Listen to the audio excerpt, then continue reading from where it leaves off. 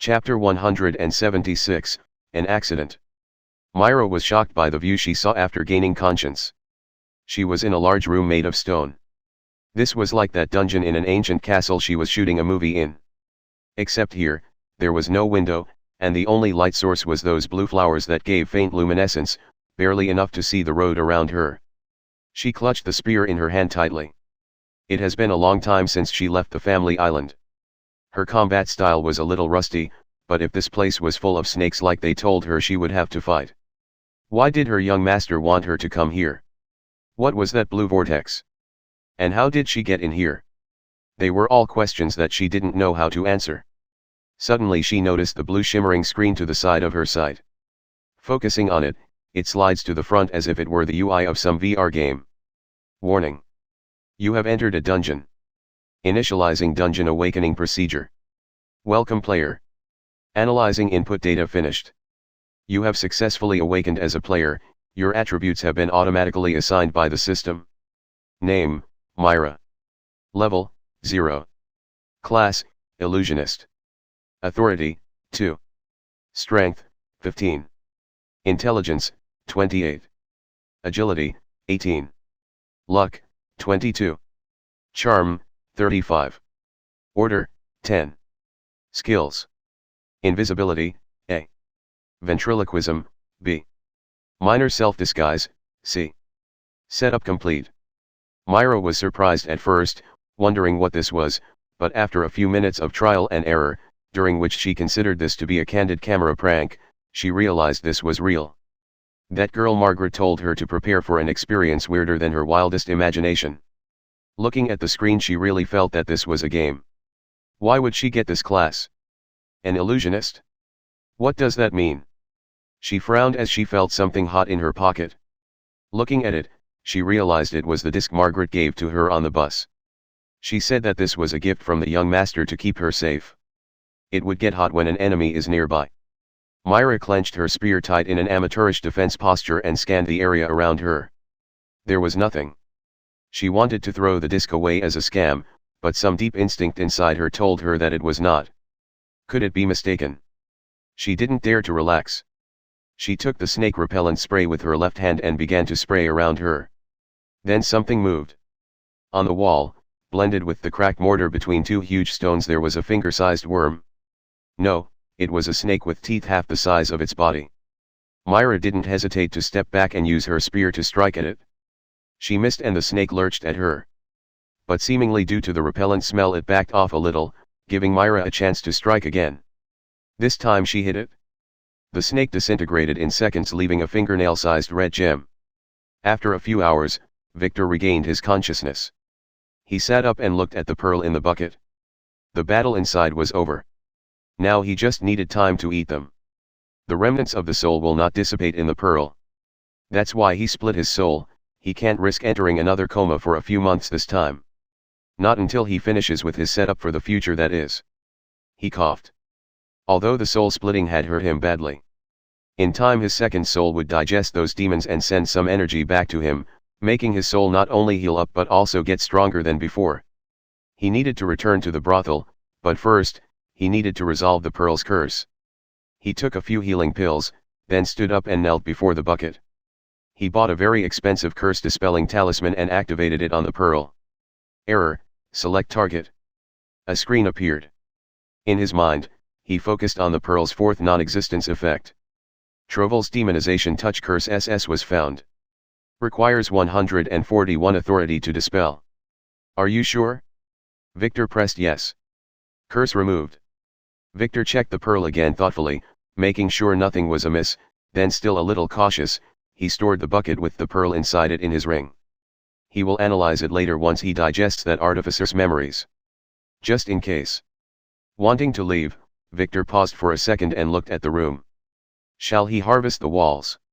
No, those materials might be a novelty now, but after the reckoning, people would complain about them all the time. He could try the same trick he used on Tom. Maybe some SCION would discover this place. But Victor didn't dare to leave some of his blood here without a proper plan. Blood can be used to create some very nasty curses. Still, it was a pity to leave such a perfect scamming location. Should he use this place to make some profit? After some thought, Victor took out a storage ring. This one was one of many in the stack he stole from his family's treasury. A random B-rank ring. Something many players would desire. First, he disguised his info and then bound it to him. So now, no one can look inside and discover that it was empty. That won't do. Victor took a photo of Venus, Lily's grandma, that he copied earlier from his ring and put it in the new ring. Just in case. After that, Victor used his dagger to inscribe the number 3 in an otherworldly script on the ring. Whoever finds this might want to get numbers 1 and 2. They might pay a lot of money for the mysterious ring that can't be opened. Victor was always curious about who took the pearl in his previous life, and this was his way to find out. And make some money on the way. Looking at his setup, Victor smiled and left the cave with some difficulty. It took him an hour and a half to return to the room where Alex had finished her dirty deed and was waiting for him. "Young master. Are you okay?" Alex asked with concern when she saw Victor collapse on the floor's carpet with a pale face. "Do I look okay?" Victor scolded, despite being out of breath. He overestimated his ability to swim under a waterfall in his current state. "Young master. What happened to you? Where have you been?" Alex asked. "Don't ask unnecessary questions. Do you see me asking you what you did to the girls? Now help me to the bathroom," Victor ordered. Alex was hesitant. But looking at Victor's state, she quickly dragged him to the shower and helped him with a blushing face. This was her first time. "You call yourself a man, damn it," Victor scolded. "Can't you stop getting shy? How are you going to get married if you keep acting like a wimp?" He added as Alex helped him wear his clothes and then walked back to the room with a blushing face. She didn't hear his scolding at all, as her mind was still occupied by what she saw inside. "Should I help you to the bed?" she asked after a few seconds. "No. You idiot," Victor said while looking at the filthy bed with naked girls sleeping in it in some very unnatural positions. What did she do to them? Never mind, they deserve this for calling him a pervert pizza boy in the past. Let's leave. It is already 5:00 a.m. Victor said as he sprinkled an antidote to wake up the girls in the air, then unlocked the door and left with Alex. "Era, young master. Leaving early?" The receptionist, who was still at her desk, asked with a hidden smile when she saw Victor's haggard state. This was not the first time she saw someone leave the brothel like this.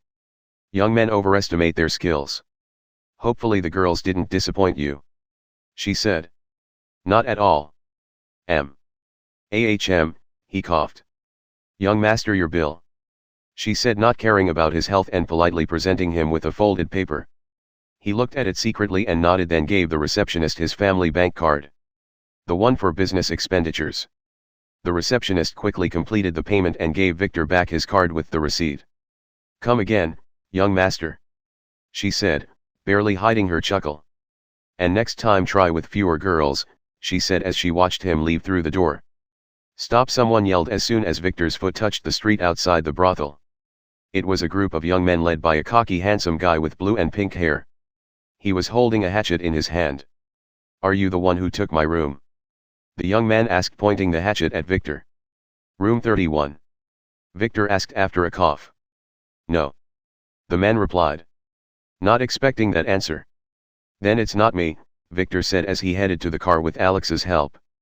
She held her laugh professionally. Alex could only laugh loudly after starting the car and reaching the road. "Young master, you are so bad. This must be that Master Chen. He didn't dare to make trouble inside and waited for you by the door," she said, giggling. "You are still in the mood to laugh? Look. That's how much your youthful night had cost me. You better be thankful," Victor scolded as he handed Alex the receipt, dampening her laughter immediately. Her eyes grew larger looking at the 8-digit number. That was her past sex expenditure for an entire year. Those guys are super greedy. She should have shoved that stick a little deeper. "The one behind this brothel is a real big shot to get away with charging this much," she asked. "Unofficially it belongs to the Players' Council. On paper, it belongs to the biggest conglomerate in the world. Which is the Player Council's front. So no matter who, player or not, no one dares to make trouble here, and they know what privacy means. So it can get a little pricey," he said. "Would the girls get any of this?" she asked with some concern. Of course, about 40–50%. Victor said. Do you want me to sell you here? He asked, reading her dirty thoughts. No. She said with blushing airs. She can't believe she thought of that. Good. They only take pretty girls here, and no matter how many dresses you wear you can't work here. Victor said, although I know a place that could make use of your talents, he added. No thank you, I am fine as you butler, young master. Alex quickly refused. Would there be a problem with leaving the girls unconscious? She asked, changing the subject. No. Many young masters from players' families come here. They usually use some kind of memory erasing artifact or talisman. People say things they shouldn't say when they are. You know. And many of them would also want to hide their uselessness, Victor explained. Then why didn't the young master use one of those? Alex asked. There are ways to return lost memories, but there are none if the memories didn't exist in the first place, Victor explained. Now go to the Golden Hotel and get me a room. I will sleep until noon. You should get some sleep too. We would have a good show to watch in the evening. Victor said as he relaxed in his chair and sent a message to Lily informing her that he will meet her at the hotel in the afternoon and to stay with his mother and protect her. She replied. His grandmother seemingly had an accident last night and ended up in the hospital, so his mother would be staying there with her. She would stay in the hospital too to protect her. Is she okay? What happened? Victor quickly texted. Nothing major, apparently she fell. That's what she told the doctors anyway, Lily answered back. Chapter 177, Punishment, 2. Ruby wiped the tears from her eyes as she ran away from a swarm of snakes. Why was she here? Suddenly a firm hand grasped her collar and dragged her into a hole in the wall that was closed a second later by a small boulder. Is that how I taught you to fight? A voice that scared the sh*t out of her asked. It was her mistress, Alpha. Mistress. I panicked and dropped my spear, she said, waiting for punishment. You are lucky you found me. Alpha said, not punishing her. This is a safe room, catch your breath and arrange your stuff. Were you bitten? She asked. No, Ruby shook her little head. It came close, but the spray on my body delayed them for a second, allowing me to run. She said. Good. Theta would hate me if anything were to happen to you. Alpha said. What's your class? She asked. Class. A healer. Ruby said, earning herself a slap to the head. Never reveal your class to anyone. You can do that only with the permission of your master. Alpha scolded. A healer is rare, very rare. It's good for you. I was planning to leave you here and hurry to save the other idiots, but with you here, we may be able to avoid casualties. Alpha said. Ruby, who was a little unsure, nodded. She wanted to ask Alpha some questions about this place, but chose not to, after seeing the nasty expression on her face. Mistress Alpha was always upset about something. Damn that bastard Victor. The girls are not ready, she was muttering. Who is Victor? Her boyfriend. Ruby wondered silently. That same Victor woke up at 3:00 p.m. He didn't know how he reached this bed. But he was pretty much sure that Alex had to carry him, as he must have passed out in the car. This was the presidential suite in the Gold Hotel that belonged to his grandfather. He worked here for a while. He even cleaned this very bed once. Sitting up, with some difficulty he stretched his arms and realized he was wearing pajamas. Oh, Alex was learning to be a good girl. He should quickly find a way to resolve her fate and let her join his harem. Suddenly his phone rang. It was his mother's number. Brother, it's me, a girl whispered in a hurry on the phone. Laura. Laura. Why are you calling me? Where is mother? He asked. Esteemed mother is still with grandmother at the hospital. I took her phone and sneaked with cousin Marley to get to the party. She whispered in an aggrieved voice. Some people had just taken cousin Katia away and locked us here in the hall. They are very scary. She said with a scared voice. I will be right there. He said. Things might come a little out of hand. Looking around, he didn't find his clothes, so he quickly took a suit from his ring and changed into it before leaving the room with some difficulty. His soul was not healed yet and Alex was nowhere to be found. Victor quickly made his way to the biggest hall in the hotel, the golden VIP hall where two men in black were guarding the door, with many security guards on the floor with broken limbs. Private event. One of them said, but stopped as Victor flashed his family token, causing the guards to quickly bow and open the doors for him. Those are his father's men, he knew that from the markings on their cuffs. It seemed like Iris was exacting her revenge on Lucas. He knew that from yesterday when he heard about Lucas hosting a VIP. When the families take revenge on someone, they don't hurt him alone, they might also destroy everything around him to make an example out of him. That might be a little bit cruel, but that's how they keep their absolute power. Victor was expecting his mother to come here with Lily to solve the situation and slap her family's face. But he made a miscalculation, he didn't expect his grandfather to. No, his grandmother to fall all of a sudden, causing Elena to have to stay with her at the hospital. Reaching the hall where many invited people were nervously standing and making pleading calls to their supporters and not knowing who those men were, he quickly found Lara, who ran into his embrace, making him sigh in relief. She was safe. "Why are you here?" he asked. "I am sorry. Mother commanded me to return to the villa with my cousins, but they insisted on coming here to see cousin Katia's boyfriend," she said, keeping her face down. He could see tears dripping on her to the floor. Not obeying orders in the family had severe consequences. "I will punish you later. But don't do it again," he whispered in her little ear as he hugged her while looking around. His little cousins were nowhere to be found, probably hiding behind their parents. She nodded while keeping her head down as she hugged him back, burying her head in his chest. Would he get that skill now? "Victor, how did you get in? Quickly take Lara and escape." His uncle Carl, who noticed him in the crowded hall, quickly ran to his side and warned.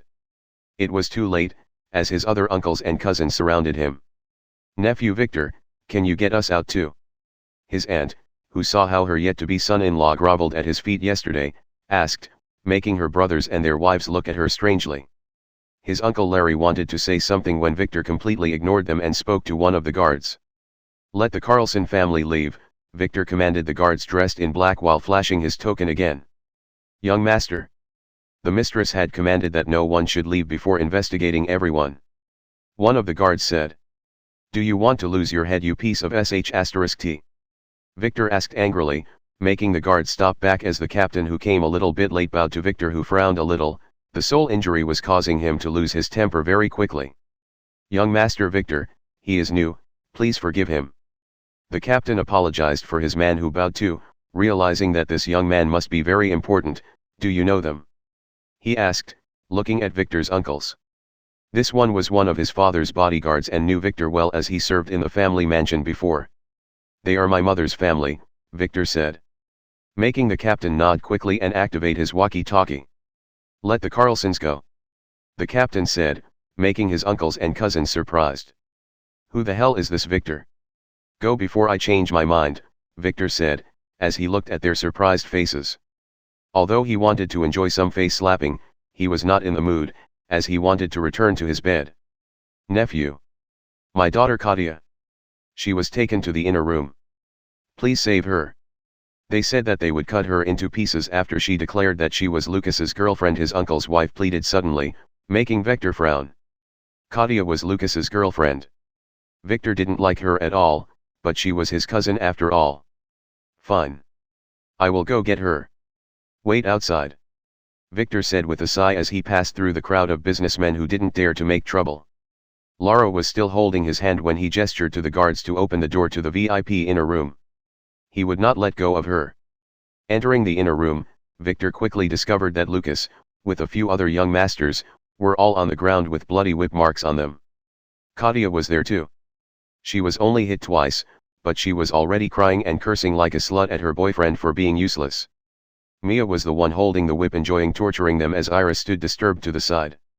George stood silently behind her. This was probably his idea to show Iris how things should be done. "That's enough, Mia," Victor said, making her stop and look at him. Surprised at him being here. "Oh. It's young Master Victor. Did you come to defend your buddies?" she asked angrily. "Mia. Don't be rude," Iris quickly said. "Rude? Didn't you see what those guys wanted to do to you?" Mia yelled as she struck at Lucas with her whip, making him cover his head as a new red line appeared on his arms. Do you know what they wanted to do to Iris? Yesterday she went to him. To give him a chance to prove that he meant well. That bastard intended to rape her with his buddies. Mia yelled angrily as she struck again. Maybe because she was a little agitated this time she struck at Victor. And by chance, she happened to hit Lara's shoulder by mistake, causing her to fall to the ground with teary eyes. Who are you to tell me to? Mia continued to yell when she suddenly stopped as a firm hand grasped her throat and lifted her into the air. It was Victor whose eyes were bloodshot after seeing what happened to his sister. Do you want to die B*TCH? He asked in a voice that made even George, who intended to intervene, shiver a little and stop. He only heard his master Theodore use this voice once. When he lost her. Let go. She yelled, but his hand only squeezed her neck harder, making her struggle helpless as she looked into his eyes and was truly terrified for the first time in her life. He was clearly very enraged. Victor. Brother. Please let Mia go. It was a mistake. Lara is fine. Iris, who realized what just happened, regained her composure and quickly ran to Lara's side and checked her wound. It only left a skin trauma. But it was so painful that Lara began to sob against her will. There is only one thing in the world that I can't forgive. And that is someone hurting my family. Victor said coldly as he walked to the glass wall overlooking the city to the side of the room and crushed it with one kick, which caused George to be shocked. Even he would have to kick it twice to break it, as this glass was bulletproof to protect this VIP hall. It can even withstand a small missile. Victor extended his hand holding Mia out of the window, letting her dangle with the street below her. Do you know your mistake? He asked coldly as she shook in fear in his hand. She had just realized how scary Victor truly was. This guy was not a young master. He was a monster. She didn't know what to say. You should not hit people indiscriminately, you should respect your elders, you should be more modest. And most importantly, when I tell you to stop, you stop. Too bad you might not live to reflect. He said. Victor, please let her go. Iris pleaded as she looked at George, who didn't dare intervene but got ready to grab Mia in case Victor really dropped her. Brother. Let Sister Mia go. She learned her lesson. A soft voice suddenly said, he was waiting for that. It was Lara. Do you really want me to let go of her here? She would fall to her death. He asked, jokingly, making George and Iris breathe in relief. He was not serious anymore. Please bring her inside and let her go. Lara said with a blush as she held her shoulder painfully. She has to apologize to you first, Victor said softly, looking back at Mia. I am sorry, Lara. I didn't mean to, Mia said just as Victor dragged her back inside and then softly dropped her to the floor. Be more aware of your surroundings next time, Victor said softly as he approached Lara and checked her injury. Nothing major. The truly injured one was him. For a second there he really lost his cool. He didn't expect this to happen, but he knew that this was the side effect of an injured soul. It makes him a little out of control. He should be careful not to kill anyone in the next few days. Does it hurt? He asked his little sister softly. Only at the beginning. It's fine now. Lara replied with teary eyes. Don't lie, take this.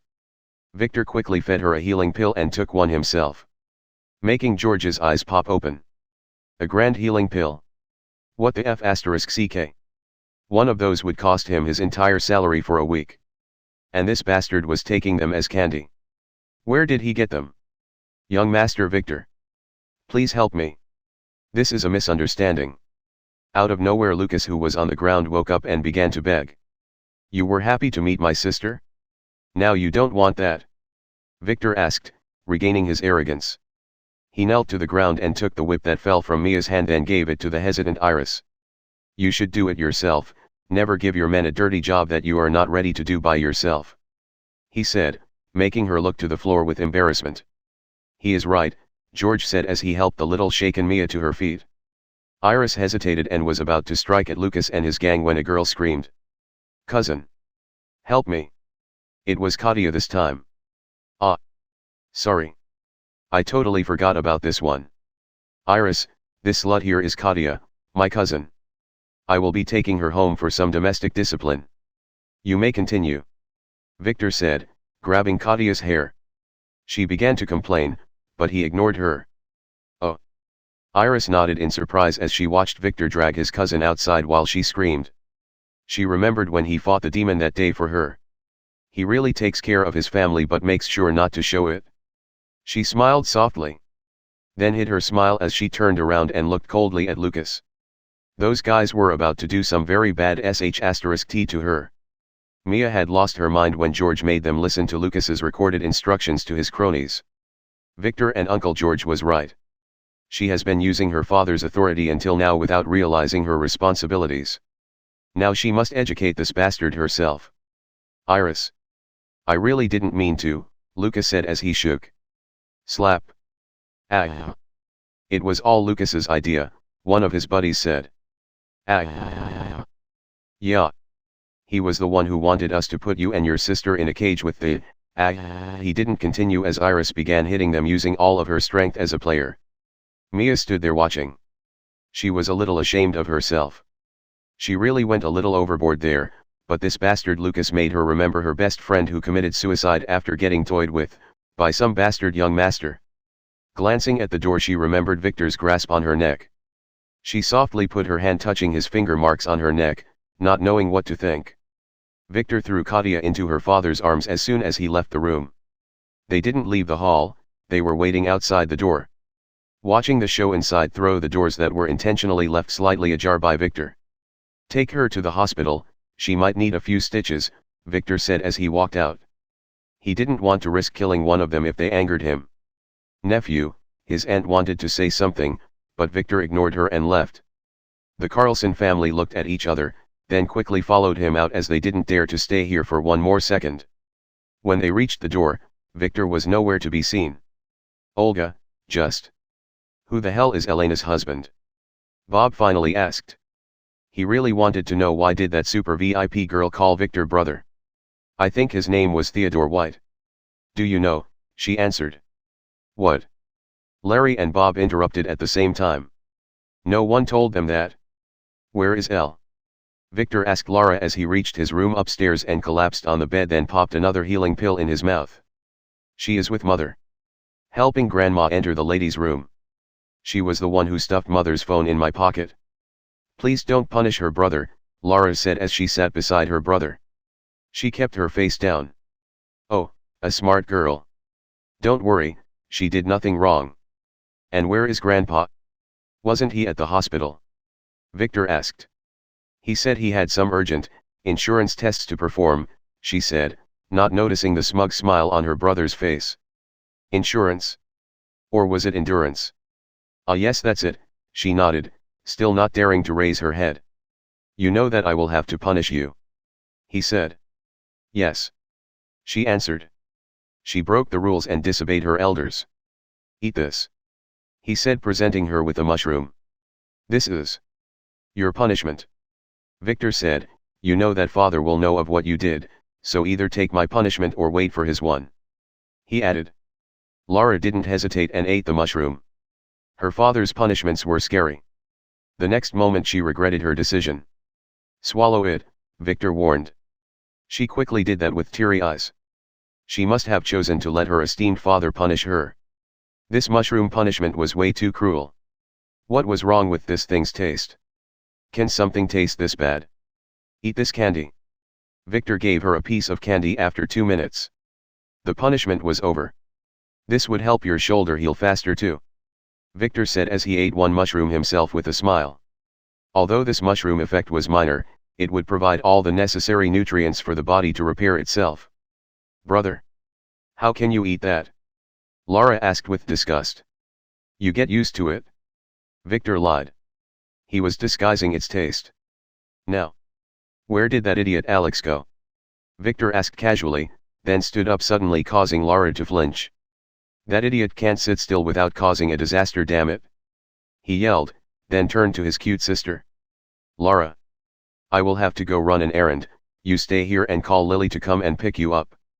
Her number is on Mother's phone. Oh, and don't tell anyone anything about what will happen next. He said as he headed to the window overlooking the city and began to look at the streets below as if searching for something. About what?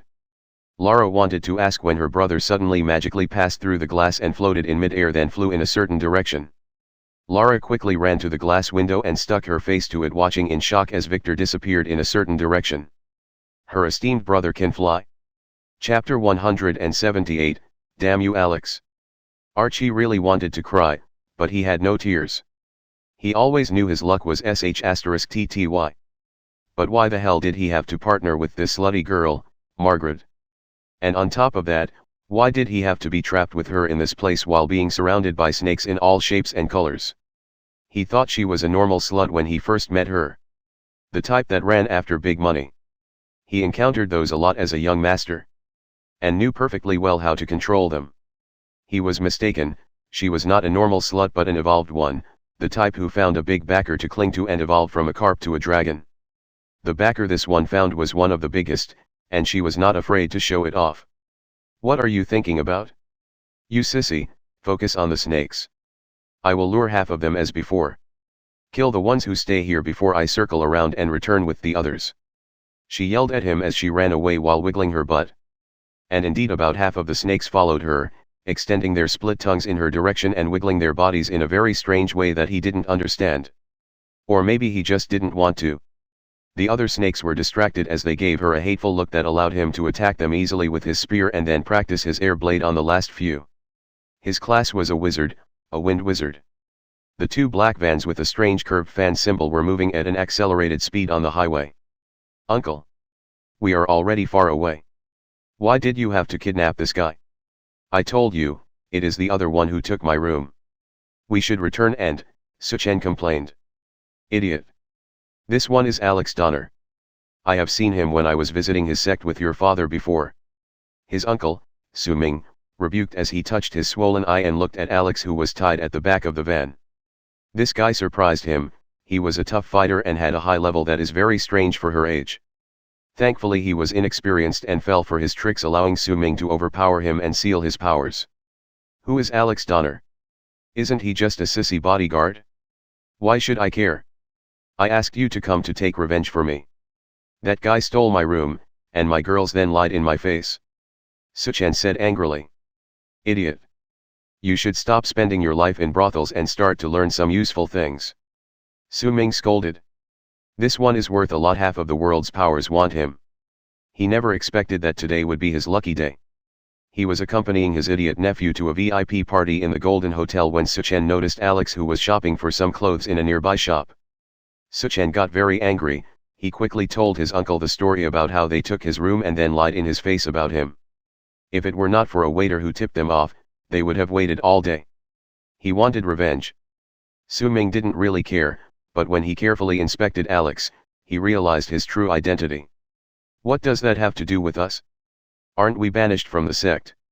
SCION asked. If we hand him to the sect, your father might approve our return, Su Ming explained. What? Really? SCION asked. He was kicked out of his sect at a young age due to him raping a female disciple and getting discovered.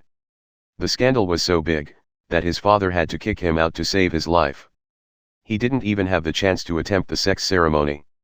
It just so happened that Elder Ming also assaulted one of his disciples on the same day, so they were banished together. Yes. You would not have to be ashamed all the time. You can return and maybe get the future patriarch seat from your stepbrother's hands. Su Ming said. And I don't have to waste my time looking after you, ... He thought in his heart. His banishment was not real. He was just sent to look after the patriarch's only son. What? Really? Is he that important? We should call them quickly. SCION said in excitement. Su Ming nodded. He was so preoccupied with his gains that he forgot the most important thing. They have phones nowadays. Taking his phone and calling his sect, Su Ming discovered that he can't make a call, all he heard was random noise. This thing is useless, Su Ming said as SCION tried his own phone. Nothing was working, not even his cronies' phones worked. I should sue the phone company, SCION complained. Those bastards are charging me a lot for their flimsy services. No, something is wrong, Su Ming, who was more experienced, said when he was interrupted. Young master. Elder. Something weird is happening with this guy. He is turning into a woman. One of the men on the back suddenly said, making Suchen and Su-ming look back at the tied Alex in surprise. Indeed, it was very slow, but his face and jawline were getting softer. As if he was slowly turning into a girl. A hot girl. She was glaring at them with tears in her eyes. Did you take anything from him? Su-ming jabbed his nephew who began to drool, then asked him. Ah. Some pretty rings. Are they magical? Suchen asked as he began to fumble in his pockets. If I am not mistaken, this should be. Bang. The van in the front exploded, causing theirs to begin to derail as the driver lost control. Thankfully he was a professional, and managed to stabilize the van just as a bullet passed through his head and hit Suchen in the shoulder. There was a scream when the vehicle that lost its balance hit the side of the road and it began to roll. Su-ming, who was shocked by the events, wanted to help his injured nephew but stopped. Carrying someone out of the car with a sniper around was a death sentence. And if this bastard died, wouldn't he be free to join the sect again? Wouldn't the future patriarch reward him for getting rid of his only rival? Just as the flipped van slid to a stop at the road, Su-ming, ignoring Suchen's pleas, kicked the door that was now over their heads, then used it as a cover as he dashed out intending to escape. The assailant's target was either Alex or his nephew. And he was not ready to sacrifice his life for any of them. Whoever did this, would not leave any witnesses. That's how families worked. Using the smoke caused by the explosion of the other car as a cover, he quickly ran to the side of the road, then ducked and began to crawl on his stomach when he was decapitated by a swift sword strike by a handsome young master. Victor shook his sword, cleaning it from blood, then looked at the flipped car where two men were crawling out with bloodied clothes. He shot them both in the forehead with his gun. Then turned back to the middle-aged headless man on the ground and began to search him for valuables. He didn't have a storage ring, but a storage pouch of inferior quality. Inside it, there were some gems, an iron fan, and a few drugs. Nothing interesting. Victor sighed as he stored the corpse in his ring, then looked at the flipped van and began heading in its direction. When reaching it, he jumped to the opening created by the broken door and looked down at the situation inside. Alex seemed to have finished putting a ring on her finger. She had just taken it back from Suchen, who was strangled to death. She used the rope tying her hands to do that. Not bad. Are you okay? Victor asked as he extended his hand to her. She nodded as quickly took it and climbed up. That bastard was really tough. At least 20 levels above her. She had a few broken ribs but nothing major, as he didn't want her to let her die. Thank you, young master, Alex said after Victor cut her ropes and removed the talisman restricting her power. She quickly adjusted her clothes, hiding her curvy body. The ring's effect would take some time to fully change her gender. Thankfully Victor was lazy enough to give her some time to retrieve her stuff from that bastard's pocket. Alex smiled softly as she looked at Victor. She was really scared, but she kept believing that he would come and save her. He really did. Looking at her smiling face, Victor froze. Damn, she is pretty. Young master. Is there anything wrong? Alex asked after a few seconds when she noticed the odd silence and felt his fiery gaze on her. He never looked at her like this before. It made her feel weird. Absolutely beautiful. He said after a second before he spat on the ground in anger. Damn it, he cursed loudly. For a second there, he has just been charmed by her beauty. His injured soul was causing him trouble again. Scared. Who? Me. Ah. Really? Alex blushed as she heard his words. Damn you, Alex. You are going to turn me gay someday. Victor cursed loudly again as he threw a grenade in the flipped van and then started heading in a certain direction while hiding his face. Alex smiled cheekily as she popped a healing pill in her mouth. I might really just do that, she said as she chuckled and ran after him, ignoring the explosion behind her. Chapter 179, Avoiding Her. Come here, you are safe, Theta told the frightened girl as the twins and two assassin girls cleared the area of snakes. Are you hurt anywhere? Theta asked the girl who was hiding in a small hole while fending off snakes for hours. The girl quickly shook her pretty head. She was okay, just a little frightened. She thought her suffering had ended when she escaped from the brothel. Clearly, that was not the case. Is this the last one alone? Mana asked as she finished the last of the snakes in the area. Yes.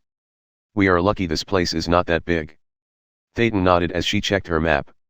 Now we should clean this place up, then regroup with big sister Alpha at the boss's room. She added as she began to collect the gems scattered on the floor. Too bad Arya is not with us. We could have let her sell those things for us, Mina said. The young master might have other uses for them. Didn't you notice how the array seemed to be working using them? Mana replied. It's just that my ring is already half full of those low-quality gems. I don't want to carry them on my back. Mina complained as she stroked the storage ring on her finger. This was given to her by the young master. Although it was just a normal gift from him, she liked to imagine it as something else. After leaving the highway, Victor headed to the hotel while calling George to tell him what happened. They needed to hide their tracks. Thankfully all the cameras in the hotel were disabled today because of Iris's revenge party. So the evidence cleaning would be pretty easy. George just told Victor to stay low for a while. Entering his room in the hotel, Victor was surprised to see that Lily was there talking with Lara, whose eyes shone when she looked at him. Esteemed brother. You are back. She said as she ran to him, then jumped and hugged him. You missed me that much? He asked jokingly as he held her. Can you teach me how to do it? She whispered pleadingly in his ear as she hung from his neck, earning herself a slap at her pretty head as he put her down. After your ceremony, you are still too young for that. And don't tell anyone about this. That's an order. Victor warned as he rubbed her hair. Lily's ears perked. Young for what? She said. Not really content. But not daring to argue. She had already been punished once today. And she doesn't want to taste that thing ever again. Even father? She asked a moment later. Not if you want me to teach you. He said, making her nod to herself. Lily, how is my grandmother? He turned to Lily and asked. She was carefully inspecting him and Alex, who was standing nervously near the door with a stupid grin. Ah. She is fine. Although she would leave the hospital today, she would need a wheelchair for a couple of days. She said casually, how was your night yesterday, young master? She asked curiously after noticing his pale complexion. I may have overtaxed myself. We will talk about this later. He said as he took a pill and swallowed it, then remembering something, he got another one from his ring and gave it to Lily. Give this to Grandma secretly, it would let her heal faster. He said. You are not going back to the family villa? She asked as she carefully packed the pill. No. I am too tired for that, and I can't risk getting agitated by those idiots. He said as he took off his shirt and then threw himself on his grand bed. Lara blushed softly and averted her eyes, then looked again secretly. Her esteemed brother's body is so good, even better than her esteemed father, whom she might have accidentally watched as he trained. Not on purpose. Then you would stay here with Alex? Lily asked, a little annoyed that she can't sleep with her young master. Yes. Sorry Lily, but I really need you to protect my mother. She hates Alex, so I can't let him do that. The girls should finish the raid in 2 days, we can return to Vane City after that. He said, lying a little. He didn't dare to sleep next to this girl in his current state. Things might happen, and this idiot would not stop him. Your mother might want to stay in town a little longer. She told me to tell you. She said. Father won't agree to Lara's staying here, Victor said, tilting his head to look at his little sister who was secretly inspecting him. I will work something out. Tell her not to worry, I will talk to father. Now I just need some sleep. He said as he yawned and buried his head in his pillow and closed his eyes, seemingly falling asleep. Lily wanted to ask him what he did yesterday, but seeing his tired face, she decided not to. After gently covering her young master, she dragged the reluctant Lara out with Alex. Not forgetting to take his crumbled shirt with her. To wash it? Where did you go yesterday? Lily asked Alex just as the room's door closed. Alex blushed and looked away, not answering. A brothel. Lily whispered, not letting Lara hear it. Alex hesitated for a second then nodded, confirming Lily's guess. What did he do there causing him to be this tired? She asked with concern and a little tiny bit of jealousy. I don't know. Alex decided to answer truthfully after hearing Lily's concerned tone. Don't get me wrong. He left me with the girls and went secretly out for a swim. He returned at dawn looking like this. She explained after some thought. Watching as Lily sighed in relief. I see. I will take Miss Lara back to the villa. Keep the young master safe. Lily said as she dragged Lara, who was busy eavesdropping, out of the suite. She didn't intend to ask about anything else. Not now anyway. She believed in her young master. But sometimes, she wondered why the hell did he need to do all those secretive things all the time. Can't he just tell her? She would be more than pleased to serve him. Today, she just had the very strange feeling that he was avoiding looking directly at her. No, that's impossible, this must be her imagination. Calvin returned home at noon. He was a little concerned about his wife and his future nightlife. What kind of pill did his evil grandson feed him? It took 3 girls and 7 hours to satisfy him. He was not annoyed, just a little bit scared of himself. Damn it, he cursed as he walked into a hallway and suddenly stopped as he noticed that Lara was sneaking somewhere with her little maid. What was her name? Elle. Never mind. He silently followed, wondering what those 2 brats were up to. They stopped in the backyard, and after turning around and making sure no one was around, Lara began to speak. I am sorry that I didn't believe you before, Elle. I saw it with my eyes today. She said. He flew? Elle asked excitedly. He passed through the window like a ghost and then flew away. Then there were some big explosions in the distance. He is just like those heroes in movies. She said. I told you. Did he teach you how? Elle asked. No. He refused. Though he promised to teach me after the ceremony. But that will be a couple of years later. And told me not to tell anyone, she explained. Then why did you tell me? Elle asked as she flinched with concern. You are not anyone. You are Elle. And you already know. Lara said with a little mischievous smile. And you will not tell anyone, she added. Elle nodded quickly, as if fearing something. The girls then began to speak about some random little girls' things. Lara began to talk about her esteemed brother's muscles, and how his skin was very white. Elle was nodding with sparkling eyes. Calvin was not interested in his broken granddaughter's fantasies, so he made his way back to the living room where that veiled maid Lily was talking to his daughter. The young master had told me that he would talk with his esteemed father. He might let you stay here for a while, but he might have other arrangements for Miss Lara. Lily said. Nothing unexpected. But it's better this way.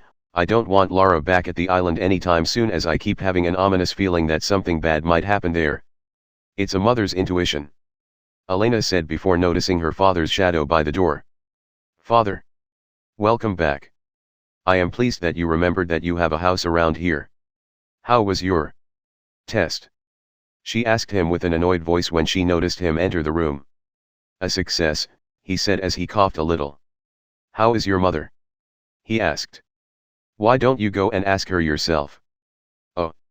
Maybe we shouldn't let you near her, Elena said as she glared at him. Her mother told her things. Nasty things.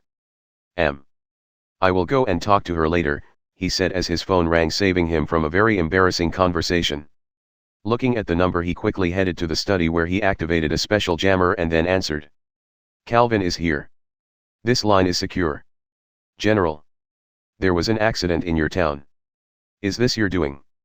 His subordinate voice hesitatingly said. What? No. What happened? Calvin asked. An hour ago, there was a terrorist attack on the highway. 2 cars were blown up. Our analysis points to Victor von Wise as the culprit, your grandson, right? Anyway, he is the only known terrorist in town and some of our men saw him talk to the victim in the morning. His subordinate said, making Calvin open his mouth in surprise. Victim? Did anyone die? 7 people from the Suk family. They are on the green list. And one of them is on the black list. The answer came. Is there any evidence? Calvin asked. None. Today is very weird as most of the cameras in town are out of order. We traced it back to some strange activity in your hotel. But we couldn't get our men in. And we ignored it as it was a party hosted by your family. We believed this was a special operation, the subordinate explained, making Calvin suddenly remember. Yes, there was something like that about a VIP, but he was too busy in the morning and didn't care about that. No, it wasn't. What happened at the party? Calvin asked in concern. We don't know. About 20 people died for sure as we saw the body bags getting transported out. Some guards' legs were broken and many people headed to the hospitals with their fingers bitten off by dogs. Very esteemed dogs according to their testimonies. General. You should probably ask your sons what happened and tell us, the subordinate said with some embarrassment. I will see what I can do. Tell the other generals to prepare a meeting. I might have some new info. Calvin said as he hung up and looked out of the window. He was a little in shock. What the F***ck happened today when he was at that brothel? Chapter 180, A New Day. The next morning, Victor woke up at about 10 a.m., he had slept a lot and was feeling much better. He was no longer dizzy and was sure he could control his impulses way better. He tested them by imagining Lily in a very exotic pose. Oops. No. He was not completely healed yet. He sighed as he ran to the bathroom. This would take time. After taking a cold shower to calm his nerves a little, he began to check on his girls. He was worried about sending them to the dungeon without sufficient training. But he had reasons for that. If the girls were to enter the dungeons after years of training, they would end up with generic classes like warrior or archer. But now, with them fresh out of the brothel and wanting to forge a new future away from their past, their classes would reflect both their past and their look out to the future. Most of them would have things suitable for intelligence gathering works. The girls were now resting and preparing to raid the boss. Alpha was giving them a crash course in boss battles with the assistance of Margaret and the twins, who were the only ones there who witnessed a real boss battle among the group. Alpha, although had the knowledge of her ancestors, she was still a noob, as the only boss battle she witnessed was that poor boss Spider being drowned in poison by Victor. Victor nodded. The girls' progress was on schedule. Thankfully there were no casualties. Just a few random injuries which were treated by that new healer girl. They didn't even need to use the healing pills he gave them. Hopefully, they would be able to survive the boss battle safely. Victor quickly changed to another blood slave. Tom.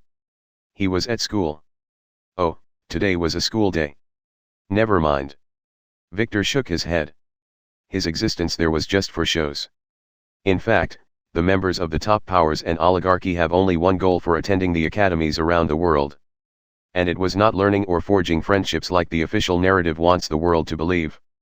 It is simple to crush the other students and let them realize the difference between the aristocratic families and the commoners. Between full players and semi-players. And even between players and the unawakened, players get automatically accepted, while the unawakened who attend the academy has to be the best of the best. The academy was created not only as a place of training the players of commoner origins, but also as a place to brainwash them into knowing their place in the world's hierarchy. Even the commoner teachers have to respect the elites like him. So not attending was okay for Victor and his cronies, but other students would be severely punished if they missed even a day. It is a very important lesson. Life is not fair. Tom was at the moment salivating at the new pretty transfer student. Lin, who chose to attend the academy today, probably to be next to Victor, who at the moment was frowning as he didn't like the way Tom looked at Lin, so he quickly issued a warning through the system that this girl was the sister of Linda, Victor's fiancée. Unfortunately, that didn't deter Tom, who kept giving her glances every now and then. He was even having some dirty thoughts about her with Linda on his bed. The system warned him again that she would kick his ass after school if he kept looking at her like that. He frowned for a moment but still didn't listen. It seems like as long as the system didn't punish him, he would keep getting cocky. Victor sighed as he decided to give him a lesson on system credibility. He didn't want to use the system to order him to stay away from her, as that might make him begin doubting it. He had a better way. Victor quickly communicated with Lin, who was a little upset that he was not at school today as she had dressed up, especially for him. Husband. Why are you not here today? She asked, sounding a little upset. I had to go visit my mother's family, you should have told me. I really missed you. He professionally put the blame on her. I wanted to surprise you. My family had accepted your condition of a double wedding. She said. Really? Damn, I should have been at school today. He complained, making her smile sweetly, capturing the hearts of all the guys who were looking at her perversely in class and earning themselves a punishment from the slightly jealous teacher Isabella. As long as you come to see me tomorrow I will forgive you, she said, pouting. Of course, I will. Ah, by the way, I want to warn you about a certain guy in class. The one named Tom. The black-haired hot guy in the front, Victor quickly said. The one the teacher keeps looking at? Is he banging her? She asked, looking at Tom with a scowl that didn't discourage him from turning back every now and then to glance in her direction. Yes. He is a womanizer. The poor teacher already fell for him after he touched her ass once. And he is probably having some impure thoughts about you. I want you to teach him a lesson. Victor said, making her feel a little disgusted and confirming Victor's guess that Tom's fate had minimal effect on his blood slaves. No problem, Lynn didn't mind testing her strength. After leaving class, he would surely follow you. Take him to an isolated area and kick his ass. But keep it private and don't kill him or cause any permanent injury. Just let him know his place and tell him that you are only mine. He ordered her, making her smile again as her heart raced. She said with a blushing face, that her classmates didn't understand. Now I have to go. Take care of yourself. He said. You too. She said bashfully. Victor quickly broke the connection as his nose began to bleed. He ran again to the bathroom. Damn this soul injury. After a second shower, Victor relaxed as he took out some clothes from his ring. Yesterday he left his shirt on purpose for Lily to take it. He was sure she sniffed it a few times to make sure no girls touched it. Too bad she didn't realize yet that Alex was a girl too. After that, he took his phone and called his father. Victor. Are you still in that stupid waterfall town? Theodore answered after a few rings. He seemed to be in a good mood. Yes. I wanted to try their brothel. I must have overtaxed myself. Victor confessed. That's normal. Back in the day, I took my friends on an expedition around the continent, where we tried most of the brothels and got so many unique diseases that we had to use an advanced healing pill to cure them all. Ah, that brings back memories. Theodore recalled. Anyway, I wanted to tell you that the Von Rosens have given their answer. They would accept a double wedding. You have to go and propose to the new girl though. Her name is Lynn. Amelia's illegitimate daughter. I will do that tomorrow, when I return, Victor said. After that, you must go to New Lure City and propose to that Nova girl. You must convince them about the double wedding yourself though. When I mentioned it to them they were hesitant. And may demand some benefits. You deal with it, Theodore said. If you fail you can marry Lynn first, then that slut Nova after a month or two. He added. I will convince them. I am calling you about my mother. She wants to stay here for a few more days. Her mother had an accident, Victor said, and could hear Theodore's sigh from the other side. You know that I can't let Lara stay there. And I don't want to leave her on the island without her mother's protection. Your stepmothers might be a little mean sometimes. Theodore said. How about you keep Lara with me? I will train her and, I think it would be better if we sent her to a school. She needs to learn some social skills sooner or later, keeping her sheltered is not good. Victor suggested. I know, but I already tried that with Alice, she went to a damn all-girls boarding school and grew up to be a huge slut. Do you know how many lovers your elder sister has? 107. She has a fucking underground arena where she makes them fight for the right to court her. Even the fiancé the family chose for her was scared to propose. Do you want Lara to end up like that? Theodore asked. Victor could hear the annoyance in his voice. No. Victor suppressed his laugh as he continued, but that's way better than a naive girl that might be scammed by some dirtbag someday. Don't you remember what happened to my cousin Paulina? Uncle Patrick didn't allow her to even glimpse at men other than her family. So she ended up falling for the 40-year-old gardener who scammed her to steal one of the family's secret training manuals, Victor explained. That girl was only 16 when she ran away with her fake lover and ended up almost dead if not for the family agents saving her life. Too bad the family ordered her death for breaking the rules. Theodore was ordered to deliver the sentence. That's why he had a very edgy relationship with his brother. That was what they showed the world anyway. Victor only later learned that Theodore helped his brother and niece by faking her death. Unfortunately, the family discovered this, or they will 2 years from now, thanks to some idiot, then they would kill her for real and punish Patrick and Theodore by demoting them. Victor should probably go give her a visit, before she falls for that second idiot who would scam her again. That will not happen to her. Probably, Lara is a sensible girl. Theodore hesitated. How about we let her try it for 1 semester, we will watch her secretly, if she gets off track we would pull her back for some education, Victor proposed. Oh. Do you have a suitable school in mind? Theodore asked, halfway convinced. Yes. There is an aristocratic boarding school near Vane City.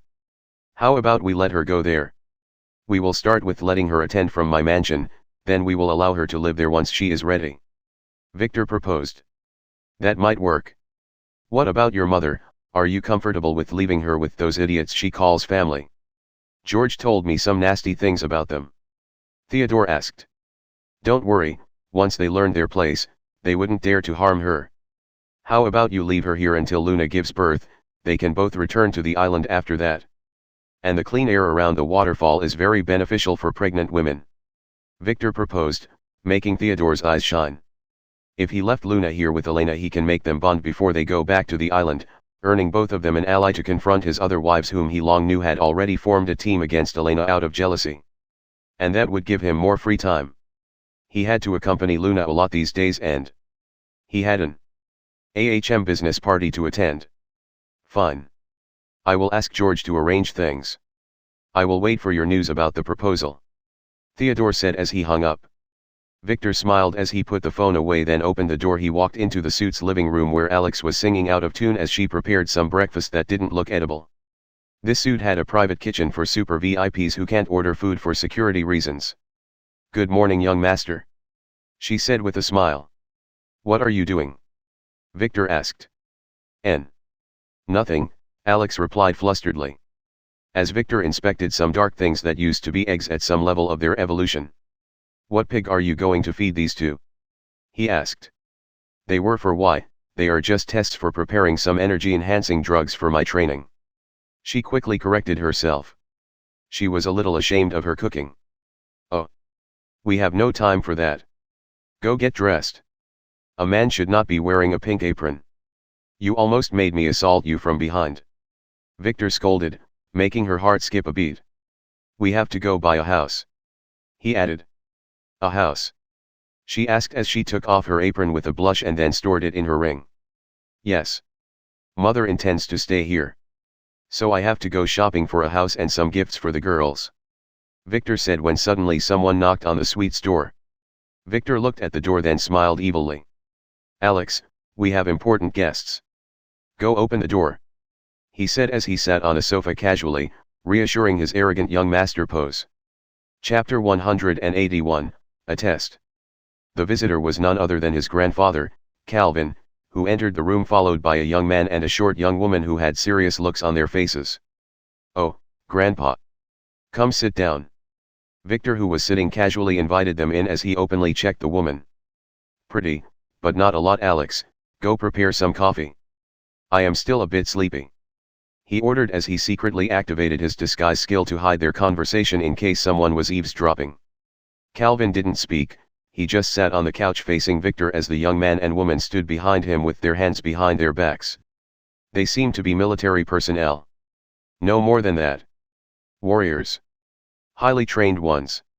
Victor could tell from the way they walked. So you are ready for a talk? Did you believe me at last about the existence of players? Victor asked casually, causing a racket in the back as Alex clumsily dropped the coffee box to the floor. Sorry. She quickly began to clean things up. Calvin glared at her for a second and looked back at his grandson. I have things to ask about first. Was it you yesterday? He asked. Me? What?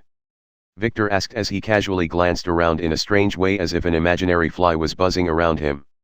The one behind the terror, Calvin didn't continue as Victor suddenly stood up from his seat and hurried to the window and opened it, then took a rocket launcher out of thin air and fired at a white civilian helicopter that had been flying at an unnaturally low altitude in the distance near the waterfall.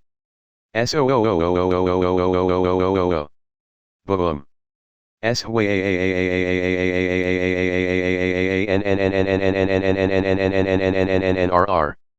The explosion sound rocked the room as the two warriors behind Calvin put their hands on their hidden guns. They were prepared to attack Victor and arrest him if not for Calvin's signal to stand down, saving their lives from Alex, who was about to take out her own spear and kill them in one swing. Sorry. I seem to have upset too many people recently. I need to be very vigilant all the time. Victor said as he grabbed his phone and sent a message to Kai to deal with this and find out who rented that helicopter. Not one of his current enemies was stupid enough to attack him publicly.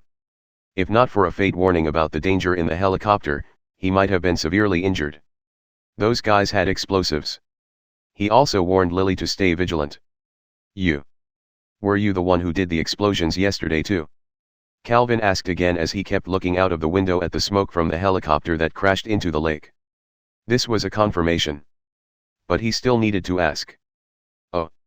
That one. Yes. Some idiots seem to have kidnapped my Alex, probably to sell him to some gay brothel. You know how cute he looks sometimes, Victor said, causing Alex to blush and quickly turn around to continue preparing the coffee. Thankfully her father liked coffee, so she has long learned how to prepare it perfectly. Kidnapping? Calvin asked as he looked at Alex, a little unconvinced. Yes. Ah, Alex. I forgot to ask you, how the hell did they kidnap you so quickly? Aren't you supposed to fight back? Victor asked, turning to Alex. Young master. I was preoccupied with some luggage that I was holding. And that man was at a slightly higher level than me. He asked me about the time first, so I let my guard down and let him poison me. My power was drained and I couldn't fight efficiently as he was too close, and that allowed him to constrain me. She explained. A little ashamed of herself.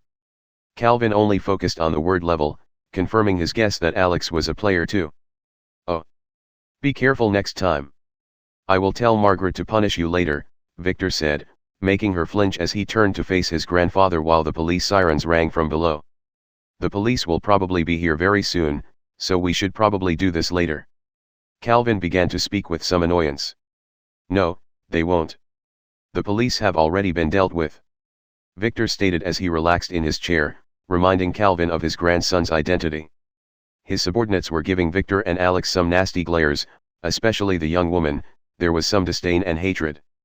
She was inspecting Victor closely, trying hard to find out from where he got that rocket launcher, which was now thrown like a used toy in the corner. Then. The second question. What the F***ck was that pill you gave me? Calvin asked. Oh. I forgot to warn you about the side effects. Don't worry, the increased libido is only temporary. Your body has regained its youth, so it is acting like an adolescent for a while. It will be okay in a week or two. Some of the wrinkles on your face are already disappearing. Must warn grandma not to let any new hot girl hook you up, Victor explained as he looked at the young woman. What is it? Where did it come from?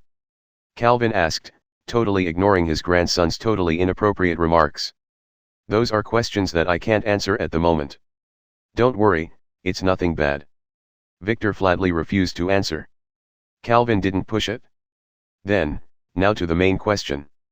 Why did you tell me about the players? What do you want in return? Calvin reached the main point as his subordinates inspected Victor. Do you believe in their existence now? Victor asked. I do. It all fits, but some of my colleagues are still hesitant. He flatly stated. Is that why you got those two ancient martial arts practitioners? You want to test me? Victor asked, making the two tense up. He could see that their strength was about 35. Very strong for humans. We wanted to test your strength, Calvin stated. He was not surprised by Victor's knowledge. Those two had practiced some very powerful arts that had been found by their organization in some very old ruins as they traced back the hidden power's origins. They are not bad, but I don't play with kids. Alex. You do it? Kick their asses. Victor ordered Alex, who was casually placing 2 mugs of steaming quality coffee on the table. Okay. Alex nodded and looked at the two. Who wants his ass kicked? She asked, making the young woman laugh as the man glared at Alex, who was a little thin and didn't have the build of a warrior. Mario, you do it, Calvin said to the aggressive young man who glared at Alex as if he was going to eat her. Prepare to be smacked into a paste. Shall we head to the parking lot? He asked, not realizing that Alex already started. She just grabbed his shoulder, pushed him to the ground, and used her delicate foot to kick his ass at a very wrong angle, nearly smashing something into a paste and making him scream. Alex stopped in time to spare the world another eunuch. Is this the best you got? Alex asked casually, making Calvin a little surprised. Mario, who was now shedding tears on the ground, was not weak at all. He could take on 3 strong men easily by himself. I am next, the young woman said as she glared hatefully at Alex, not giving Mario a chance to ask for another try. Yan Shui. Be careful. Calvin said. Yes sir. She said as she carefully moved toward Alex, who was inspecting her disdainfully. Is he a player? Calvin asked Victor for confirmation. Yes, a very powerful one, Victor explained as Yan Shui launched a kick heading straight to a spot between Alex's slender legs. She was intending to avenge her partner. Alex didn't move as the kick landed. Nothing happened. I am telling you. My Alex might appear a little weak, but he is a man with balls of steel. Victor commented as Alex suddenly realized that a man in her place would not stay standing. Never mind. She quickly grabbed Yan Shui's leg and professionally twisted it, making her trained body twist and stagger to fall facing the ground. But as a warrior, Yan Shui quickly used her arms to push her body off the ground and make an air flip and strangle Alex from the back. That was the plan. However, the moment she put her hands on the ground, she felt a kick on her ass, sending her sliding across the room's floor until she disappeared behind the bathroom's open door, hitting the vintage copper bathtub inside. They could tell from the ringing sound. Sorry young master. I might have hit her a little too hard. Alex said as Calvin ran to the bathroom while Maria scrambled to her feet. No, he was still a Mario, the throbbing pain in his crotch proved that. It's okay. That girl was giving me some nasty looks before. I am sure she is lesbian. How can a girl hate me? Victor added, making Alex freeze for a second, not understanding her young master's train of thoughts. Calvin returned, carrying the girl in with some care. She was unconscious. Or pretending to be. Who is she? A daughter of one of your dead friends? Victor asked as he watched Mario run to his boss and help him lay Yan Shui on the couch. Yes. She is the daughter of a very dear friend. He also died a few years ago on duty. Calvin said coldly. Oh. It's like the case with my mother's old fiancé. Then how about I marry her to fulfill your dream? She is cute enough to be a bed-warming maid. Victor said, earning himself glares from Calvin and Mario, who might have some feelings for this lesbian. No need. Calvin said coldly. This was just a test. There was no need for such force, he added to Alex, who looked away, not caring. She only cares about Victor's opinion. Your girl was the one who kicked my Alex's crotch first, Victor interjected. If Alex was not man enough, he would have been in the hospital right now. He added as Alex kept looking away, she was not man enough. Calvin wanted to say something but chose not to. Victor was right and Yan Shui was wrong here. But she was one of the few who really loathed the hidden oligarchies. Her entire family was killed by them. She might have got a little agitated and annoyed by Victor's arrogance, and total disregard for civilian lives. Fine. Victor said, as he took a pill and stuffed it in Yan Shui's mouth before Mario, who was preparing a glass of water for her, could stop him. This is a healing pill. She should be fine in a few minutes. Victor said as he returned to his seat. Calvin gestured to Mario to stand down, as he glared at Victor and returned to his seat after making sure that the girl's breathing returned to normal. Now. Let's talk. What do you want? Calvin asked seriously. I want nothing, Victor said as he drank a sip of coffee and gave the anticipating Alex a perfect sign. Then why did you tell me about the existence of players? Calvin asked coldly, transforming from an idiot grandfather to a sharp general. It's not me. Let me phrase it like this. There is a very secretive organization that instructs me to contact you. They have some dark sh*t on me. Some really dark sh*t. Victor said, lowering his voice and causing Calvin to arch closer to him to listen. They call themselves the Fragrant Shadow. Headed by a one-eyed demon called Alpha, Victor said and turned to look at the window, making sure no one was listening. Even Alex believed him there for a second. I was just instructed to be a middleman. I will not have anything to do with anything you deal with. I don't dare to tell you any more than I already did, or I would be breaking family rules. And they will know. He added seriously. Didn't you already tell me about the player? Calvin asked. Telling one person is okay, as long as you keep your mouth shut. I am walking on a knife's edge here, bending the rules slightly. So after introducing you to those guys, I am not responsible for anything. You also forget that I told you anything. Victor repeated as Alex was getting curious about her young master's plan. What Fragrant Shadow? The brothel girls team that Alpha was working on? Fragrant shadow? What are they? What do they want? Calvin asked as he watched Victor take out a paper. I don't know. A very mysterious organization. They only met me once trying to recruit me, but I refused. So they instructed me to contact you instead. They have a prophecy about the near collapse of our world where all the people would become players. Like that would ever happen? Victor said, there is truly such a prophecy, and it was the reason many powers chose to hide themselves and conserve their powers. Take this. It is a website they set up. You can contact them through it. They told me to tell you that they mean no harm, just wanting to exchange information. Victor added as he gave the paper with a strange scribble on it. Is this an internet website? Can they look like this? It is a dark web website. Yan Shui regained her consciousness and was now sitting interjected. Yan Shui, are you okay? Mario asked. Yeah. She said as she glared at Victor. She could still feel his fingers on her lips. Is that all? Calvin asked as he relaxed back. Pretty much. And don't mention me ever to anyone. I don't want the family to punish me. My mother might be implicated too, Victor warned, making Calvin flinch a little and then nod. Our meeting here is over, Victor declared as he glanced at the door with a smirk. Calvin wanted to ask Victor some more questions, but from his grandson's attitude he clearly knew that he would not reveal any more information, so he stood up. I will see what I can do, he told Victor as he headed to the door, giving Alex one last look before opening the door and getting surprised by his son's ugly face behind it. Father, Larry said in surprise. Are you here too? Did you also come to kiss some ass? Ahem, to see young Victor. Larry quickly corrected himself, earning himself a smack to the head that sent him to the ground. Looking at his other sons who were there too, Calvin sighed and stepped forward as his two subordinates sneaked past him as if they were some waiters. Go home. We will not do business with Victor or his family. That's final. He added as he strode out, did you hear me? He yelled, making his sons quickly but reluctantly follow him as they glanced back at the suite's closed door. Chapter 182, Real Estate Investment 101. The real estate agency was the biggest in town. It was made for the service of the richest VIPs, as was evident from the grand entrance protected by muscular guards that would scare away anyone coming here to make trouble. On one clear day, a black extra-luxurious car parked in front of this grand entrance. And from within, an arrogant young master wearing cool sunglasses stepped down after his somewhat pretty driver opened the car's door for him. Is this really the biggest agency in town? It seems. Somewhat lacking, the young master asked as he looked at the building in disdain. Making the guards wonder if this one was a genuine customer or just here to make trouble.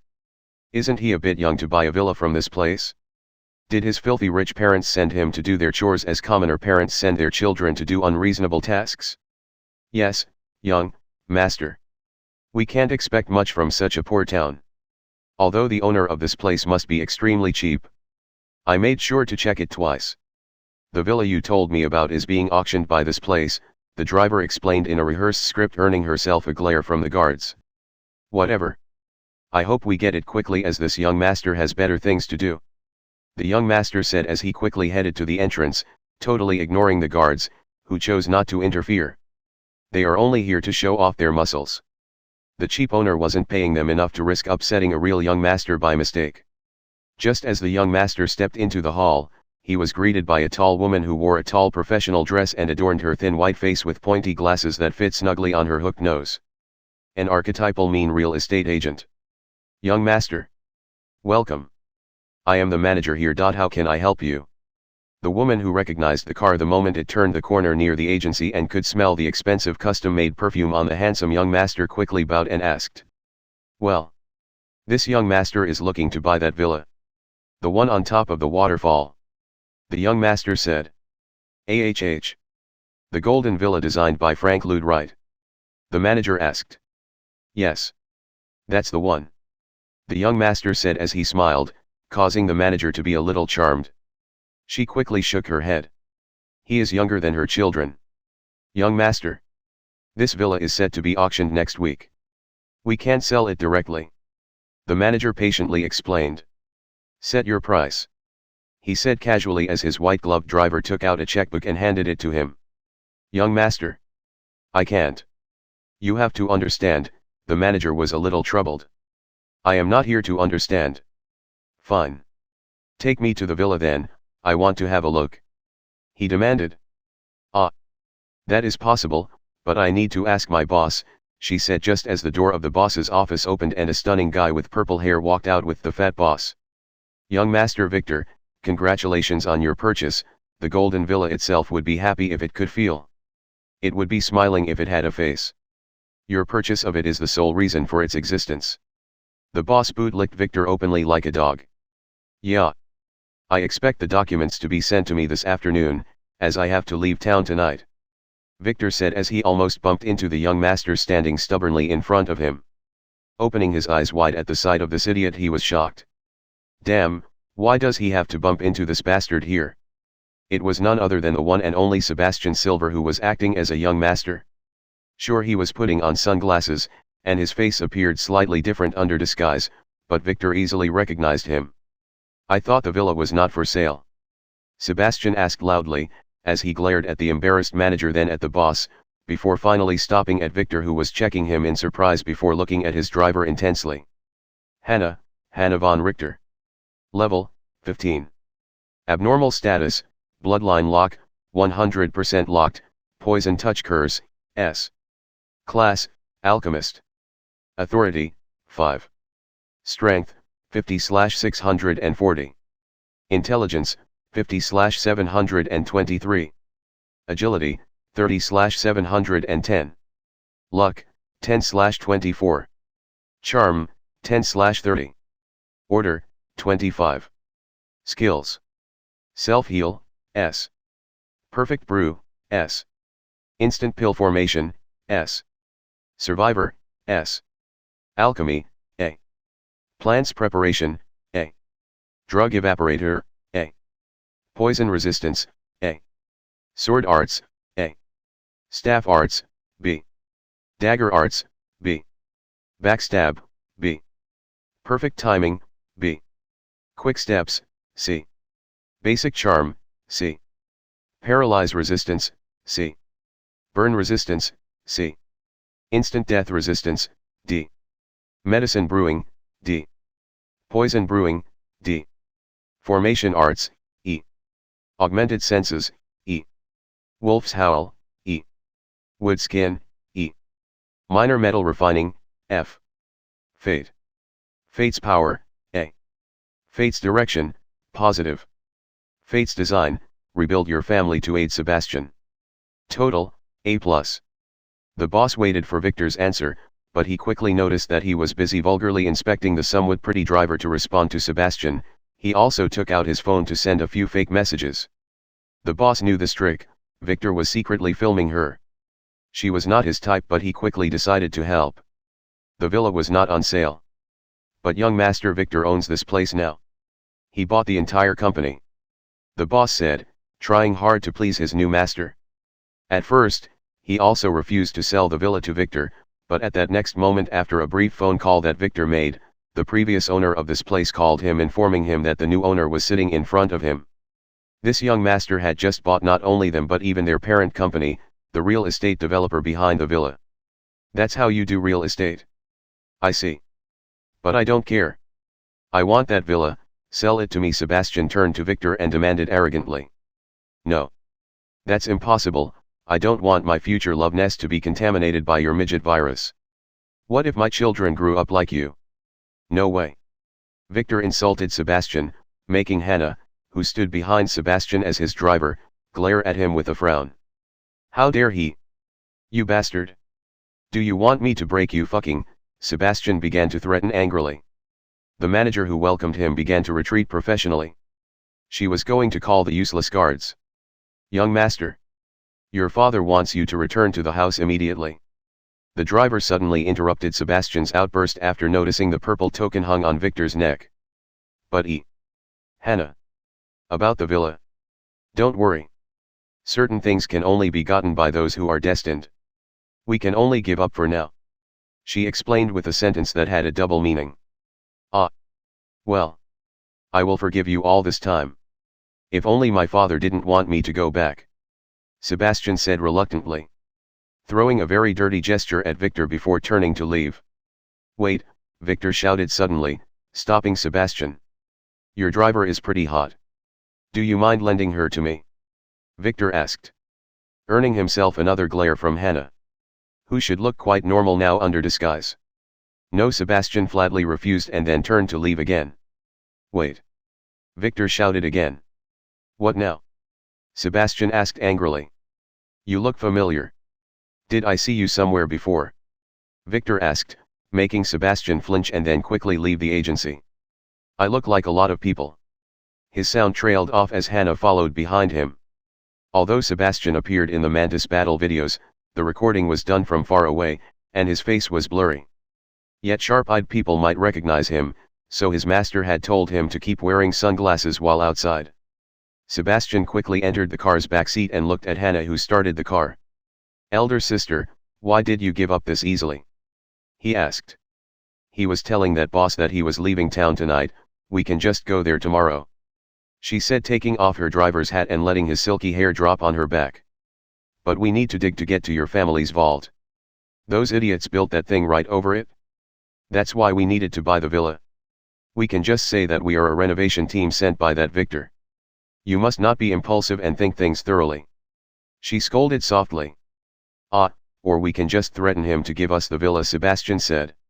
No, he is a Von Wise. And from the token he was wearing an elite member. We better do this tomorrow after he leaves. We just need to empty the vault. And adjust your disguise. If they found your identity we might get in trouble, she added as she drove off, while hoping that she could find a cure for her curse here. Maybe she would be able to touch him at last. She looked at the grumpy Sebastian in the mirror. Even under her disguise formula, he looked so cute. 5 minutes after Sebastian left, a guy wearing a dress walked out of the men's restroom, frightening the boss, who was wondering why Victor was waiting. Did they go? Alex asked. Yeah. Thankfully you were busy in the toilet, Victor scolded. Young master, should we return to Vane City? She asked as Victor inspected her. Nah. Your current disguise is passable, just wear a wig and sunglasses. Now quickly drive me to the villa, Victor said as he gestured to the boss, who bowed and handed him the key. Didn't you want to go shopping for gifts? Alex asked as she followed Victor, who hurried outside, to the car parked at the side of the road. Later. My guts are telling me the villa has a secret, and I need to get there now, he said as he got in. At that moment, Victor's phone rang. It was Kai. Young master. We found who was the one who tried to attack you today. It was Malcolm Brown, the son of Alvin Brown, Lucas's brother, he said. Why does he want to kill me? Victor asked. Young master. Lady Iris had already cut Lucas and his father Alvin into fish food. This one was locked somewhere by his father after offending you. He got out, and seems to want revenge. You kicked his balls out of existence a while ago, Kai explained. Really? I don't remember, Victor said. He kicked a lot of balls out of existence, and can't remember each one. At a phone store in Vane City. You even killed the manager. After this guy insulted you, Kai explained. You mean that bastard was not a normal clerk? No wonder he was so cocky. I should have killed him, Victor exclaimed as Alex started the car. How did he find me? Victor asked. We don't know, young master. He had already died after you blew him up. So, we can't ask him, Kai said as Victor hung up, cutting him off. Victor squinted as he looked at the road outside. Who was the one who wanted to kill him? It must be someone with access to his family database, which included all the other powers. Damn it. Sooner or later he will find out and cut that guy to pieces. Chapter 183, Many Spies. When the girls entered the boss room, what awaited them was beyond their wildest imagination. It was a super cute little Lamia that looked at them with big watery eyes. They almost ran to her and squeezed her little cheeks. Get into formation. And prepare for battle, Alpha commanded angrily. The girls hesitated, but their fear of Alpha pushed them to do as commanded, though reluctantly. Team Blue. Beta, prepare to use firearms, Alpha said as the Lamia looked at her innocently. As if she didn't understand her. Stop. You can't hurt her. An idiot named Archie ran and stopped in front of Alpha, who was preparing a rocket launcher. He had his back to the Lamia and was stretching his hands wide as if to take the bullets for it. Look at her. She is not a danger. We can, he began to speak, earning himself a slap to the face that sent him headfirst into the side wall and saved his life.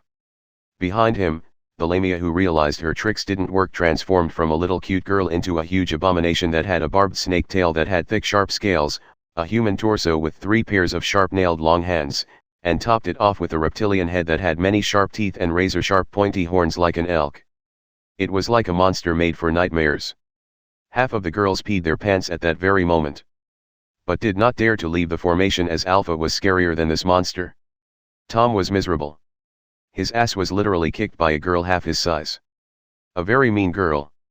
Tom. What happened? Teacher Isabella asked in concern as he limped into the teacher's office, which was conveniently empty.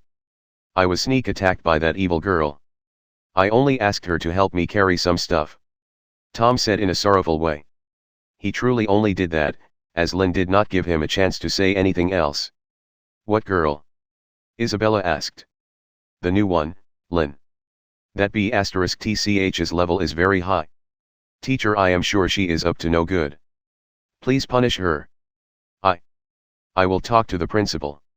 She lied, not intending to hurt Tom's feelings. She knew quite well that Lynn, like that hateful Victor, belonged to the oligarchies and was impossible to punish. I trust you, teacher, Tom said with a firm voice and a bright smile that made her want to. What is she thinking? Teacher. Can you help me? That B*TCH. She pounded my body really hard. It is now all red and swollen and it hurts too bad. Can you help me apply some ointment? Tom suddenly pleaded hesitatingly, making Isabella waver, then nod. He helped her before. So that's the least she can do. Where is your injury? She asked as Tom took off his shirt, showing his amazing muscular sculpted body that had red spots where Lynn hit him. They don't look that bad, Isabella said as she inspected him with a blush. Not bad at all. Not there. Here. Tom said as he lowered her pants, revealing a butt swollen 3 times its normal size. Ah! Isabella blushed heavily as she squealed. But quickly regained her composure. She already promised to help. This is her duty as a teacher. Nothing weird is happening here. She convinced herself as she swallowed her saliva. Lay on your stomach, she ordered as she turned to get an ointment, making Tom smile evilly behind her back as he secretly made a victory sign in his hand, not realizing that a tiny gargoyle was flying outside the window holding a phone to record his dirty deeds. It was 11:30 when Victor reached the villa, a truly amazing brick building. It was built right on top of the waterfall, giving a great view of the prosperous town and amazing nature below. Victor never visited this place before, as he was not a VIP at first, then this place was destroyed later before he returned here. Young master. Is there really anything here? What are we looking for? Alex asked as Victor began to move around, not caring about the quality furniture. He was hoping to find anything interesting, but after a quick round, he found nothing. The building was great, his mother would surely love it. And his uncles would be so jealous they might commit suicide. But still, he found nothing. What am I looking for? I don't know. Victor said slowly with a frown. How is he going to find what secret this place holds? After searching for another hour, he gave up. He could find nothing. Even after using 3 treasure-finding talismans. He was pretty sure that this building was built atop some kind of treasure or a secret base. But digging it aimlessly would take days. And that Hannah would surely notice and come with Sebastian to make trouble. Could his guts be wrong? Impossible. Whatever the Von Richter was hiding here, he wants it. Too bad Alpha was busy fighting that thing. Hopefully, she would finish by tonight and go out of the dungeon so that he can call her. He didn't want to reveal that he can communicate with her using telepathy yet. Let's go shopping, Victor said at last to Alex, who was watching her young master with interest. He looked very mysterious and cool when he was lost in his thoughts. Will you give up just like that? She asked him as she followed him out of the villa. No. I need to think about this. He said absent-mindedly as he sat in the car. Why does he need to work? He can just wait for Hannah and Sebastian to come here and reveal the treasure. They had surely heard him when he told the real estate agent that he will be leaving town. The problem is he didn't have any empty blood slave slots. And this might be risky as he had no way to fight Sebastian. No, he had one. Victor squinted his eyes as he looked at Alex, who was starting the car. She seemed to be talking to him. Young master. Any exact place in mind? There are a lot of shops around this town. Alex was asking him, not realizing that he was not paying her any attention. Ah. There are some antique markets in the old town, beside the main square. After that, we will return to my grandfather's house. He said, formulating a plan to return here tonight after faking traveling back to Vane City. Hopefully, he will not wait for more than 2 days, or he would really start demolishing this building. The shopping was quick and uneventful. Victor bought a lot of gifts, and made a lot of random shopkeepers extremely happy, totally ignoring the eyes which were spying on him. He bought a lot of clothes for the girls and some jewelry, trinkets, and hairpins. He made sure to choose them to fit the girls' personalities, making Alex, who was tasked with carrying the boxes, somewhat jealous. Lastly, before leaving, Victor noticed something in one store and ran inside to buy it, causing Alex to open her mouth wide while wondering why her young master wanted this leather collar. It looked high quality. But still, it was a collar. It's not for you, Victor said as he sat back in his car. Some girl has been having some other thoughts lately, looking at another guy, so she needs reminding who her master is. Victor said casually, making Alex look away with a blush. She was imagining things. Dirty things. What girl? When they reached the Carlson villa, his uncles were not there, and his grandfather was ignoring him as he played on his game console. Lily, who was happy to see her young master, wanted to hug him. But he dodged quickly and told her to guide him to his mother, who was waiting in an empty room, wanting to hear Theodore's decision. She didn't dare to phone him and ask by herself. Lily was somewhat annoyed, but she quickly followed his command. Father accepted. You can stay here for a couple of months, he said after he sat on a chair and glanced at Lara, who was eavesdropping from outside the window, forgetting to lower her head enough. But? Emilia asked, knowing that it was not this easy. Lara will have to live with me. And? Luna would come here to live with you. The air here is good for her and the baby's health, Victor stated, making her breathe in relief. Theodore's decision was better than she anticipated. Ah, was this your idea? She asked, raising one eyebrow. Yes.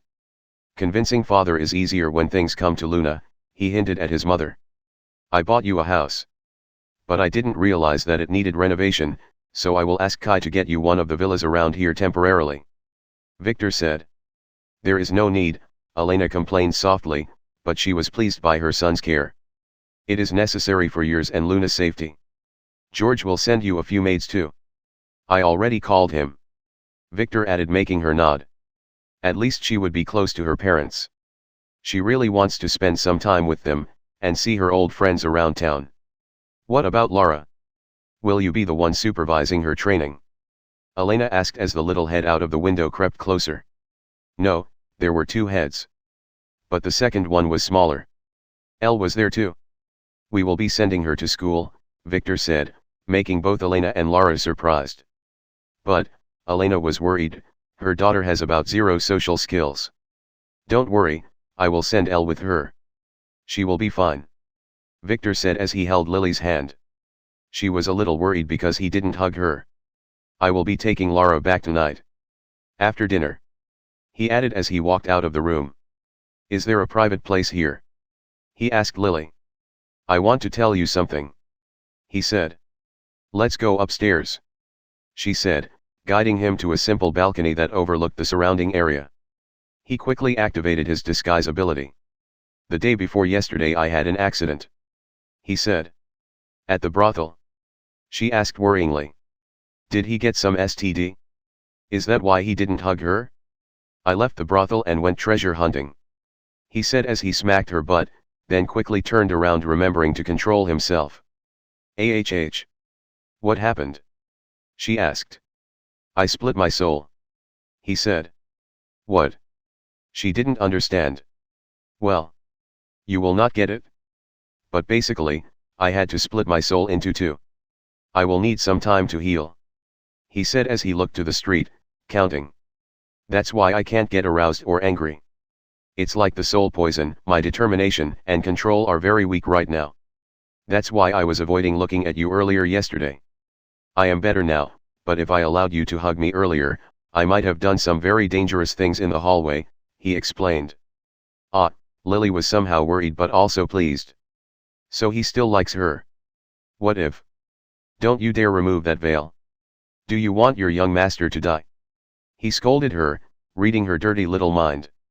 Oh, she quickly put her hand down. I have a mission for you, he said, changing the subject and making her try to look serious again, but failing to remove the stupid grin from her face. Thankfully it was hidden. What? She asked.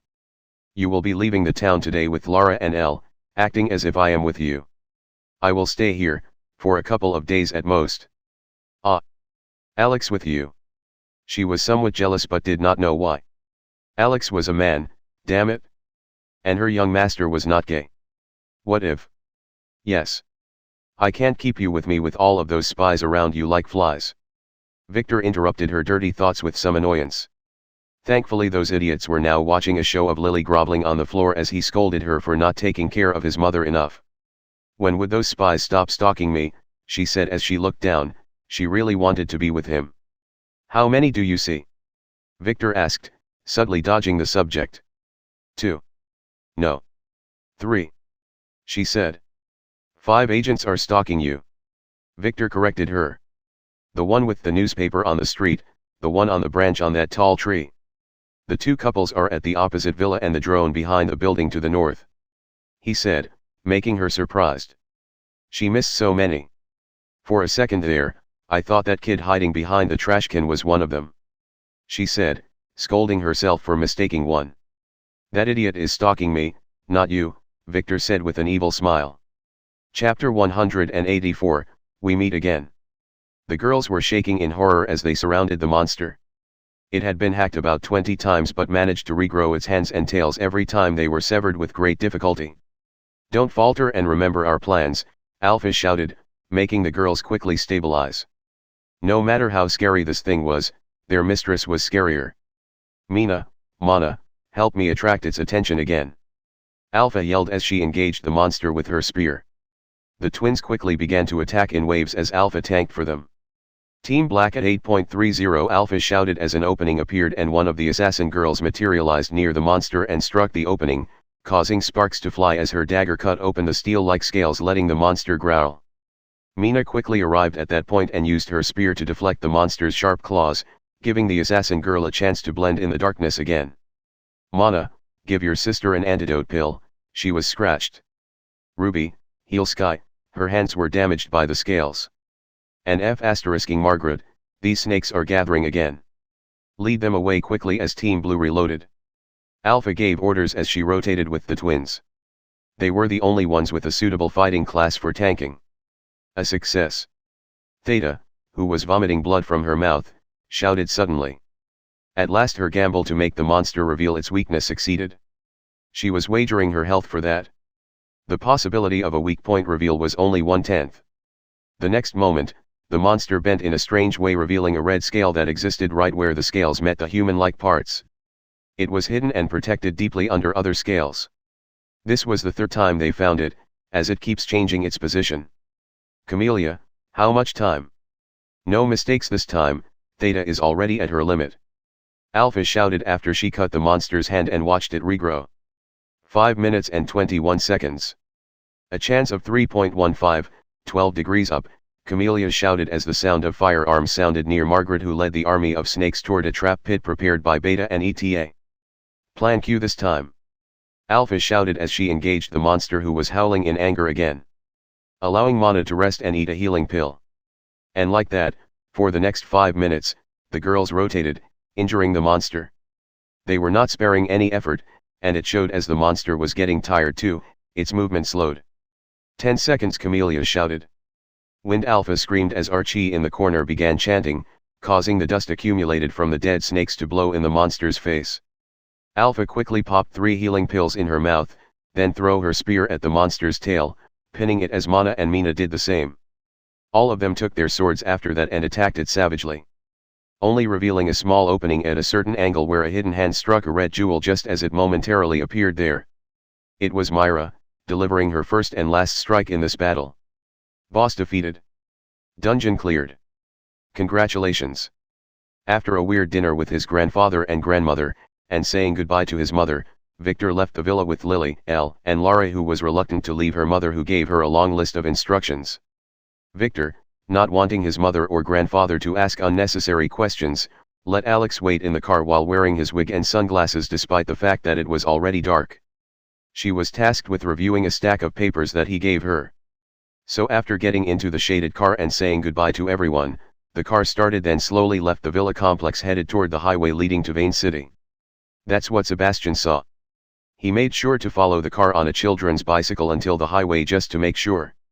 He never realized that the one who was driving was Lily.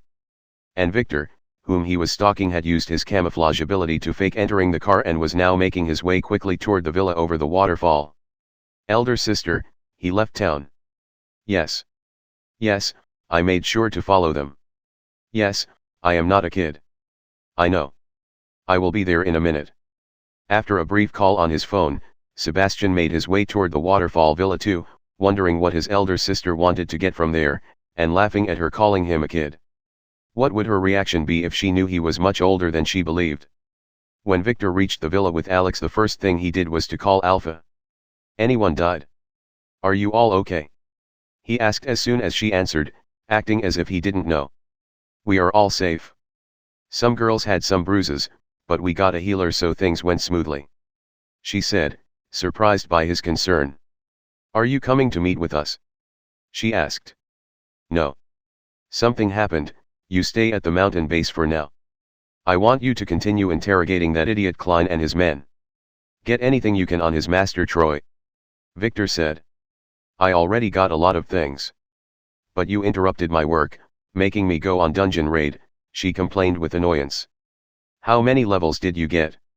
He asked. 5. Babysitting is profitable. She replied. Your beloved Myra got most of it, as she was the one who delivered the final strike. She is now level 10. She added with some annoyance. Oh. Not bad. I will reward you with a kiss later. He said, making her spit to the side of the phone as the girls watched her and wondered who was she talking to. Now. Do you know a girl named Hannah von Richter? He asked, making her squint her eyes. If her name is correct, she should be a part of my family.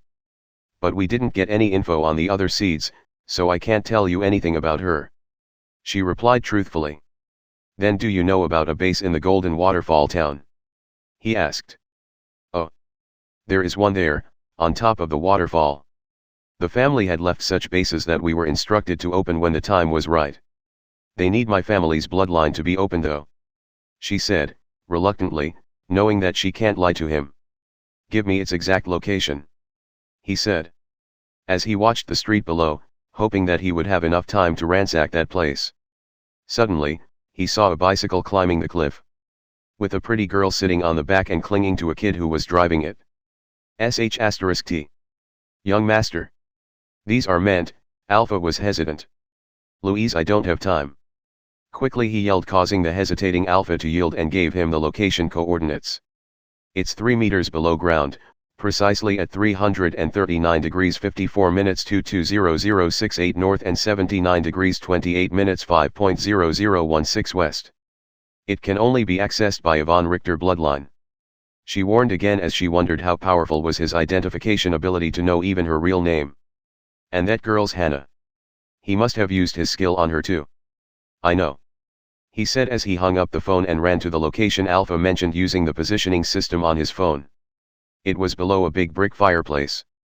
Alex, stay here and hide. Stop everyone. No. If a girl enters this place, leave her to do whatever she wants. If that bastard Sebastian tries to enter, act as if you were following them, then engage with him and stop him no matter what. You may even kill him, Victor said, making Alex's face get serious. I understand, she said as she watched her young master crawl into the fireplace, then after carefully checking the positioning system on his phone a couple of times he disappeared, leaving one sentence. Remove that stupid wig. Don't kill him, Hannah instructed Sebastian, who professionally threw a small stone that rendered the lazy guard on the gate unconscious immediately. Older sister. You are always a pacifist like that. You should be more decisive and kill your enemies, Master keeps telling you that, Sebastian said as he took a rope and tied the guard reluctantly. I just don't want to shed unnecessary blood. This guy is just a poor guard, not an enemy, she said.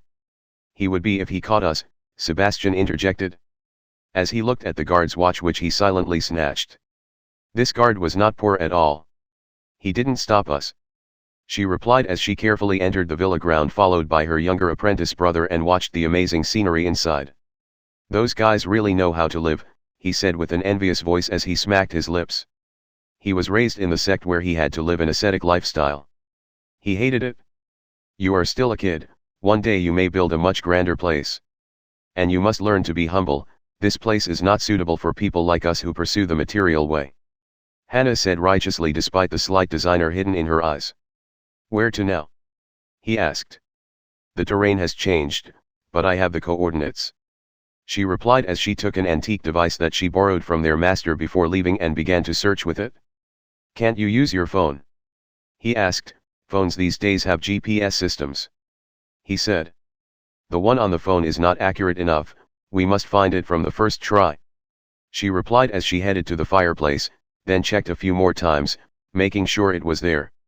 It is under this, she said as she wondered how to dig. I can use a bomb, he suggested. No. It would make too much noise.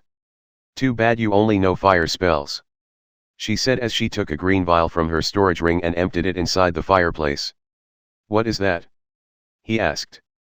It's a very strong acid, it should go right through the ground, she said as she watched the ground starting to cave in. Oh. He watched as Hannah left the room. Where are you going? He wanted to ask, but quickly realized why she left.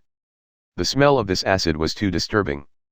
After catching up with his elder sister, they waited for about 1 hour outside, enjoying the magnificent scenery in a romantic atmosphere. Or that is what Sebastian liked to imagine as he sneak peeked at his elder sister's smiling face. It must be ready now. Stay here, Hannah told Sebastian. Why? Older sister. Don't you trust me? He asked with a sad face. I do. But this is a family secret, she said decisively, making him nod reluctantly.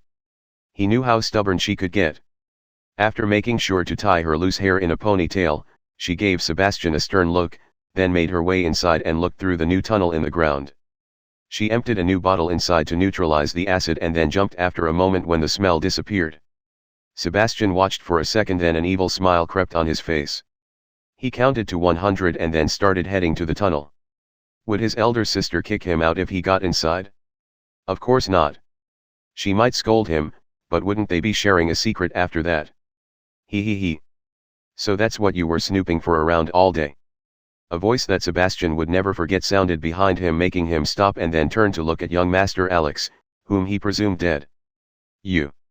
Sebastian yelled angrily as he took out his staff, preparing for battle. Yes, it is me. We meet again. I was right to follow you after seeing you following that stupid young master in town, Alex said as she walked closer, feeling refreshed. It has been a while since she acted as a young master. Although she hated it before, she missed those days. How was that, Arachne? I heard you both had a great time, Alex asked casually as she stepped closer one more time, making Sebastian lose all reason and launch a fireball at her, which she was ready for. She was already close enough to kick his staff, making the fireball hit a nearby tree and burning it into ashes. This afternoon, Victor had already given her all of Sebastian's skills and ways to defend against them. Chapter 185, SCION vs Dark SCION. Sebastian didn't expect Alex to kick his staff so quickly, but he prepared to cast another fireball when he felt a danger approaching, so he jumped back just in time to dodge a dagger that Alex threw at him. That was close. He didn't fear that dagger, as his body was eternal. Normal weapons can't hurt him and any injury would heal pretty fast. What he worried about was the black liquid dripping from it. He quickly readied his staff again and prepared to cast a firestorm spell, but Alex took another dagger and moved toward him, forcing him to stop and cancel it and just launch a fireball to keep Alex at a safe distance. Alex was dodging fireballs left and right, totally ignoring the villa that caught fire and began to burn around him. She quickly discovered that her current approach was useless, so she switched to the second tactic. She took out a large handgun and began firing at Sebastian, who flinched first and then stood still as the bullet slid past his skin, not even injuring him. His eternal body was bulletproof. Only highly ranked artifacts can hurt it. Soon, Sebastian noticed a problem. His eyes were not protected and that bastard was trying hard to hit them. And she was taking out a spear with her other hand. "Bastard!" screamed Sebastian as he closed his eyes instinctively, to discover that his ears were useless too. Those bullets were extra loud. The echo made it almost impossible to find Alex's location, but he could tell that she was getting nearer. Feeling a sense of danger, Sebastian quickly began to cast fireballs around him, especially toward the bullet's direction, allowing him to force Alex, who was a few feet away from him, to step back again, but not before taking out a gasoline tank and throwing it at him. Luckily or unluckily, one of Sebastian's fireballs hit it, just before it reached him, but the explosion still sent him a few feet away as his hair and eyebrows burned along with the furniture, giving Alex, who was ready and waiting for a chance, an opportunity to hit him with her spear right in his crotch. The reason she chose this target instead of his heart was simple. She remembered Victor's instructions this afternoon, that Sebastian was a SCION, almost impossible to kill. That made her worried a lot, but he assured her again that although they can't be killed, they can be defeated, as he did with Oliver. Didn't Lily castrate that SCION? She can castrate this one too. SCIONs are castratable. Ah! Sebastian howled in pain, as the protection talisman he wore shattered, saving him from spending the rest of his life as a eunuch. The talisman was given to him by his master when he left the sect. It was supposed to be a life-saving treasure, not a manhood-saving one. And although the spear didn't penetrate his skin, he still felt the hit. A hit that sent his body staggering, and shook his very existence. Alex was using all her power. Alex was intending to double down and castrate him for good. But a flaming beam that fell between them stopped her and forced her back a few steps. Taking the chance, Sebastian jumped to his feet and retreated with difficulty, to be welcomed by a barrage of bullets again, causing him to protect his eyes with his hand this time as his staff fell away. Damn it! He could feel it, Alex was cornering him. And the wall behind him was already burning. Having no other choice, Sebastian used his other hand to take out a black jade from his ring and then break it after a moment of hesitation, causing a shockwave that deflected the silver spear Alex threw a movement ago. It was aimed at his stomach, meant to nail him into the burning wall behind him. Sebastian slowly put his hand down as his body began to puff up, his eyes now open were turning red. He gestured with his hand, making the staff that was on the ground flow to his hand as Alex, who was intending to fire at him again, changed her mind and stepped away from him. "I can't believe you made me use this. You will have to pay the price. I will make you wish you were dead," he said in a calm voice. That sent shivers down her spine. Especially when he began to cast a spell with some very strange language. Alex's instincts were telling her to run, so she tried but failed as chains extending from the ground constrained her. She couldn't move as she watched Sebastian utter a series of words that didn't sound human as a wave of black smoke formed above her, drilling into her body. Alex could feel some dull pain in her crotch and blood began to seep from there, making Sebastian smile evilly. "This is your punishment for trying to castrate me. Now, you are the eunuch." "Ha!" he yelled and began to laugh like a maniac. "Younger brother. Help. No. Monster." A girl's scream made Sebastian stop, then frown for a moment as if he was having difficulty regaining some reason. But after a moment he succeeded. He took a deep breath. He quickly looked at the destroyed room, searching for something. The hole was now under a pile of flaming rubble. The entire place was burning. He quickly lifted a slab of wood, ignoring the temperature, revealing the hole in the ground under the fireplace. Giving Alex one last look as if looking at a dead man, he jumped in without hesitation. Alex tried to move but couldn't. She just looked around as the flame approached her and her power was drained by something inside of her. That bastard didn't spare her life. Those chains were not normal. Was she going to die here? You can't get out of those chains of Tricast shadow.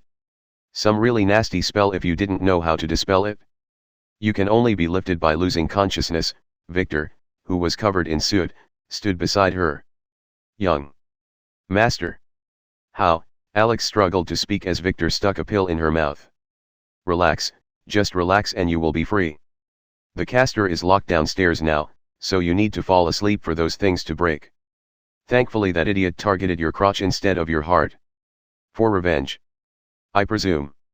Victor spoke as Alex lost consciousness. The moment the chains disappeared, Victor grabbed Alex and jumped out of the villa into a stone cliff far away from the fire. Just in time before the roof completely collapsed. He carefully laid Alex next to the unconscious Hannah and then began to check her condition. The blood on her crotch was caused by that bastard intending to castrate her, but failing. Checking her pulse, Victor was sure, this was just her end coming early, nothing bad at all, Sebastian's spell had caused that. Thanks to it, he was fooled. The problem was now those nasty things inside of her. Victor frowned as he took a dispelling talisman intending to use it, then stopping after some thoughts. He quickly replaced it with a weaker one, then took the soul pearl and placed it on Alex's stomach, then activated the talisman on her head, causing the swarm of black gas that went in her to flow out, and instinctively enter the pearl. More food for him. Noticing that Alex's complexion became better, Victor slowly brushed her silky hair and then popped a healing pill in her mouth. She needed a reward, but he will delay that for later. Victor looked back at the villa, which was now on fire. Sebastian was now locked under the rubble, inside the vault that Victor found underground. A vault that was built from an otherworldly metal that can't be broken easily or discovered. After Victor entered that place, he found it using the shifting ring. He discovered that it was a room-sized vault filled with all kinds of treasures, some really cool stuff, so he made sure to pack it all and check the walls for any hidden chambers, which he found one with an even better treasure that suited Alpha well. By the time Hannah unlocked it from the outside and entered, the vault was spotlessly clean. Causing her to stop in shock, giving Victor the chance to prick her with a needle.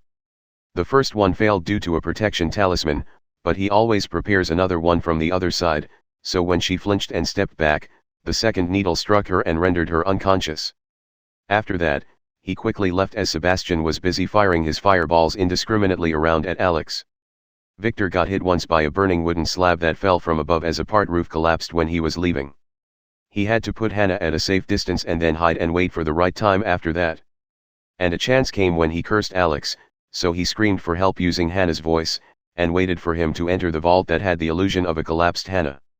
He went straight after him and firmly closed the door that can only be opened by a von Richter bloodline. He also stuck a soul-repelling talisman on the door, just in case.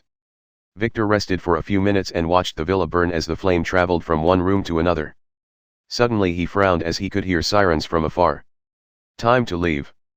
Victor quickly grabbed the unconscious Hannah and Alex like potato sacks, then made his way down to the town where he found an abandoned building to place them and sit down for some rest after texting Lily that he would not return tonight. He was exhausted. It was 9:00 in the morning when Alex woke up. She felt some pain in her stomach, but it was not bad. "You are awake." Victor spoke, softly. "Ah. Young master. What happened?" she asked as she looked at her blood-drenched pants. "That bastard Sebastian had a stone of dark souls. I didn't expect that. He should be suffering a big backlash right now." Victor added. "What is it?" she asked. "Some really nasty stuff.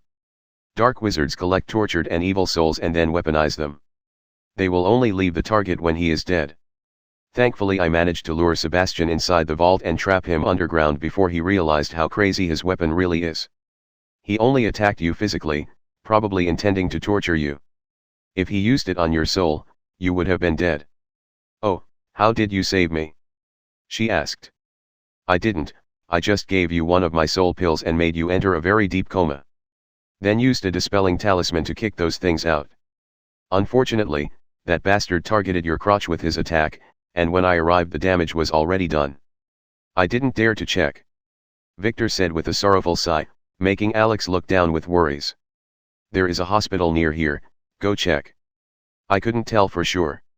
Maybe there is hope," Victor said as if he didn't really believe his words, pointing to a white building adjacent to their unfinished apartment. "He chose this place for that purpose. I already gave you a healing pill, but you must ask the doctors, and prepare for the worst," he added with some worry. "Then I will go." Alex quickly took out clean clothes and then ran away, totally ignoring the unconscious girl on the ground whom Victor was looking at. He never planned to kidnap her, he was preparing to fool her somehow, but he couldn't find a good way in time. So he decided to do this the simplest way possible, just kidnap her and then fool her later. Her alchemist class was very rare and very tempting for him. Now, what to do with her? He had some thoughts. But she will have to suffer a little. Chapter 186, Cell. When Alex returned to the apartment, Victor was busy stuffing Hannah into a big bag. Appearing 90% criminal, 9% maniac, and 1% charming. Young master. What do you plan to do with her? Alex asked after watching for a few minutes in which Victor even used his foot to stuff the girl inside perfectly. That's the problem with martial arts practitioners, although it was not showing, Hannah had very firm muscles. And a tall body that was not meant to be stuffed in a bag. What every sane man does when he gets a pretty girl. Sell her. Victor said jokingly while panting as he zipped the bag up and looked at Alex, who was looking at him with disgust. Did the doctor find you a new one? Victor asked. Changing the subject. Now what? Alex didn't understand. She looked at Victor and he looked at her. Then she got it and began to blush heavily. No. I didn't need anything, the doctor said. I am just slightly injured. She added with a blush. She turned into a woman and walked into the hospital, where they did all kinds of tests. The result was that she was having an early period, nothing major. The doctor told her to exercise less and take care of her diet. Oh. Then you are still 100% a man? Victor asked with an obvious concern. You can count me as one. She answered ambiguously after some hesitation while looking at the bag. She didn't want to end up inside one. Good, Victor said as he put his hand on his chest. I was afraid that I would lose my brothel buddy, Victor said, making Alex, just for a tiny second, consider the option of smacking his perverted head off. Let's go then, Victor said as he changed his looks under Alex's surprised eyes. He was now a pretty woman with long red hair. Where to? Alex asked as she put on a red-haired wig that Victor threw at her. Was he seriously going to sell the girl? She didn't like that at all, but she chose to remain silent. To some very dirty place, Victor said, making her shiver a little as she looked at the bag in his hand. ABB abababa, the man said as he drooled. AHH. Sorry, I gave him the wrong dose. The girl apologized in panic as Alpha hurried to her side and checked on the man. ABBOO. The man bit his tongue, forcing the girl to stuff a fastener in his mouth. Oh. That is an interesting condition. The other one your sister handled died. How much did you give him? She asked. I used an entire leaf from sample number 32 added to a glass of normal wine. The girl said. She was shaking a little. Her mistress was making her do bad things. Don't worry about him. He is an enemy who came to kill us. And I already extracted all of the info he has. Now watch him and see if he can regain his sanity. Alpha said as she took out a notebook and began to write on it. Give him to Nora when she returns. The assassin girl, wearing a headband, let her try some torture methods and test his pain receptors in the state. She added as the girl nodded, looking at the drooling test subject with some pity. Those guys were the death warriors who attacked the mansion. After a quick and very efficient interrogation using the spirit wine, Alpha decided to test the herbs she found in the dungeon on them. The blue flower was not the only thing there, and all of them seemed to have some kind of effect on souls. Carry on, Alpha said as she wondered when Victor would return. She wanted to ask him about that girl Hannah he mentioned. But his phone had been off since yesterday. That place was dirty, literally, extra dirty. It was in the slums right next to a sewage outlet. It was as if no one bothered to clean this place since ever. It had that smell that stopped getting bad after reaching a certain limit and started somehow smelling good. It was a simple shop, made of stone carved in the rock of the riverside cliff. You see, every city in the world has one of those. Although Golden Waterfall is just a town, it is a major tourist attraction, so it also has a Von Geldstadt shop. Victor spoke as he knocked on the door. This place didn't look like a shop. A burly man opened the door and looked at the two beauties at the door. No. That one was a guy dressed as a woman. The guard got nervous. We are here to sell, Victor said as he noticed the guard was preparing to sound the alarm. We don't buy stolen goods. The guard said loudly. I only sell genuine goods, Victor whispered the other part of the password, making the guard relax a little and nod, then make way for them to enter. He made sure to keep an eye on Alex though. A shopkeeper welcomed them inside, then guided them to a spacious clean room that didn't reflect the atmosphere outside. There was no shop set up, just a couple of sofas and a sturdy table in the middle where Victor placed his bag and relaxed on the sofa as if this was not his first time here. How can I help you, Mrs.? Names are not important. I want to sell a girl. Victor said, feigning an aristocratic accent. Oh. What kind? The shopkeeper asked as he eyed the bag, not touching it. A player, an alchemist. Level uncertain, but not very high. Victor said, making the shopkeeper look at the bag with interest this time.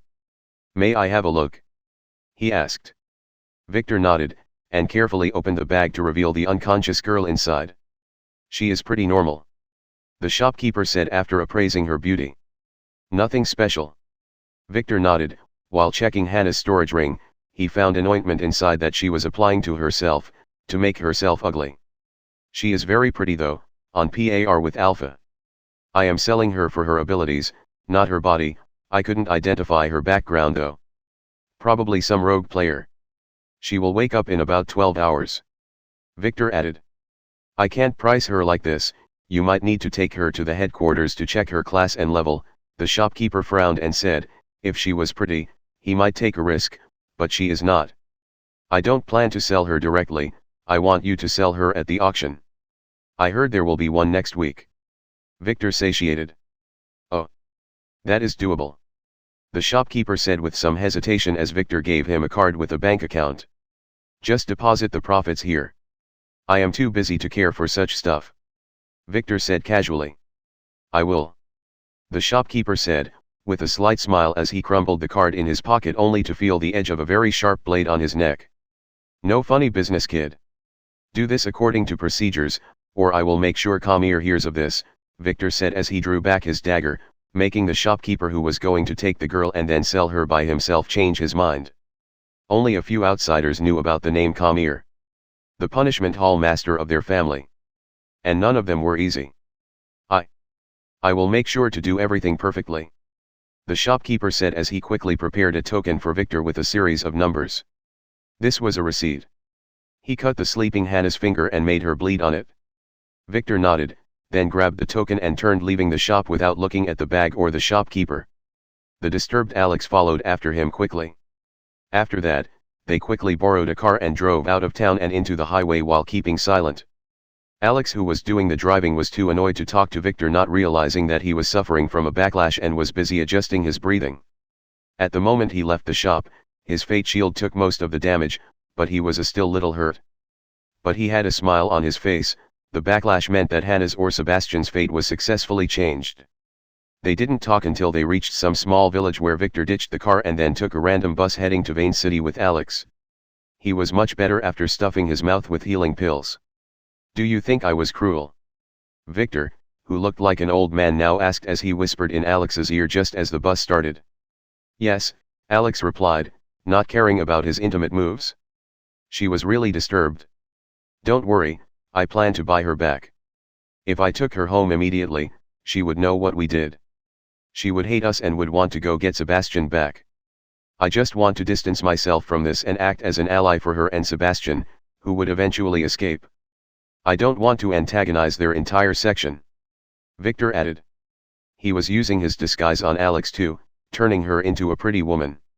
So the other few passengers on the bus were watching in disgust as that old bald man whispered in the young woman's pretty ears. Really? Alex asked, seemingly relieved a little. Yes. Remember, Sebastian is a SCION, he would get out sooner or later. So if one day he came knocking on the door, I would have to play innocent as you hide in the basement. Victor said with a smile, making her freeze a little.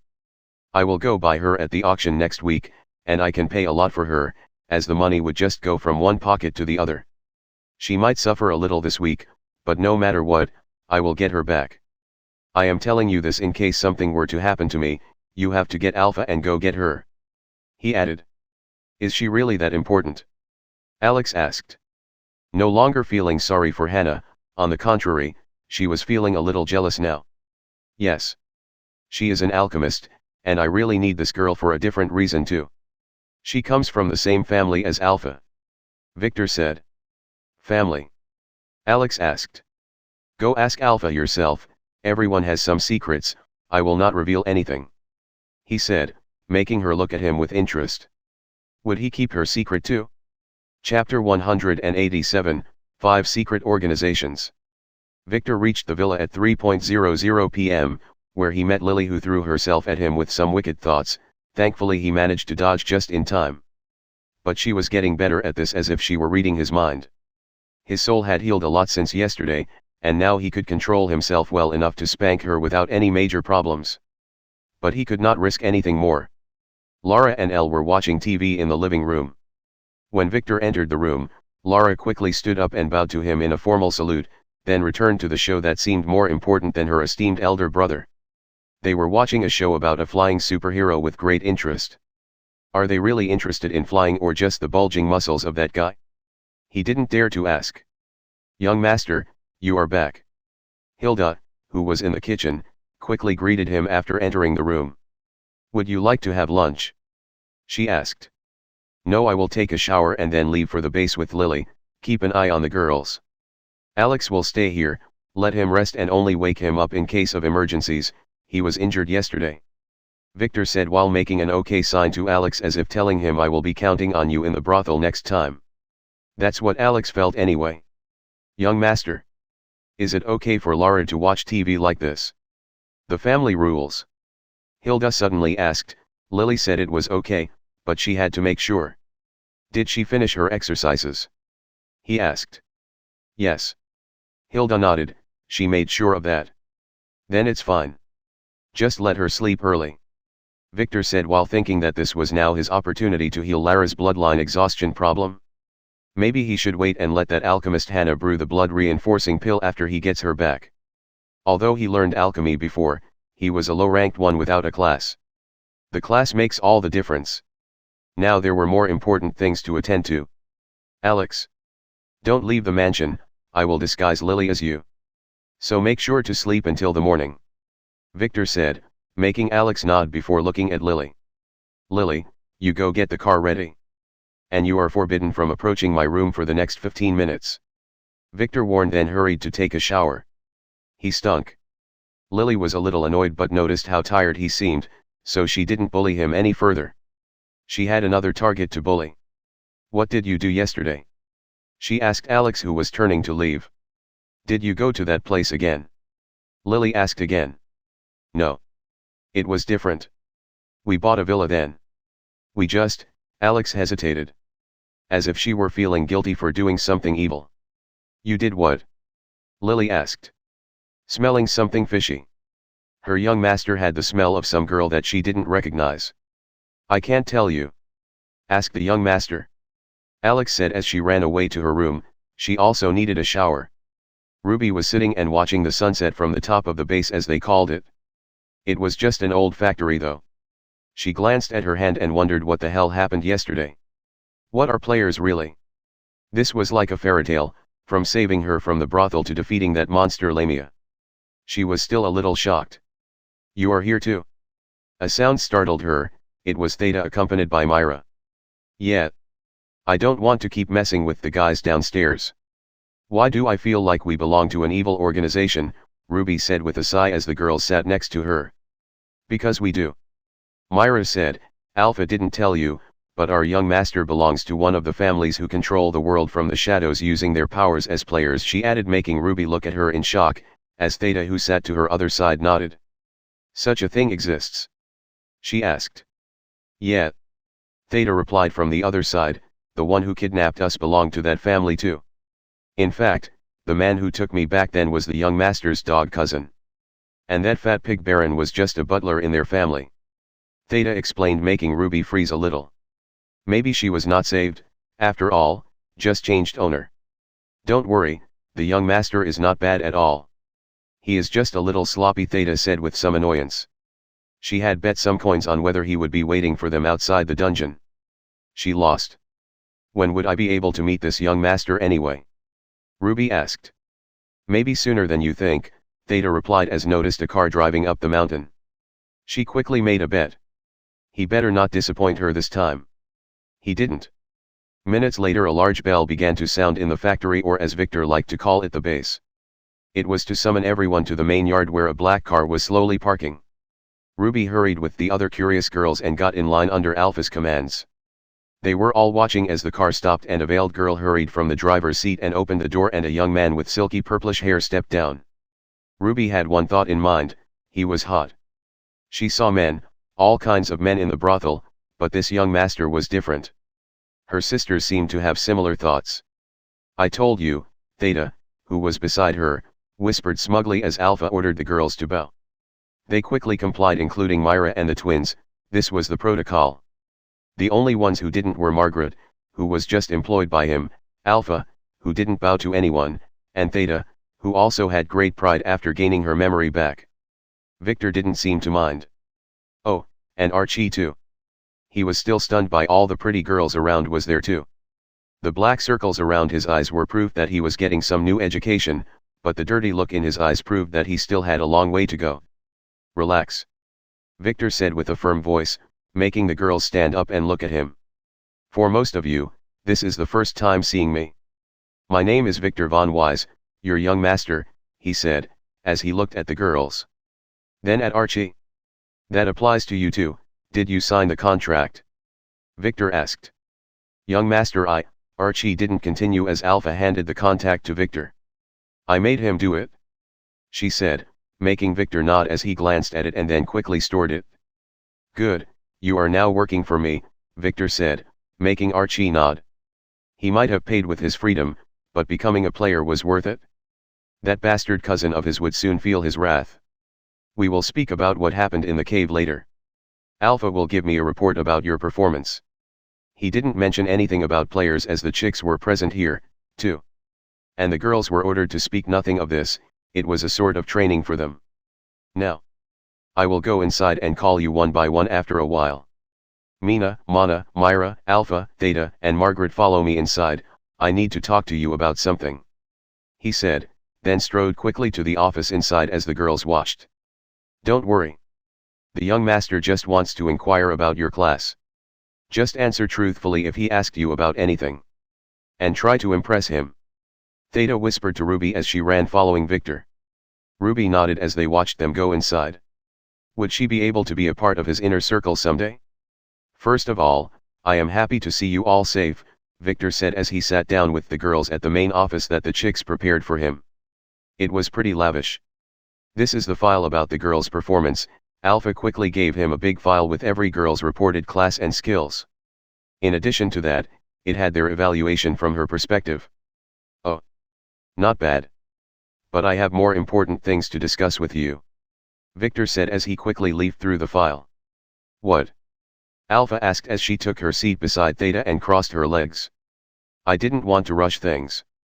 But the situation is getting messy outside, and I seem to have been creating enemies at an accelerated rate. I keep having this ominous feeling that something very bad will happen very soon." "So," he said as he squeezed Lily's hand. She also had such a feeling. The girls frowned a little. "You are my most trusted allies and followers, that's why I am telling you this," he added, making Myra feel a little shy but warm inside. She did nothing to deserve his trust. She didn't know that he spent a lot of time with her in his previous life, and knew many things about her. "I am going to establish 5 secret organizations." He went straight to the point, making the girls, especially Alpha, look at him with interest. "And I want you and the rest of the girls to be assigned to them depending on their class and gifts," he added as Lily started brewing him a cup of coffee using a brewer that was placed there by Chick 17. "Like the one I am creating?" Alpha asked. "Yes. Yours will be the first organization. It will be called the Fragrant Shadow, an information collecting organization. It is called that name for a few reasons. The first is that it will be mostly made up of girls. And the second reason is that it will be using the soul wine as its main weapon. It has a peculiar smell. And I already gave someone your contact with that name," he said, making Alpha squint her eyes. "Alpha, you will be the head of this. And its main purpose is to collect info, sell info, and build a network of spies around the world and all the families," Victor added. "Like that, Archie?" Alpha asked. She didn't like the name Fragrant Shadow.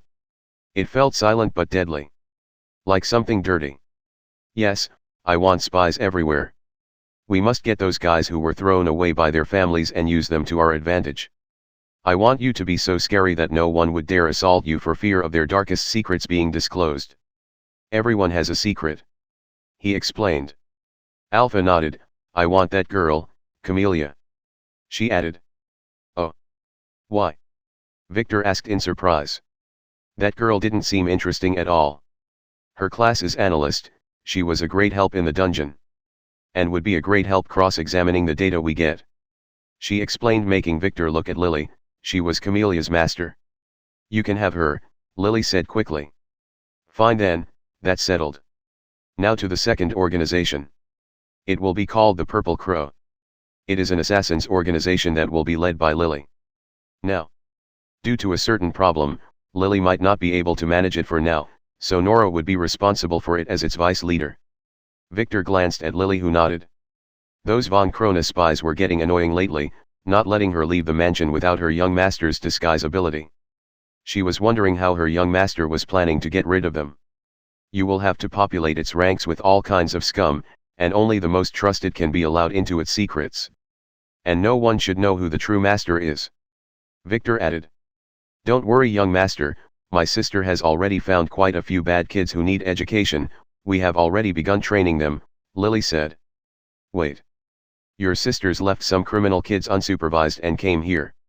Victor asked as he turned to Lily. Yup, we are training them using the oldest method in the book. We threw them in a cave with limited food, and we will let them fight it off. About 50% should survive. She added, making the rest of the girls shiver a little. Was her perception of death always this screwed? Isn't that a little cruel? Myra hesitatingly asked. She knew about the family's training, her father told her. But still. Don't worry, those kids are bad. The kind that would slit your throat in your sleep to get the phone under your pillow. If they die, they deserve it? She said, making the girls relax a little. Wouldn't controlling those scumbags be problematic? Margaret asked this time. Not if you leave a bomb in their bodies, Lily replied, making the girls shiver again as they looked at Lily with some fear. Don't look at me like that. It was the young master's idea. Kai was the one who got me the bomb from the family's laboratory. Lily complained. Okay, that's enough about that. Victor quickly changed the subject. The third organization will be called Golden Dragon. It will be headed by Arya. Victor said. I want to be a part of this. Margaret quickly interrupted. I didn't say what it was for yet. Victor exclaimed. Isn't it a financial organization to build wealth and launder your dirty money? Margaret asked, making Victor nod. True, that's a part of their mission. Then I want that, using my body to attract snakes in the dungeon is enough fighting for me. I now want to use it to attract real money, she said with a seductive smile, causing Victor to look at the file on the table, hiding his unsettling soul. Fine then. But you must know that Golden Dragon will be separate from my normal business. I will not be backing them directly. And no one must know that they belong to me. Victor warned. I am prepared, Margaret said. Do you want to get away from the family? Myra asked a little surprised, wouldn't young masters usually use their family's power? Yes. The family situation is very turbulent, and my position in the family might change at any moment, so I want to make sure to be able to have my own force before that. And this is better as I really hate the fact that those guys are following my every move through my finances. He added. Wouldn't making Miss Arya or Margaret the head of a financial organization sends a clear message that it is yours? Mana asked. It is a secret organization. Arya and Margaret should find some pawn to put in the management position, they would be responsible for the management behind the scenes. And I want the organization to engage in player merchandise trade too. Though at a smaller scale first. Victor said. If you are trusting me with all that money, I might get greedy and take the company for myself, Margaret quickly said with a cheeky smile. Then I would get greedy too and take your body for myself after that. He said, making her chuckle, and making the girls a little jealous of their open flirting. Especially Lily, who considers Margaret her main love rival, not having met Lynn yet. That gave me an idea. Victor suddenly said, striking the table with his palm. Maybe we will do a play where I dump you and you swear revenge. Or even better, a little act of you stealing my money and dumping me if the family ever punished me. He added, making her nod. She didn't like it, but that would solve the problem of her connection to him. Then the fourth organization. Mina asked quickly to stop the flirting between them. The Master's Fist. It would be a criminal organization, responsible for recruiting criminals and smugglers. Its target is to provide hands for any client who pays well. Especially the other organizations we created. Victor said, I will leave it in the hand of one of the chicks. Until I get someone more suitable. He said as he looked at the girls, none of them wanted anything to do with that. Should he scam another girl? Ouch. Lily was pinching his arm. She read his dirty thoughts. Was his expression this obvious? And the fifth? Lily asked.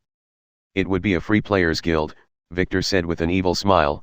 Guilds would not appear until after the reckoning, but he plans to make one secretly earlier. Like in games. Wouldn't that go against the Players' Council's rules? Alpha asked as her eyes sparkled. The Players' Council was her enemy. There are already a few hidden guilds. We will also keep it a secret for now, just recruit trusted and rogue players with no backing. Theta would be responsible for it with your sisters.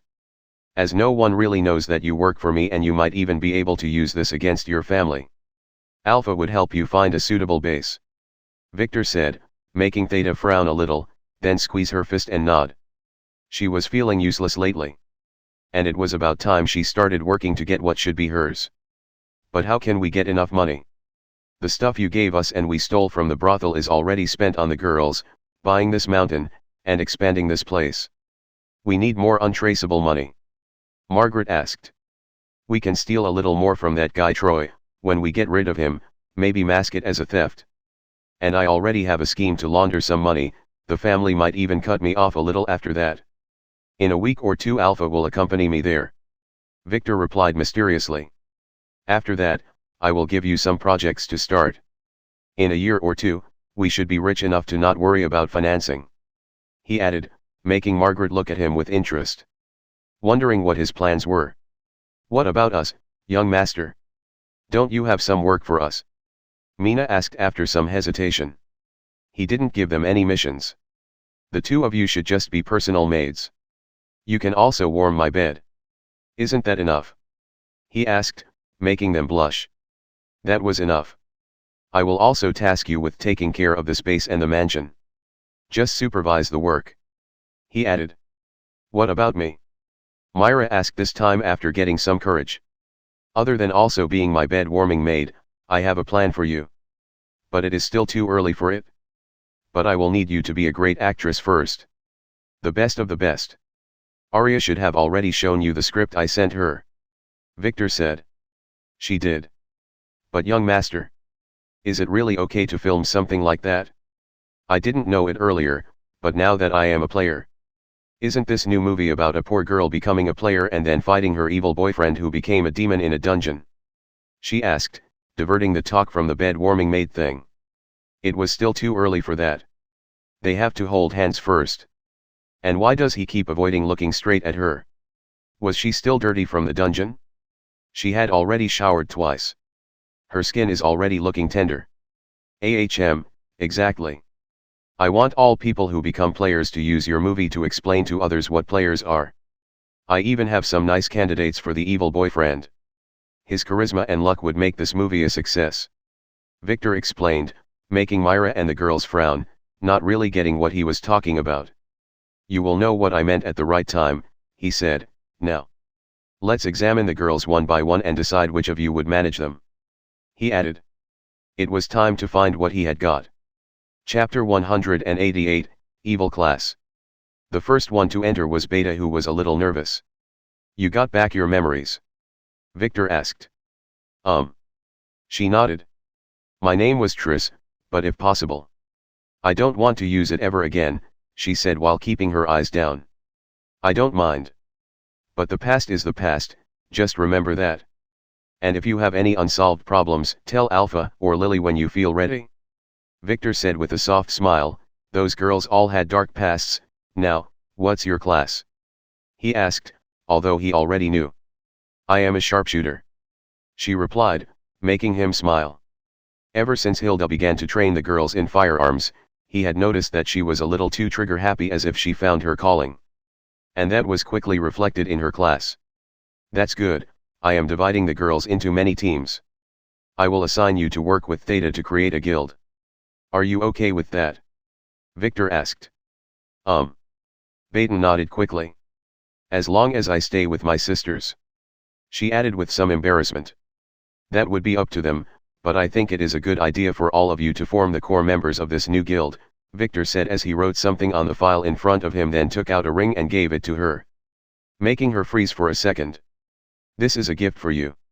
It is a storage ring like the one Alpha and Theta were using, Victor said, making her a little ashamed of misunderstanding. It is also a sign that you are mine from now on, he said, making her blush as she realized that she didn't misunderstand at all. She didn't mind as she quickly took the ring and put it on her finger. She wanted him to do it but was too embarrassed to ask with the girls smirking at her. That's all. Unless you want to tell me something, Victor asked. No, young master.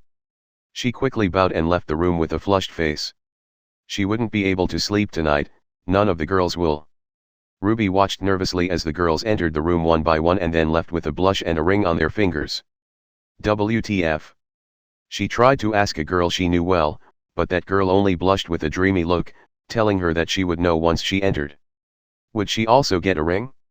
If it were from that hot young master she didn't mind at all. But can he really take care of all the girls? Was she really worthy of him? What was she thinking?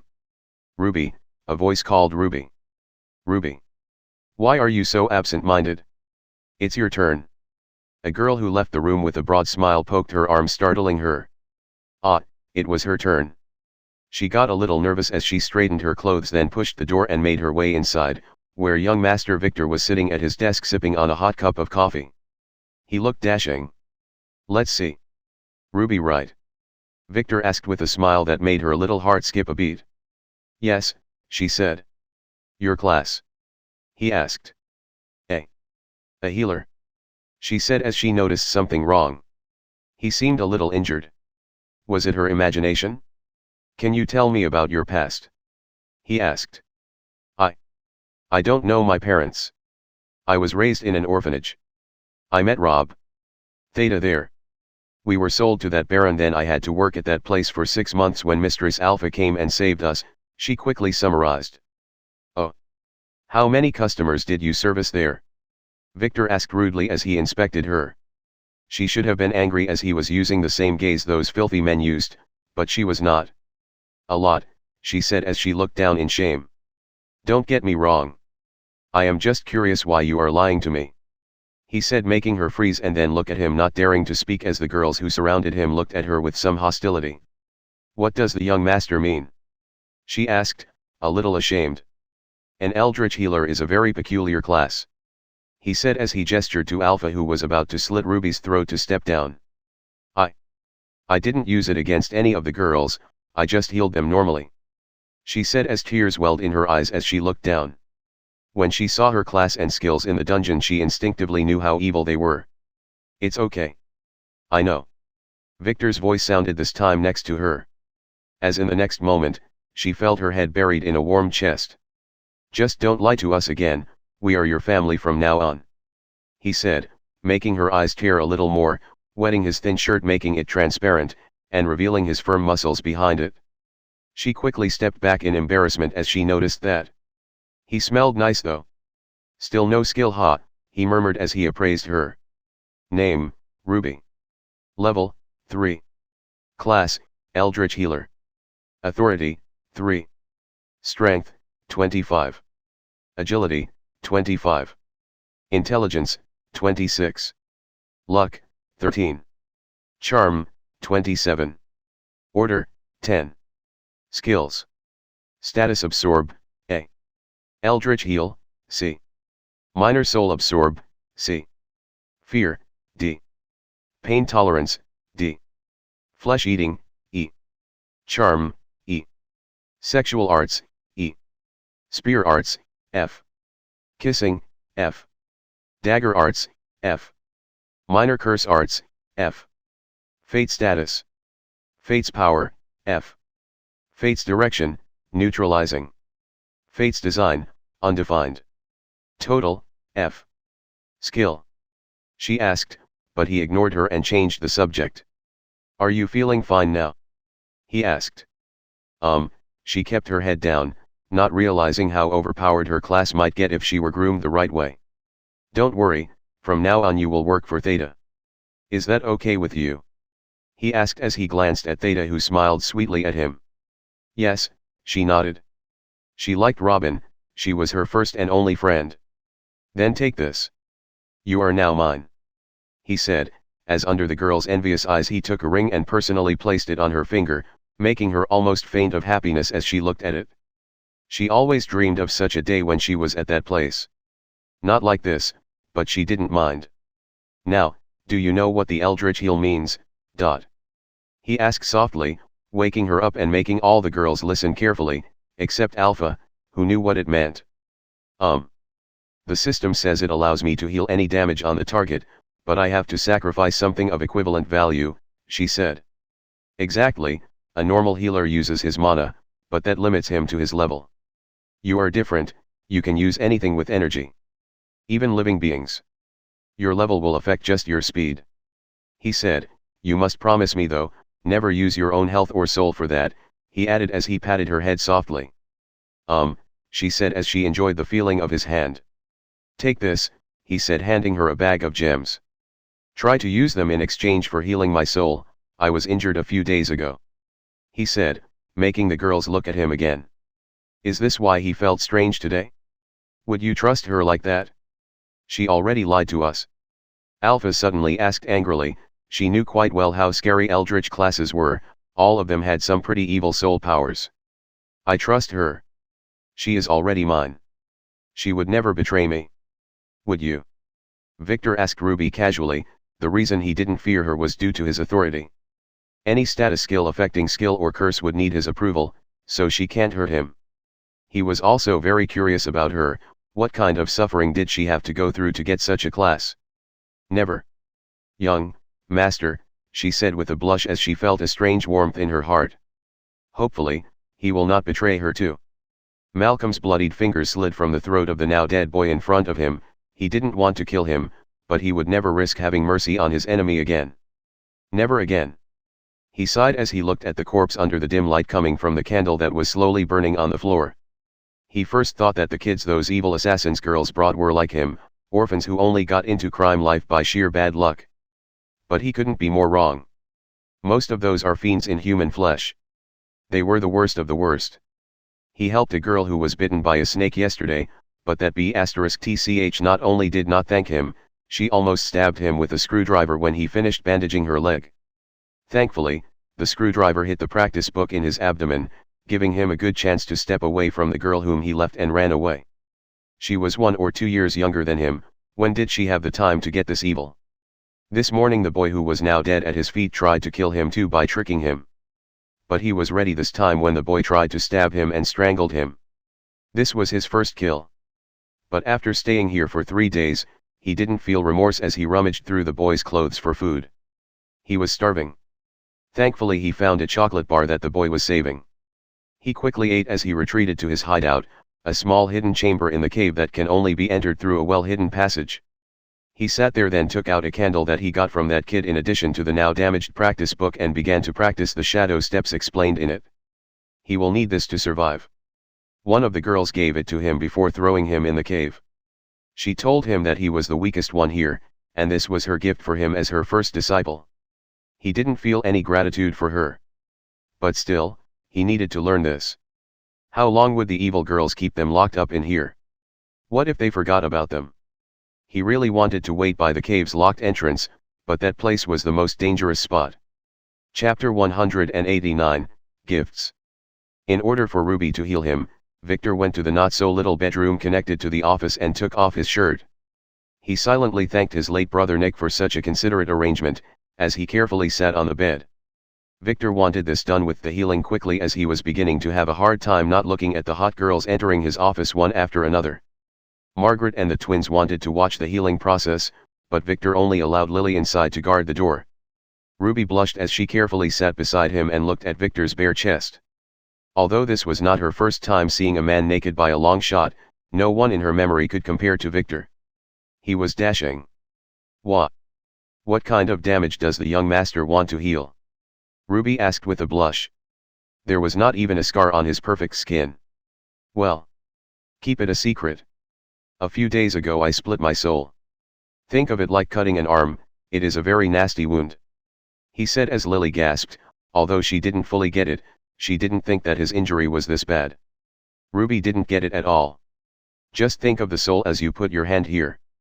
Victor said as he pointed to a certain point on his stomach. Making her nod. She would try. She carefully put her hand on a certain point above his navel where he instructed her and began to focus her healing energy as the bag of gems beside her became empty. It was working and she could feel his injured soul, it was like a piece of silk flowing under her hand with some cut edges and loose threads. Those were the injury. The healing took 15 minutes. Unfortunately, despite having enough gems for energy, a soul injury was very demanding, and Ruby was only able to heal about half of it. In the end, she collapsed on Victor's chest and lost consciousness. That was to be expected, as Victor literally split his soul in half. He just told that idiot in the ring otherwise to fool him, and make him overestimate his power. Victor slowly sat down and then let the fainted Ruby lay in his place as Lily helped him wear his shirt back. Did it work? She asked. Somewhat. Let her rest for a while. Let's continue the interviews, he said as patted Lily's head and then slowly removed her veil to test his self-control. He could look at her safely now. But not for long as his self-discipline was now only comparable to a normal pervert like Tom. After 2 minutes and 12 seconds, Victor let go of her then quickly turned and hurried to the office while wiping the blood off his nose. Lily carefully put her veil back with a chuckle. 6 hours later, the interviews were over. Victor looked with satisfaction at the chart in his hand. The 63 brothel girls in addition to Beta, her sisters, and Camellia. A total of 70 new players were added to his team. Beta and her sisters all got fighting classes, which probably has something to do with their bloodline. The brothel girls had varying ones, just as he wanted. Some had generic ones like cook and maid, while others got some seduction, charm, and interrogation-oriented ones. He doesn't plan to let them serve any men though, he's a selfish boy who doesn't share his toys. In addition to that, there were 7 sorcerers and 5 tamers, which was not bad at all. Only 3 other girls were really interesting, Ruby, an eldritch healer, a dark paladin who had some interesting hobbies, and a curse witch named Tina whom Victor didn't like at all. She had a very, very dirty mouth. According to her, she cursed a lot at the men in the brothel and it became a bad habit. Finally, the assassin girls who turned from normally deadly to super deadly. All of them got the assassin class with some minor variations. No surprises there. He was forgetting someone. No, not Archie. Victor turned and looked at Myra who was competing with Lily massaging his shoulders. Now that his soul was somewhat healed by Ruby, he can enjoy his hobbies again to a certain extent. I totally forgot about you.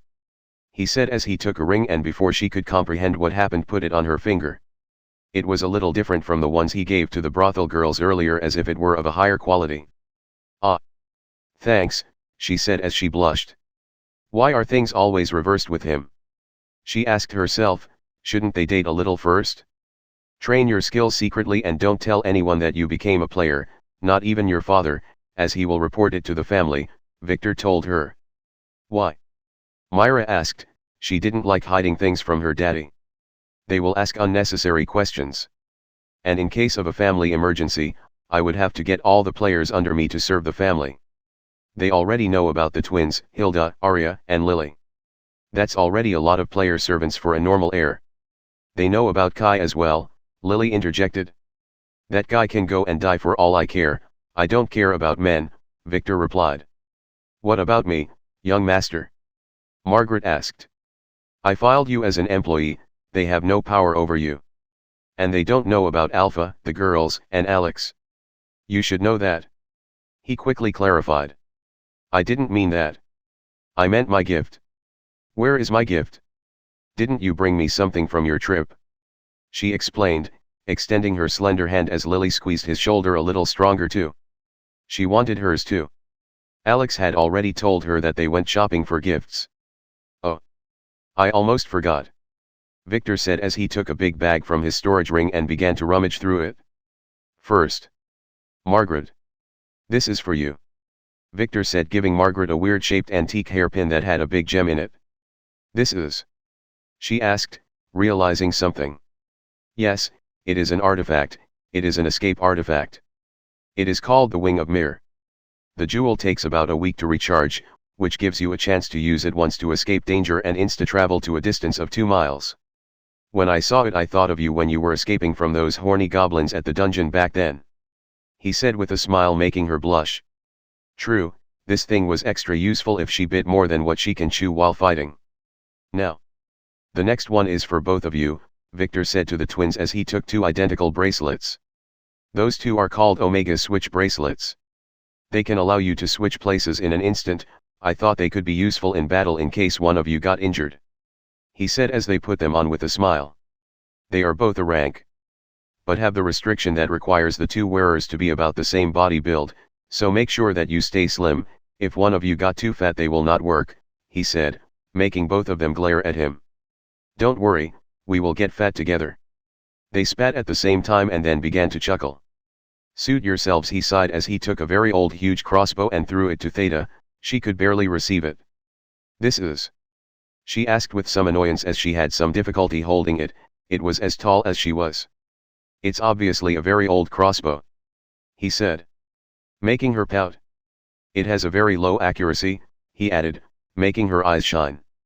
Thanks, she said, using this thing she bet on massive critical damage in exchange for the accuracy rate. She was not entirely happy though, she wanted something more feminine. Take this too, I remembered you when I saw it, he said, giving her a cat-shaped hair ornament. It was not an artifact, but she smiled sweetly when she got it. She really likes cute stuff. Now, what is left is this. He took another thing and threw it to Alpha. I think it suits you, he said as she caught the metallic ball-shaped artifact with a frown. It had trace lines like some circuit diagrams on its brass-colored shell. It looked very mysterious, as if it were something from a video game. What is this? A bomb? She asked. You don't know? I got it from your family's vault, he asked. No. We don't have info about all the treasures our family got. That would require too much knowledge transfer from different people. That would hurt us as babies. They only teach us about the important treasures, she explained. This is an SSS ranked treasure. Isn't that important enough? Your family was placing it with the rocks and minerals. They didn't know what it was. I guess they didn't have an appraiser with enough authority, he said, pointing to his eye. It is an eye? She asked. Yes, this thing is super amazing. It is called the Sky Eye. Something in its description about being one of the 21 immortal eyes, he added without care. What does it do? She asked as she licked her lips. For others, they might need to sacrifice an eye to try it, but for her, she was already missing one. Try it, he said. She hesitated as slowly removed the eye patch, making the girl gasp at the sight of the ugly scar left on her face reaching from her eyebrow to her cheek. That Titus was a monster. She didn't need to push the artifact in, as just as it was close enough to her eye socket it shone, and like mercury, it flew inside, making Alpha scream in pain and fall to her knee as she held her head, covering her eye socket with her hand. The girls were a little scared, but watching Victor's calm face, they calmed down too and waited. It took 5 minutes for her to stand up again and open her new eye that shone with blue light as she looked around. She looked very menacing with it. The eye has 3 functions. First, it can let you look and survey anything around you in a sphere of 5 miles as if you were looking from the sky, Victor explained. The second is that it has A-level appraisal powers. And, well, I will not reveal your secrets. He stopped talking as she glared at him. This is for you, Myra. Seeing that Alpha sat down and began to test her new eye, Victor quickly took out a pair of earrings and gave them to Myra. They are just normal earrings, but I thought they looked mystical and suited you well, he said, making her take them with a blush as Lily, who was still expecting her gift, glared at Victor. And finally, my Lily, Victor said as he took a gold chain that had a golden pearl at its end, making Alpha look at it with great interest. This chain is a protection artifact. But the most important thing is not it? He said as he put it by himself on the blushing Lily's neck. He had attached the soul pearl to the indestructible chain he got earlier from his family's vault. The pearl is more valuable. Much more, he explained, then said the next few words only in Lily's ear. It contains half of my soul. It is already yours, he said, making her open her mouth in surprise. Then, blushing more, She stroked it carefully with a smile, making the girls wonder what this was. Before they could ask, they were thrown out of the room. Now, you girls can go arrange your teams. I need to talk to Alpha privately. Oh, and take Ruby who is eavesdropping behind the door with you. Victor casually said, making all the girls look at the bedroom door, where Ruby who woke up 30 minutes earlier was supposedly hiding. Chapter 190, Wedding Planning. Victor, Lily, and Alpha were the only ones left sitting in the office as the girls left. What happened to that Hannah? Alpha quickly asked. Although she never met her, she cared about her family members and was sure Victor would not let that girl escape his clutches. Lily perked her ears too. Was that Hannah the owner of that unique smell on her young master? That's what I wanted to talk to you about, Victor said as he began to place a series of things on the table. About 30 artifacts. I raided the vault in Golden Waterfall Town. Most of the things are just materials and pills. Those are the artifacts I found there. I want you to specify which ones you know about so that I can auction them. Alpha frowned. Why would he auction the good stuff? She will play along for now. I know about 3, the truth glasses, the blood mace, and the 3-edged sword. She said, making Victor quickly put them to the side and store the other in a ring, then throw it to Alpha. Use those to arm your girls. He said. What about Hannah? And why are you planning to auction those things? She asked. I am planning to get that girl to join my harem team. I can't let her find out that I was the one who drugged her and raided her family vault. Victor explained. You drugged her? You are going to scam her too. Alpha looked at him with contempt. What did you do? Gave her to some gang and now you will go play hero and save her? She asked. I thought of that possibility, but she would be a fool if she fell for it. He said, I just left her to be auctioned off and will go buy her and launder some money in the process. The auction is next week and you will accompany me. Victor said, making Alpha look at him as if she wished she could strangle him. He had just sold her cousin and was 100% cool about it. Isn't that a little cruel, young master? Lily was the one who asked this time. No, I bet she would have done worse to me if I fell into her hands. And she is an alchemist. I need her. I can't let her go and save that bastard Sebastian. Victor said. Sebastian. Alpha exclaimed. Ah yes. I almost forgot to tell you. That fool was with her too. Didn't I tell you before, that he is a scion with a fate to steal all of your family's heritage? That's what I believe anyway. How can a man end up with fateful encounters with 2 heirs of the most wanted family on the planet otherwise? He explained, making Lily look at Alpha. What did he mean by most wanted family? He never told her a thing about that. Maybe she would ask him later. She thought as she touched the pearl on her chest. Sebastian, that scumbag was fooling Hannah too, calling her elder sister. He. That guy must be at least 10 years older than her. Victor said, making Alpha frown. What did you do to him? Wouldn't he be after you? She asked. He only fought with Alex. And as expected of a scion, despite being a lot weaker, he almost castrated him. Thankfully I managed to trick him into the vault and lock him inside without letting him see my face. Victor said, making Alpha blink and then nod. That is feasible, the family vaults are indestructible. Wouldn't he have some artifact to ask for help? She asked.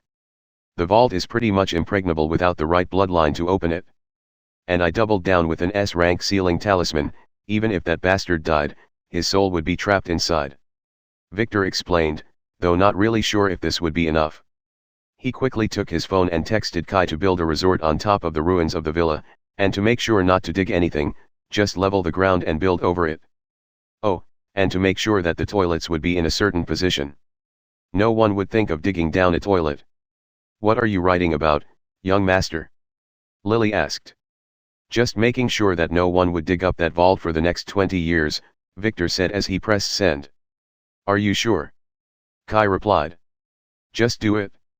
Just make sure no one digs below 1 meter. Victor sent again as the girls watched. Alpha, if there is nothing else you want to ask about, you can go see how many of your girls are left. Margaret probably took all the useful ones. Victor said, making Alpha stand up, shoot him a glare, then look at Lily and leave the room without a word. Don't blame her, she is just jealous of you, Victor said to Lily just as Alpha was closing the door, making her almost stumble. What kind of bullshit was that bastard spouting? She quickly shut the door with all of her strength, making the entire factory shake. Young master, you must stop teasing her like that, Lily said as Victor chuckled. Alpha is a unique kind of girl. She has been through a lot, so the best way to make her really like me is to keep myself always in her mind. He said. I don't think she is liking you, Lily interjected. Don't worry, I am just setting things right for now, he said with a smile. He had a certain theory he needed to test, and Alpha would make a great subject, but that is for later. Young master. What did you mean by saying that Alpha's family is the most wanted family on the planet? Lily asked. Well, I promised her not to tell. But if it's you, that's okay. Victor said, her family is called the Von Richter. Have you heard of them? Victor asked. Lily shook her head. They did some very nasty things in the past. Alpha said they were framed. Anyway, the council declared them an enemy, and their family was uprooted, leaving just a few hidden heirs. So if anyone knew who Alpha really was, she would be in grave danger. Make sure not to tell anyone. Victor said seriously as Lily nodded. Now, I have some news. Some of which are bad, some are not, he said as he turned to look out the window. A few days ago I had a conversation with my father. He said that due to the family's situation I can't marry you as the main wife right now. Victor said with a sigh. I don't care about that, she said as she looked away while touching the pearl on her chest. According to his orders, I will be proposing to a certain girl tomorrow at school. He said, making Lily gasp and look at him. I understand. That's the young master's commitment to his family, she said casually, hiding her annoyance. Her name is Lynn. She is Linda's sister or cousin. Something like that. That's the official story anyway. Victor said. Official? Lily, despite her annoyance, had to ask.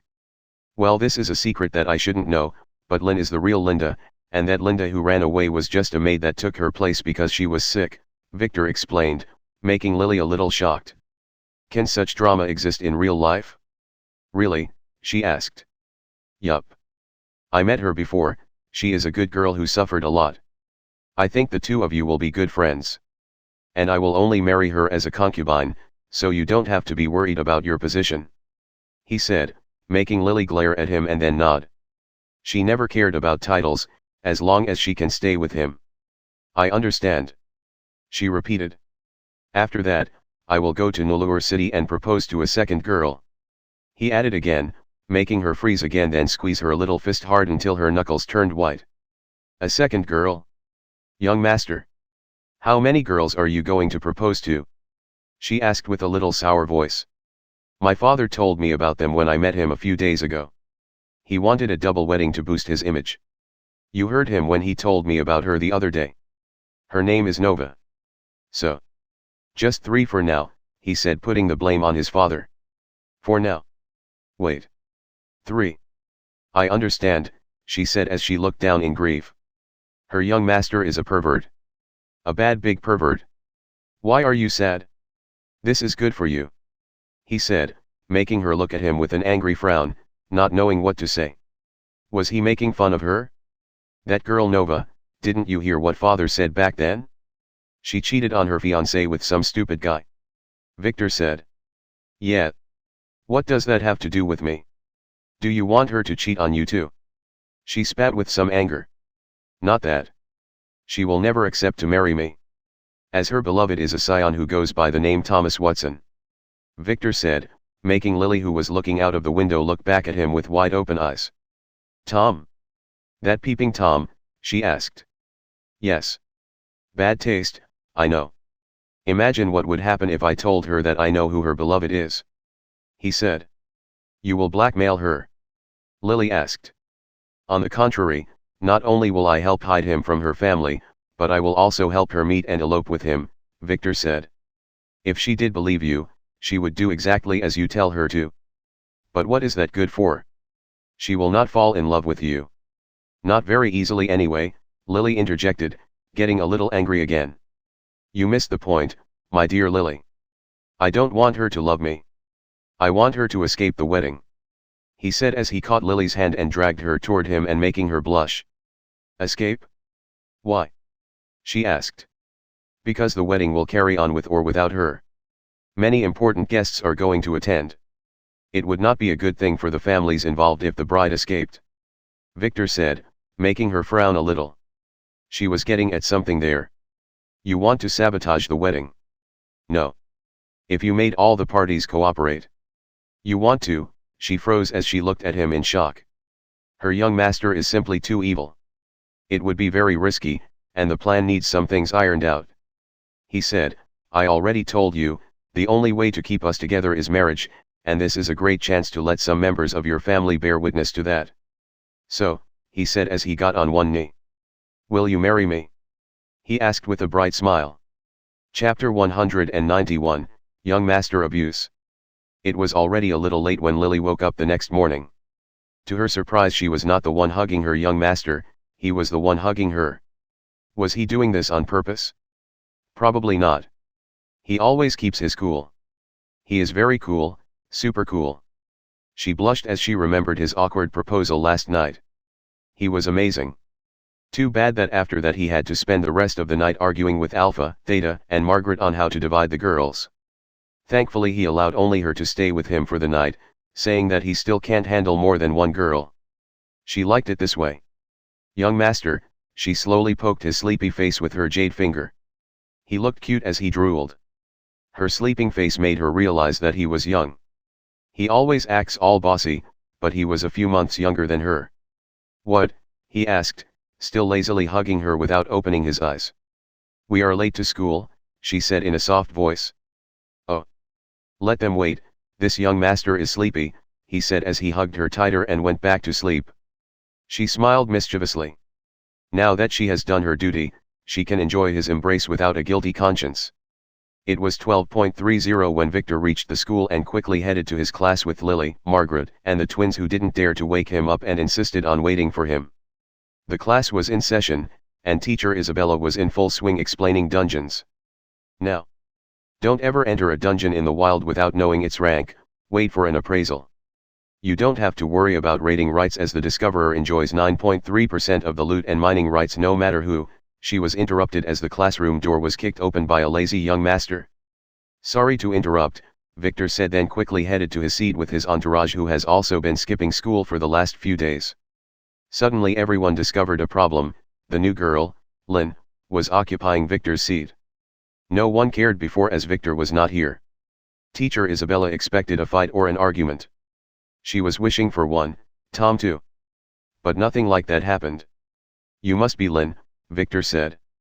And you must be Victor. She replied as she watched him go on one knee and take a ring and offer it to her. Marry me, he said under the eyes of his flabbergasted classmates and teacher. WTF was going on here? Was he really proposing? Right here?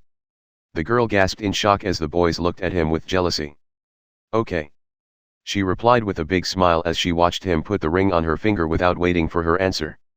Tom was jealous, but not as much as his lovely teacher Isabella, who was still single despite her recent adventures with him. Did you finish with your drama? I have a lesson to teach, Isabella, who couldn't take it anymore, scolded with some jealousy.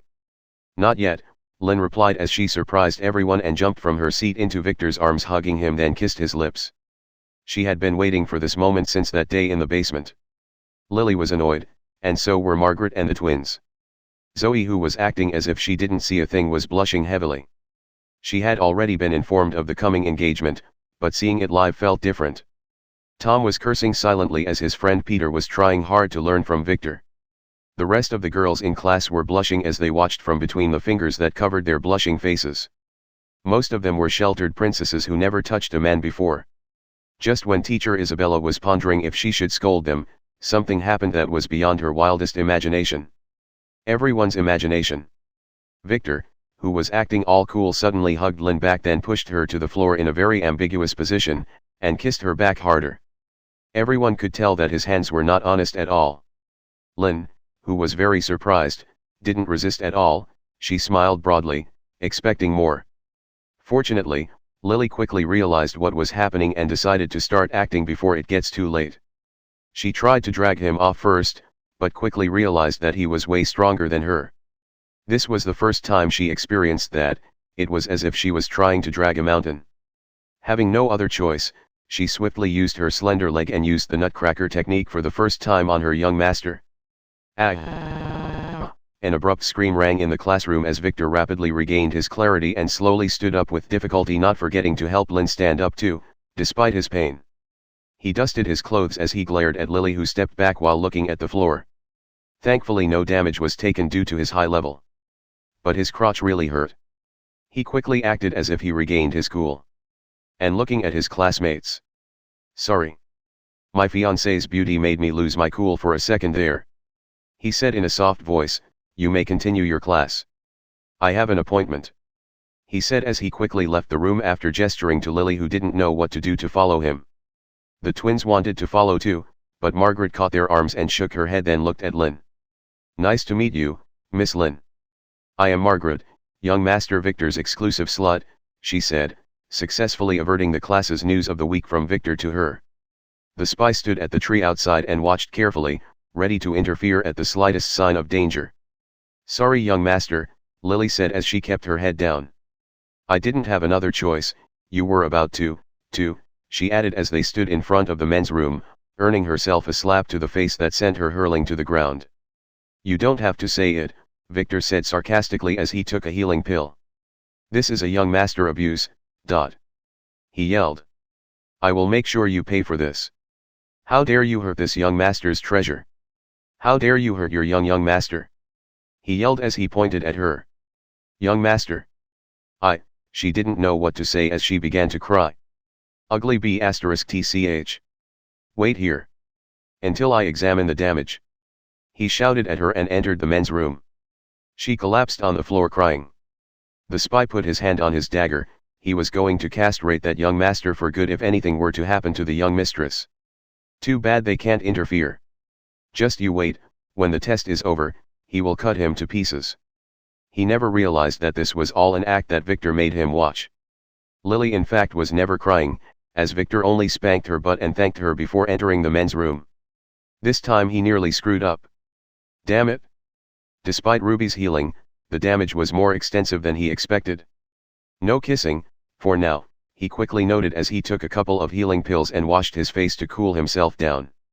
Victor walked out of the men's room 15 minutes later and looked at Lily, who was acting all aggrieved and scared. "You are lucky. Little Victor was stronger than you," he said. "You are punished. You will clean all the toilets in the mansion for a month. How dare you spoil this young master's fun? Young master.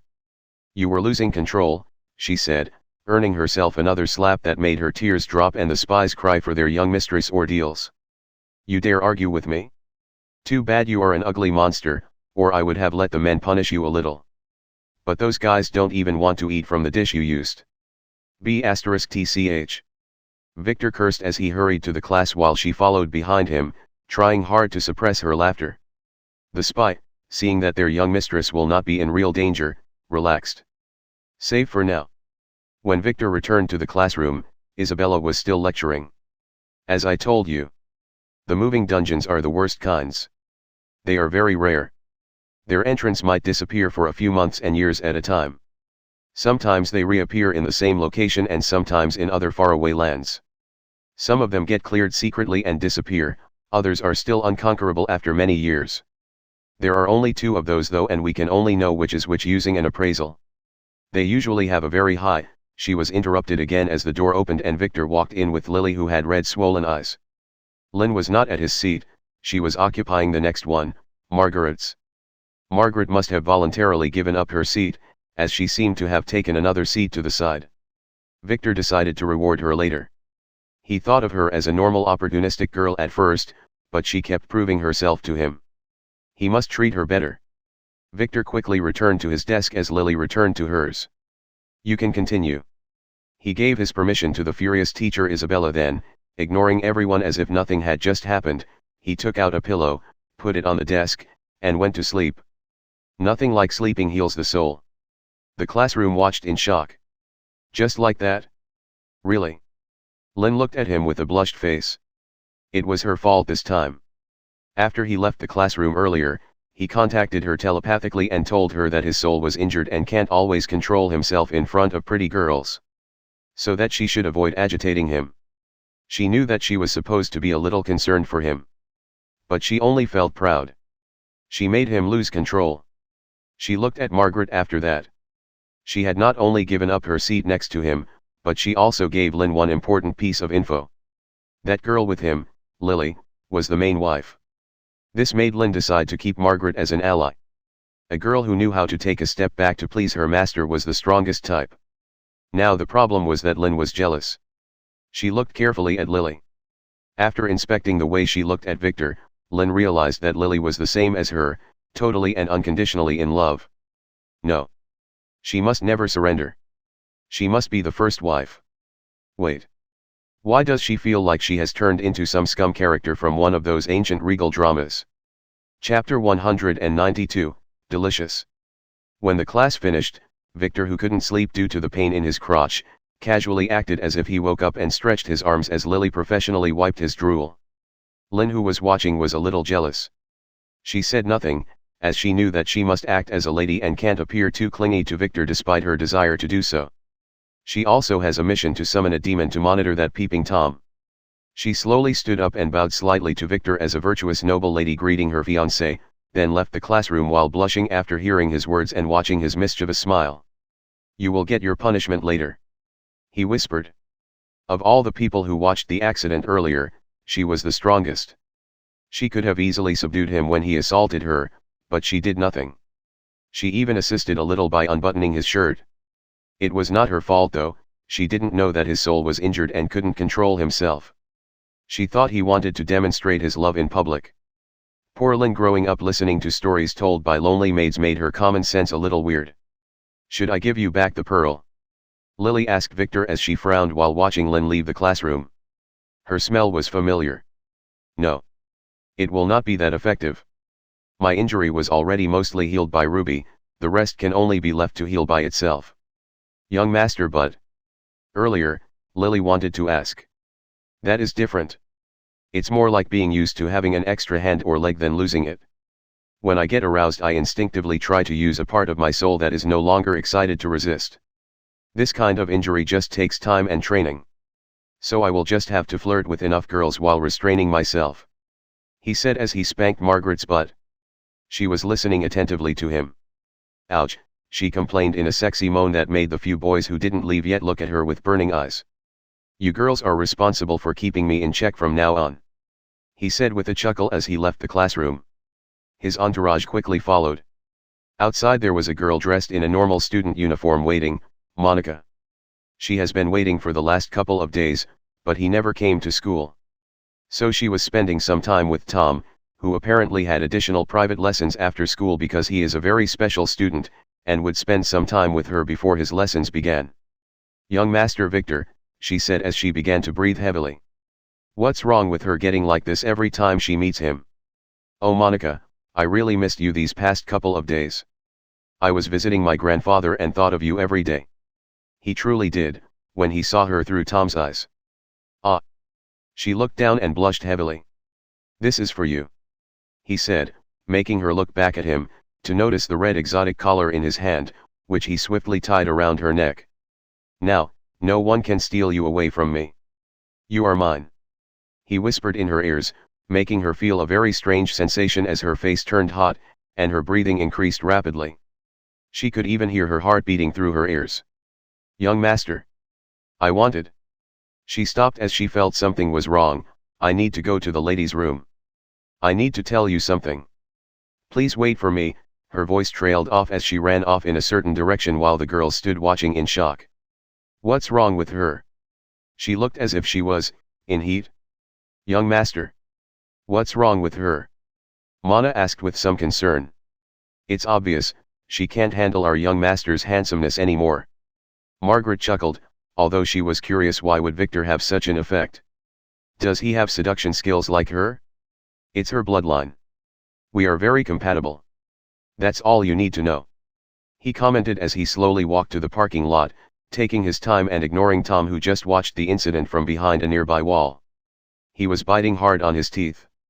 He almost had that B*TCH, Why did this damn Victor return at this time? He could only go and vent on teacher Isabella. She was about to fall. They have already crossed second base. When they reached the parking lot, Victor casually sat in his car with the girl waiting for Monica, who was taking her time. "Young master. Did you meet Lynn before today?" Lily asked, making Margaret and the twins look at him. "Why do you ask?" Victor squinted as he looked at her. "Well, her scent. I smelled it on the young master before," Lily said, blushing. "What?" Victor asked in surprise as he looked at her. "Why didn't you tell me? Who else did you smell?" he asked, stressing on the last word. Everyone. Every time the young master leaves he returns with the scent of a new girl on him," she said while puffing her cheeks, not knowing why her young master was overreacting. "Margaret. Have you ever smelled something like this?" Victor asked, keeping his eyes on Lily. "Never. The young master always smelled the same to me," she said, shaking her head. "What about the two of you?" he asked. "The same," they answered. "The young master smelled good, but that's it. We have a problem then," he said as he inspected Lily, who was getting nervous. "The first possibility is that my disguise skill is not working on you. Which is absurd. The second possibility is," he frowned. "Smell the pearl," he told her. Lily nodded, then took the pearl from under her cloth and smelled it. "It smells like the young master, with something fermenting," she asked, making a shiver run through his back. "Dear Lily. How do you describe my smell?" Victor asked after some hesitation. Sweet, delicious. Like a very richly fermented wine," she said with a blush as she kept her head down, not seeing the horrified expression on his face. "How about Lynn?" he asked. "Oh. Strange. Like some kind of exotic food," she replied with a frown. "The girls?" he asked again. "Ah, most smell nice, but everyone is different. Only Arya and Myra have unique sweet smells. But nothing compared to the young masters," she said, getting a little scared from the way he was looking at her. "Since when were you smelling things?" he asked. "Since I met you," she said, blushing again. "I see. This was my fault, I forgot how these things worked," he said as he relaxed and used his appraisal skill on her for the first time in a while. It confirmed his guess. "What does it mean?" she questioned. "What you are smelling are souls. Your progenitor is a soul-eating mythical creature. Your bloodline is on the verge of awakening, it is already at 41%, he said with a frown. Victor had miscalculated. He didn't need to fear for a premature blood awakening, as he could freely control his blood flow by various techniques, so he unconsciously ignored Lily's situation. Lily was stunned. "It seems you have been a naughty girl. I need to punish you tonight," he said, making her blush heavily as she kept her head down. "We don't have time. Damn it. I will have to speed things up, it seems," he added with a concerned look. "Time for what?" Margaret asked, as the twins also perked their ears. "I plan to improve mine and Lily's bloodlines. But it must happen before they fully awaken. Lily, try to stop smelling things and try to use your skills less in the coming days. And you will sleep in your own room from now on. We will talk later," he said, making her a little startled just as a girl ran in his direction. She was Monica, who caught up with them after a full 15 minutes. "Young master." "Ha. My father wants to meet you. He told me to invite you to have lunch at our mansion," she said as she caught her breath. She was not out of breath. "Damn it. Oh. I don't mind that. Do I have anything on my schedule?" he asked Lily, who was pouting.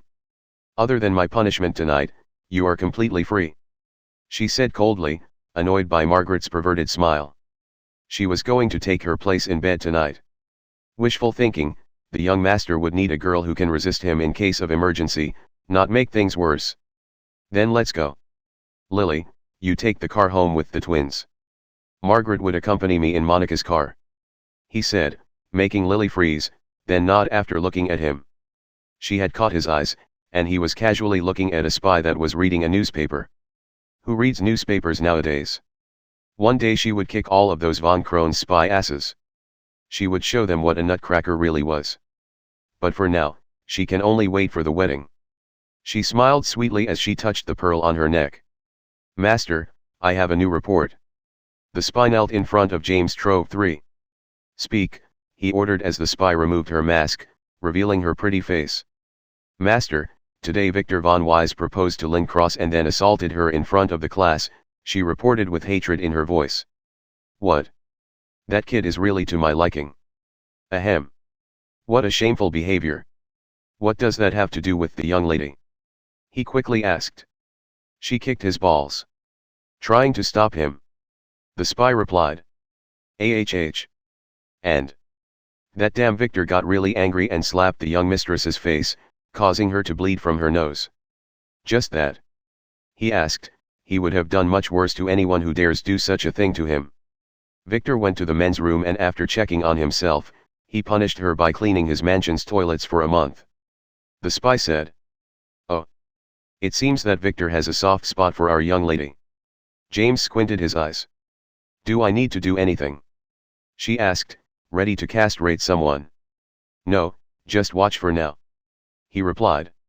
When Lynn returned to her home, her mother Amelia was waiting for her in the office. Mommy, the maid told me you wanted to see me, Lynn asked as she relaxed on a chair. You are late, Amelia said, with a soft voice. If she was that maid Linda, she would have hung her by her ears by now. But she can't do that to her sweet Lynn. Yeah. I wanted to walk around the school. Lynn lied, she was filming Tom's Adventure in Wonderland. Oh, that's okay, Amelia said with a sigh. Her daughter was locked up for so long. So it was natural for her to be a little adventurous. I heard that Victor proposed to you, she said, her spies had already reported everything that happened in class. Yes, Lynn said flashing her ring in front of her mother, who only looked at it casually and nodded, not realizing that the storage ring would cost half of her family's worth to buy. I am sorry we had to put you through that. I didn't expect him to assault you. Although we were the ones who spread the news of him being a pervert, we didn't expect them to be true, she said as she gave her daughter a sorry look. It's okay mommy, I will do anything for the family, she lied again with a straight face. She couldn't wait for him to assault her again. I know honey. We keep letting you make sacrifices, but one day, the family will know your true worth and come begging for you, Amelia replied, not knowing that her words were predicting the future. Chapter 193, Monica, 1. Victor sat in the back seat, next to Monica, as Margaret enjoyed her time driving the red convertible. She should have bought one of those. She would do that later. Originally, Monica wanted to drive herself, but when Victor sat in the car, she quickly realized that the driving task was impossible as she would not be able to focus on the road. How is your work at the company? Victor asked Monica as the wind went through his hair making him look more dashing than he was already. Ha! Everyone there is very nice to me, and Miss Aurea has assigned me a few singing and dancing teachers. They said that you would be writing songs for me, she said with a slight blush. Yes. You will make an amazing idol. I can't wait to see you perform. He said, making her smile slightly. Is your father still bothering you? He asked, ruining her good mood. Ah. When he heard that I was now working for you, he was very glad. However, a few days ago he started bothering me again. Asking me how close we were. I might have told him that we are very close, she said with a blushing face. Oh. I don't mind, you are mine. So technically we are very close. Victor said. She added. That's when he told me to get you to meet him as fast as possible. She said. I see, Victor said. After that, he just watched the road as Monica gave Margaret directions to her father's house. According to the information Victor got from Kai, Monica's father is Dave Davis, the head of DD Industries, a big company that specializes in many fields like medical machine manufacturing and weaponry. He married 2 times. His first wife, Monica's mother Kate, died after giving birth to Monica, her only child. Dave married another woman after that who gave him a boy. So Monica's position in her family was really bad. Although she was the eldest child, she was the one most ignored. In her father's eyes, she was just a chip to make some connections. The trip didn't take long. As Monica's house was in the center of the city, in one of the most expensive areas. They soon stopped at the door of a big complex that had more guards on the door than the entire occupants of Victor's mansion. Victor would need 71.3 seconds to kill all of them if needed. "Oh. Miss Monica, your friends are with you." The middle-aged guard at the door looked at the car. "Please wait for a second. Michelle just went to pee. He is the one responsible for opening the door," the guard said with some obvious disdain. This was her brother's, the young master's commands, to bully her. And he was happy to comply. Monica lowered her head in shame, not knowing what to say. They always find ways to humiliate her like this, but she didn't expect them to do it when Victor was here. "Is this how you treat me after inviting me to dinner?" Victor said loudly, making the guard flinch as he noticed him for the first time. Was this boy always sitting here? Why did he think he was a she? It must be the light playing tricks on him. "You are?" the guard asked. "Fuck you. Why should this young master answer you? Do I work for you? Do I owe you anything? Isn't it that F***ing Dave the one who asked this young master to come for lunch?" Victor began to yell. "If it were not for Monica sleeping with me and begging me in a sexy way, then promising me that we would do it again in her room, I would have never come." Victor began to yell, making Monica beside him as bright as a tomato. Now she can't escape his clutches. She began to breathe heavily again. The guard hesitated as he watched. What should he do? Should he call the boss? That would be stupid, as he would scold them for delaying a guest at the door. After some thinking, he decided not to risk it. If this bastard was lying, it would be very easy to teach him a lesson. Right. I have a spare key. I remember now. The guard said as he put the key in the device near him, making the gate slowly open. You must go check that mind of yours. Forgetfulness is a clear sign of dementia. Be careful, peeing your pants comes next. Maybe you should find other guards. Victor began to speak to Monica as the car entered. The guard just glared at him but said nothing. If the master ordered them to kick him out, he would make sure to break a few bones of this arrogant kid. The car slowly stopped at the house's entrance.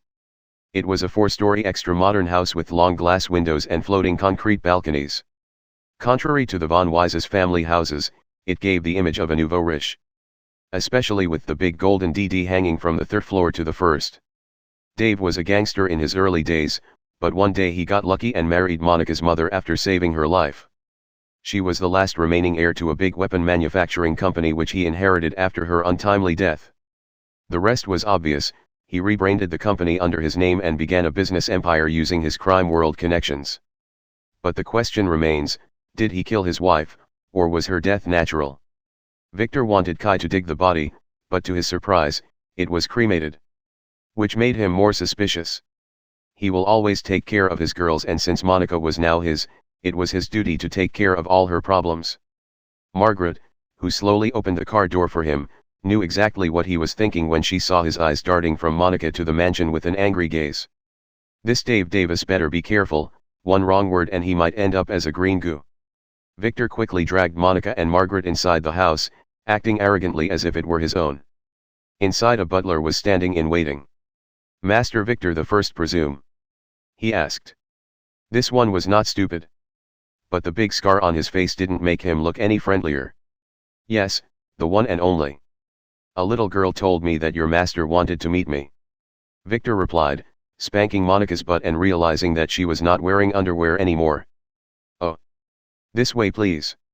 The butler said as if he just saw nothing. He guided Victor to a dining room. The meal seemed to have already started. Dave Davis, the fattest man in the room, was busy flattering a young man while his very inappropriately dressed wife and son smiled as they ate. Master, this is young Master Victor, the young lady's friend. The butler said, gaining his master's attention. Dave was startled. He didn't expect Monica to bring Victor today.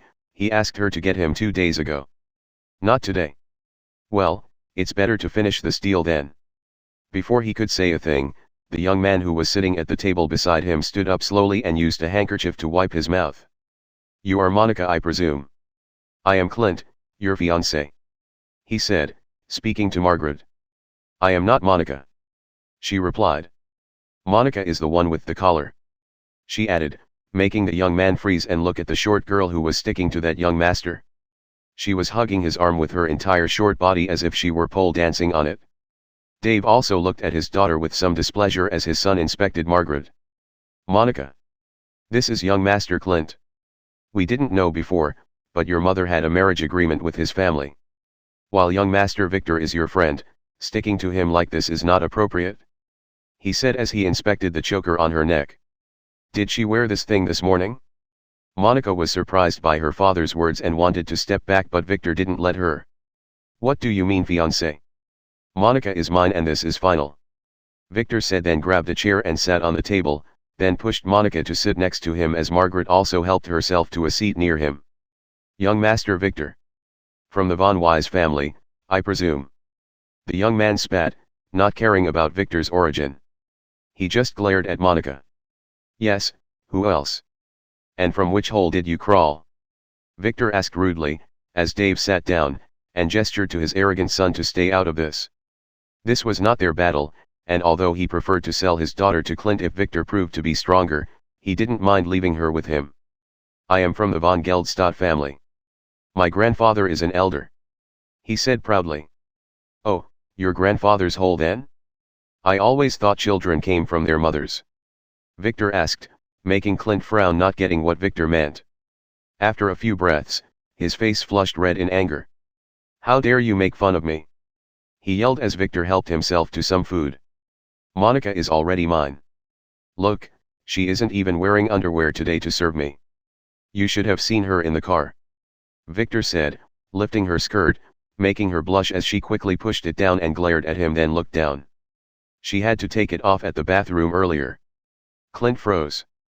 This was not according to his master's plan. Shouldn't she be a virgin? That doesn't matter. Damn it.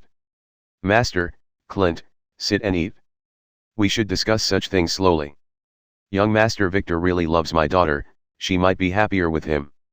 But still, she might get really happy with you," he said, making his son, who didn't understand, frown and whisper something to his mother, who smacked his head. Clint and Victor clearly understood him. He wanted them to bid on her. Clint was angry while Victor smiled as he appraised Clint. Clinton von Geldstadt. Level, 0. Class. Authority, 1. Strength, 22. Agility, 17. Intelligence, 11. Luck, 7. Charm, 16. Order, 10. Skills. Minor dagger artsy. Scheming E. Haggling E. Equipment. Storage ring, F. Fate status. Fate's power, D. Fate's direction, negative. Fate's design, killed by Thomas Watson. Total, D. Victor was surprised. This semi-player was a stepping stone meant for Tom. He could imagine Tom coming for dinner one day and being disregarded by her family. Then slapped everyone's faces and fought this young master over Monica, who only wanted Tom. Victor was wondering what to do. Why would this young master really want to marry Monica? He didn't even recognize her earlier. Does he really have an agreement with her mother? Didn't her mother die in childbirth? And who gave Clint the courage to confront him? Should he reveal his elite sign? The meal was eaten in silence as Victor and Clint glared at each other. Monica's brother was pervertedly eyeing Margaret, who made sure to nudge Victor every 2 minutes and feed him something from her dish, making Monica do the same. Clint was jealous, super jealous, but chose to remain silent. He had his backer. And things would definitely go his way. Dave had already taken some benefits from him. And he can give other things.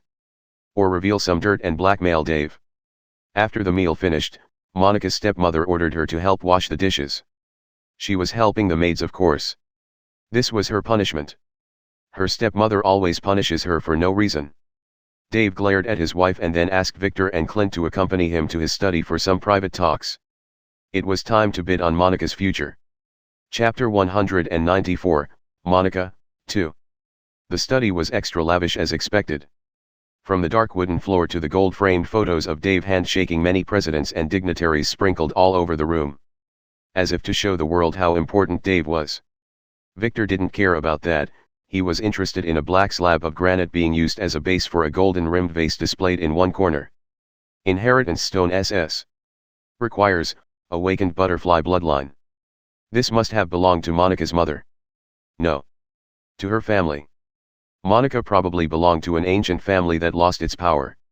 It was similar to the one Windy got. Declining ancient families tended to store their secrets in those stones in case the family could revive one day. Victor realized that as he sat down on a leather sofa, letting Margaret sit beside him, and began to act like a slut as Clint sat on the opposing side with Dave, who was wondering whose side he should pick. He was right when he didn't dispose of Monica as a baby. He expected her to be a beauty like her mother, a beauty that can be sold for a lot of benefits. Let's make this clear. I have this letter here. It was written by Lady Kate 20 years ago to my late mother, who was her best friend, promising that if their firstborn babies were of the same gender they would be siblings, and if they were of opposite genders they would be a husband and wife. Can I see the letter? Victor asked after hitting Margaret's hand away. She began to act naughty. Clint gave the letter to him with a confident smile and watched as Victor read it while nodding repeatedly. It was very convincing. I don't care, he said after finishing, shredding the fake letter in a blink of an eye. You. What are you doing? Clint angrily yelled. He intended to stand up and make trouble, but was caught by Dave, who gestured to him to calm down. The letter was not important. He had the final say in this matter, not his dead wife. What is the meaning of this, young Master Victor? Dave asked. Just making my point. Monica is mine. My friends are already envious of jealousy. What would they say if I lost her to a shrimp that climbed out of his grandfather's hole? Victor said, making Clint angrier. But Dave's confident hand catching him, made him keep his cool. Master Victor, do you have something to prove your love for her? Dave asked, making Clint quickly pull his hand that Dave was still holding. He was getting really pissed. You bastard, I already gave you one of the Army's new weapon development deals. Clint barked at Dave, who just glared at Victor as if asking, can you beat that? Victor had other thoughts. He was wondering, would this bastard consider Monica this important? He was now sure that something was fishy. The letter was a very good imitation, but it could never escape his eyes. It was recently made, he could easily see that. Oh. Let's see. I have a new construction project in New Waterfall City. A huge resort with toilets overlooking the city. How about I give it to Mr. Dave? Victor asked, making Dave look at him for a few seconds. Toilets? Never mind. Oh. I am not that into construction, young Master Victor. Your offer is not that interesting to me. Dave said, wanting something better. Clint looked smug at Victor. He was also challenging him. He was sure that he can easily outbid this Victor with the help of his master. Before Victor could say any more, the door knocked and Monica shyly walked in with a bottle of vintage wine with a few glasses on a gilded tray, giving Victor a good idea. Let's drink something and cool our heads, Dave said, watching that Victor was hesitating. This is a 1754 Wyron wine. It was produced in the last years of the Principality. A truly great drink that can only be drunk over great deals. Dave said proudly. What kind of garbage is that? Victor scolded. Keep this sh*t water to yourself, Margaret, get me the bottle I wanted to give Master Dave. Let him taste the true taste of aristocracy.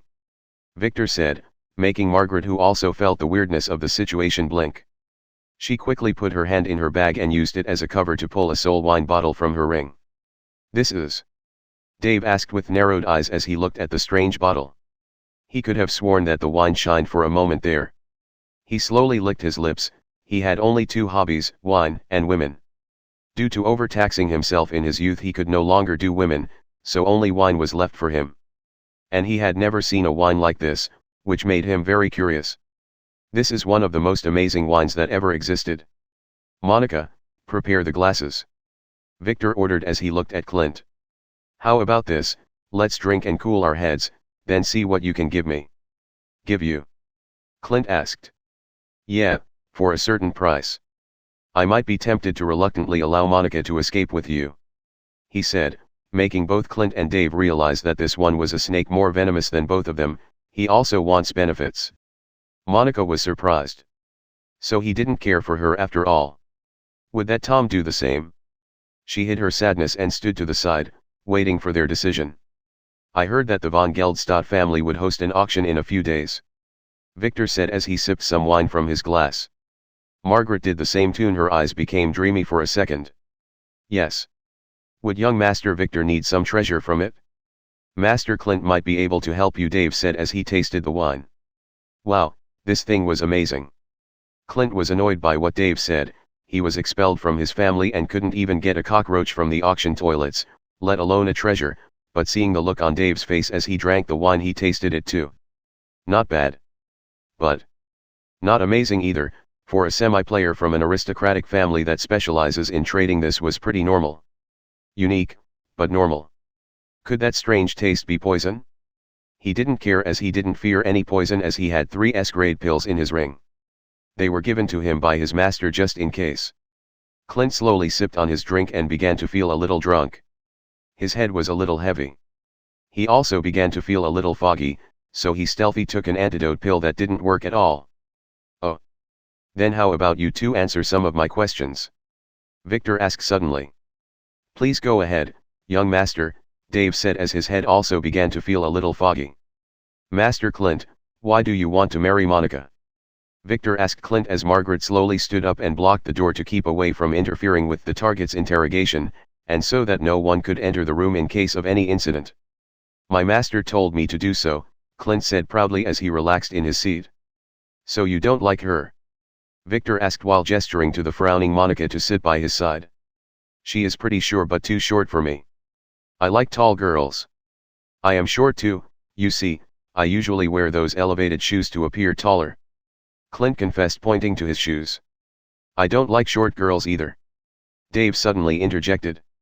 If it were not for Kate's money, I wouldn't have even looked at her in the street. Let alone fake a kidnapping operation then rescue her to get her heart. He confessed as Monica put her hands on her mouth and gasped in shock. What the F***ck was going on in here? You didn't have to suffer a lot staying with her though, Victor asked with concern. No. I used the opportunity of her being weak after birth and strangled her. That bitch deserved this, being all bossy. He said, making Monica gasp, looking at Dave who was patting his belly with a greedy smile. She looked at Victor after that. What was going on here? Victor pointed to the wine, making her realize something. There is something in the wine. A truth serum? After that, you married your current wife? Victor asked. Nah. We were already married, the whole operation with Kate was her idea. A very smart woman. He said as he began to do dirty things while thinking about his wife. Victor ignored him. Now he had a good idea of how the soul wine worked. It simply numbed the soul, making people stop thinking about the consequences. Though it might not work if someone questioned others directly, so he should ask in a roundabout way. Like Margaret manipulated the poor villagers to sell the mountain. It works to limit the drinker's sense of danger and loosen all the limeters on their tongues. Victor didn't know its side effects and didn't care. No one would leave this mansion alive beside him and his girls today. But why are you so harsh on Monica? I heard you prefer your other son, despite his incompetence, Victor said. Incompetent he might be, but he is my son. Monica was never my daughter, that *tch Kate was pregnant when she married me. She used me as a shield. He yelled angrily. She thought I didn't know, but I was the one tricking her. Now I will sell her daughter to the highest bidder. Dave chuckled coldly as if Monica was not sitting in shock opposing him. Would you do the same to Monica? Victor asked Clint. Probably. But I might not even get to touch her. My master wants her to breed a few warriors out of her. But he promised to allow me to have her once. Not that I am into that. But I would love to see her squeal under me. He. Clint laughed as Monica's eyes turned red, only to feel Victor's arm hug her waist tightly. Your master sounds amazing. Victor paused, allowing Clint to continue on his own. Yeah. Master Swartwood is one of the 5 elders of the Dark Chamber. My granduncle Kamir introduced me to him about a year ago after that accident. He said they might help me get a better position in the family. Comparable to that of Charlotte and that bastard Alfred. My master also promised that once we get the Von Blue lost bloodline he will make me a full player, he said, nearly causing Victor to yell in surprise. Dark Chamber?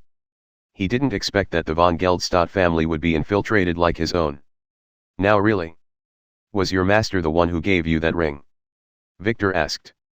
Yeah. It's a storage ring. Amazing, huh? He said proudly. Wow. Can I see it? Such a treasure, Victor asked with an amazed expression. No. My master told me not to let anyone near it. Clint said stubbornly.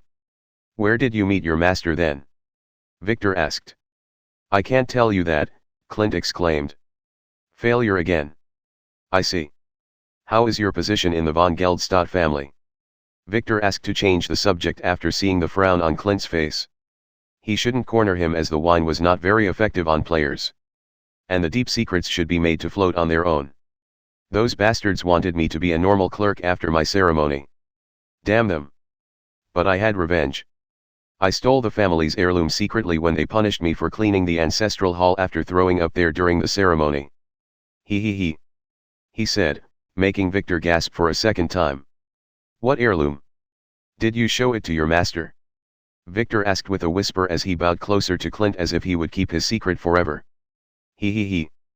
Clint chuckled as he looked at both his sides, making sure no one was listening. Dave was listening though, but he didn't care. No, he smiled sneakily.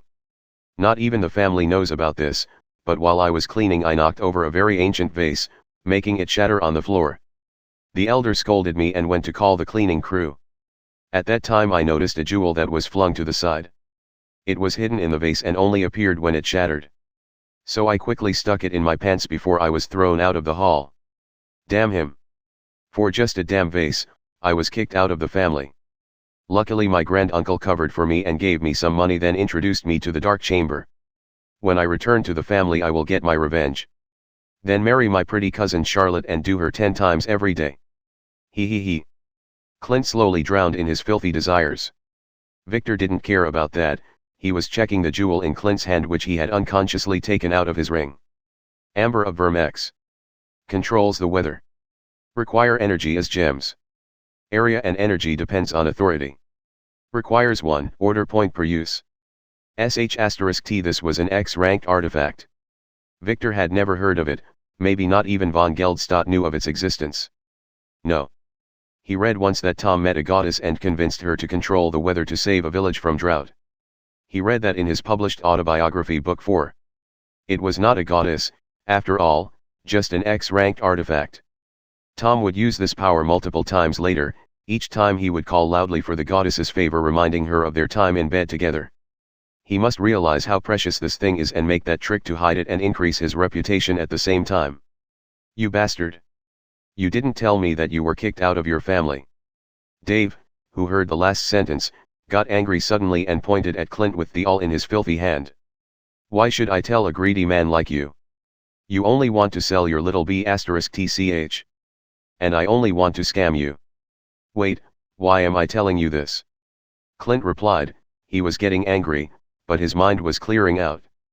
I bet he wants to get all your money and then kill you. Victor quickly told Dave in a scared tone. Be careful, he has a knife. Victor suddenly warned and pushed the confused Clint on Dave. Victor was never in the position they perceived him to be in. He had already circled the room twice as he questioned the two fools while using his disguise to make them think he was sitting and drinking.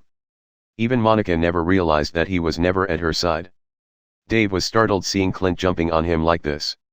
Fearing the supposed knife, he could only use the awl in his hand to stab Clint, who turned into a green goo a moment later under Monica's surprised eyes. She didn't see the goo, she just saw Clint attack Dave and Dave taking out an awl and stabbing Clint in his heart. Monica gasped as she saw her father commit murder, but that only lasted for a second as Victor silently knocked her out. Then laid her slowly on the couch before looking at the confused Dave. That awl is really pointy. You should check it for damage. Victor told Dave, who looked at the weapon in his hand in shock. When did he get this? Pointy. He touched the tip with his finger and turned into a green goo too. Wouldn't killing them get us in trouble? Margaret, who was watching the show from the side, asked Victor. I was planning to let someone else do it. But I really needed this thing. And I am not afraid of trouble. He said as he slowly took the ring and the jewel from Clint's severed hand. He cut it at the moment he threw him at Dave. After quickly inspecting the ring, Victor stored it in his ring with the jewel after placing a talisman on it. After that he carefully stored the awl in his ring. He was the one who placed it secretly in the drunk Dave's hand a moment earlier. Victor didn't want proof that he was the killer. The von Geldstadt family might suspect something, but without proof, they can't do a thing as his family would protect him. And Clint was kicked out, so they had no incentive to make trouble. As for the dark chamber, they would not be sure he did it too. But Victor just wanted them to make some moves. The scariest enemies were those in the darkness, and he wanted them to show some trail. Chapter 195, Monica, 3. Why didn't you kill him yourself? Margaret asked. Victor could have easily beheaded both Dave and Clint in second. Did you want to fool Monica? She raised an eyebrow. Not exactly. The one I want to fool is the ones behind Clint. You heard him, he is a von Geldstadt. That's why. Victor said. Is that supposed to mean anything? She asked. Oh. Sometimes I forget how knowledgeable I am. He needlessly bragged as he carefully removed the vase and then stored it with the slab in his ring. He will keep it until Monica is ready. Margaret didn't care a lot, as she thought that Victor liked the vase. It had pretty dancing girls drawn on it.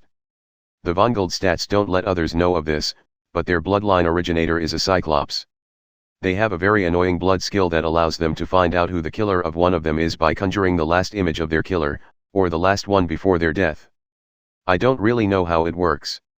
Anyway, I wanted the last image clients saw to be that of Mr. Dave stabbing him. Victor said, making Margaret open her eyes in surprise. Oh. But no blood was left, she said. All the aristocratic families save samples of their offspring's blood when they are born. It would be used to curse them in case they betrayed the family.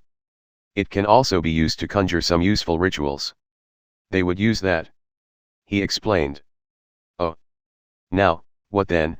She asked, looking at the ground now filled with a green disgusting matter. She didn't expect such a bloody, no, a gooey scene after a meal. Luckily Monica was spared the sight. We will kill everyone here and make it as if Dave killed Clint and then ran away with his gang after hiding the body, Victor said. Including the servants and the ones outside? I don't think they are good people, but they don't deserve to die. She said. Dave was a gangster, and he only trusted his gang. But fine, I will spare them this time. However, Dave's wife and son need to go, or Monica would not get to inherit her mother's legacy. Victor said he stored what was left of Dave and Clint in a random empty ring. After that, he opened the door and walked out with Margaret while using his disguise not to be seen or heard. Dave's son was arguing with his mother. Red hair. Why can't I take her? He asked, meaning Margaret maybe? She is with that young master Victor. Do you want to die? His mother scolded with a soft voice that Victor and Margaret could hear perfectly as they were standing right in front of them. But she is so hot I barely held myself at the table earlier. I promise not to ask for another one. At least for a few months. Please help me get this one, I will treat her carefully and make sure she lives a little longer. He said as he licked his lips, sending a shiver through Margaret's back. What exactly was this sick bastard planning to do to her? Didn't you say that last time? You got bored of that previous girl after 1 week and gave it to your father's men. Don't think I don't know the perverted games you guys played. The servants had to clean the blood stains off the floor for the next 2 days and my expensive wool carpet was ruined, you know. His mother scolded. We will be more careful and do her in another place this time. Please, he asked as he clung to his mother. Fine. But even if you got my approval, how are you going to take her from that young master Victor? My brother might not want to help you kidnap her. He is very picky about his targets. His mother reluctantly said. I will take a few men and... He didn't continue as his head had already separated from his body. His mother followed shortly. It was Victor who was so angry he couldn't control himself and executed them both. Why did you do that? I wanted to listen to what he wanted to do to me. Margaret complained with a smile. Although the bloody scene was not appropriate for such behavior, she was happy with his response. She heard him talking to Lily about how he couldn't control himself when he gets agitated, and this proved that he really cared about her. Don't worry, I am sure your imagination is darker than any of his filthy thoughts, Victor said as he took out a powder pouch and sprinkled some of its contents on the body, which began to disintegrate at a visible rate. This was a corpse-eating bacteria. Standard family operation requirement. It would disintegrate after finding no more food. Go kill all the guards outside. I will take care of the servants. Or do you want to defend them now? He asked. Ah. No, I will do it. Margaret hesitated then nodded with determination, those guys deserve to die. Strengthening her resolve, she took off her clothes and prepared to walk out. What are you doing? Get dressed. Victor said angrily, I am the only one who can enjoy your beauty. Didn't I tell you that before?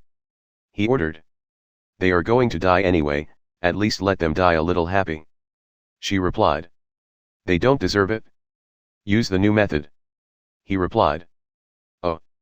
Fine, she said as she walked out. She wanted to smile, but thinking about what she was going to do she couldn't. Maybe just a little. Don't leave any evidence. He reminded her as he watched her go out. She needed to learn how to kill without remorse now that she was his woman and one of his major hands, otherwise, she would suffer a lot as a member of an aristocratic family. The other girls need to learn this too, but now was not the time for that. He was intending to burn the mansion when he first learned the truth, but after getting Dave's amazing confessions he decided to leave it. He only needed to kill everyone in here. He felt no sympathy for the servants and the butler. Those guys were gangsters. As a scum himself, Dave trusted no one but his own kind. After a quick cleaning, Victor called Kai after sending him the recording of Dave confessing to murdering his past wife Kate, Monica's mother. Make it as if he ran away with his family and money. And destroy all the cameras around here, Victor instructed. Wouldn't that make whoever you are hiding this from more suspicious? Kai asked. Yeah. But they will have no proof. Victor replied and intended to hang up. Ah. Wait, young master, I have some news about Troy. Kai suddenly said, making Victor pause and listen to Kai's news before hanging up. He will take care of that idiot later, now he must solve Monica's problems. Now all of this fortune would be hers. Victor would give her the choice of whether she wanted to follow him or live as a normal girl. If she chose to become a player, he would give her the inheritance stone, otherwise, he has ways to crack it open, but that might damage it to some extent. Victor felt sorry for Monica, being a toy for fate. She was destined to be saved by Tom, who would awaken her as a player, and maybe. What would fate gain by making her Tom's woman? Could her existence be vital to his growth, or would she lead him to some treasure? Victor didn't know. He decided to scan the house carefully while killing the few unfortunate servants that didn't take the day off. The menacing butler was the last to be killed as Victor caught him doing dirty things with some maid in his room. Couldn't he wait for the night, or was Margaret too stimulating for him too? Margaret returned 15 minutes later and threw herself on a couch. Finished already? Victor asked. Are you okay? He added as he saw a cut on her hand that she was bandaging. Yeah. It was my fault. Those guys are scum, they can't even treat a lady. She complained. Take this healing pill, I don't want any scars on you. How many did you kill? Victor asked with some concern as he pushed a healing pill inside her mouth. He had to pull his finger back quickly as she began to lick it. Slut. I killed no one. She replied. I just lured them to the guards' dormitory, then lifted my skirt a little, telling them that I wanted to give one of them my first time. Honestly, men lose all reason when they are near a woman. She said. And? Victor asked. Those guys killed each other. The last one died of his wounds after his opponent, who was stabbed by him, bit him to death. He didn't let go even after his friend cut his heart out. She said with disgust. That's proof that you are worth dying for, Victor complimented. Who injured you? He asked. I cut myself with the glass bottle when I broke it. This brain-fogging agent is really crazy. She said. I didn't think it would be this efficient either. But it only revealed their true nature. They must have been criminals. If they were innocent they would have fought with slippers. Victor said. I can't believe that this stuff is the same as the soul wine, . She said. Yeah, I just converted it into a spray. Combining it with your charm ability makes it really deadly for men. Maybe I should make an aphrodisiac addition. He contemplated. He must test the other plants found in the dungeon, all of them had a crazy psychedelic effect. Do you want to unleash mobs of horny criminals in the streets? She asked. Maybe, he replied, we are finished here. Did you clean the bodies? Victor asked, changing the subject as he carefully carried Monica. Her body was light. Yeah, she replied. So? Is she our new sister? She asked. Yup, Victor said as he walked to the car. Not caring about the trouble that would follow. Would you be able to handle all the girls when you finish with that bloodline thing of yours? She asked curiously. You will have to test that yourself, he said, kicking the house door open with his foot. What was that jewel? You immediately killed Klein the moment you saw it? Margaret asked again as she followed him out and then helped him put Monica in the back seat. She was very curious about it. She saw how his eyes changed when he looked at it in the room earlier. It was her first time seeing him give anything that didn't have boobs this look. Oh. I almost forgot about this, Victor said, taking out the jewel and handing it to Margaret, who found nothing interesting in it. What is it? She asked. This thing is cool, too cool even for me, he added with an evil smile. This thing would allow him to play many tricks. Chapter 196, Cheat. When Victor returned to the mansion, he was greeted by a group of very curious girls. He said nothing, only instructing the twins to take care of the unconscious Monica and to give her a room in the mansion for now. Young master. That fool, Archie, is getting impatient. He kept bothering me wanting to see you since I returned. Lily, who decided to ask Margaret what happened later, said. She was getting a little jealous as she watched the twins carry his latest prey, Monica, upstairs. She was also checking Margaret, who was sucking on her injured finger while giving her a smug smile. Where is he? Victor asked, spanking her butt, making her glare at him. He could easily read her mind. In the separate building with the chicks. I sent him there to keep him busy, Lily replied. She wanted to smell Victor for any traces but didn't dare to after he warned her not to. Let's go see him then. Where is Alpha? He asked. She left in the morning. She might have gone to arrange her base, Lily replied. Call her.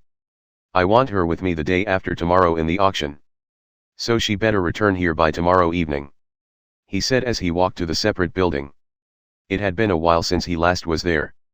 When Victor approached the building, the chicks who were stationed there were doing push-ups while yelling their stupid mottos about the chicken master and some other stupid things that they came up with to please him. He was not pleased. Where is the idiot? Victor asked. Ah. Young master. Which one? Chick 41 inquired. Archie, Victor replied. Oh, he is cleaning the toilets. Mistress Lily made us do it. And we passed the mission to him, he said as he avoided Lily's murderous gaze. Get him to meet me, Victor said as he entered the building and began to check its situation. It was not that bad despite the fact the 15 men were stationed here.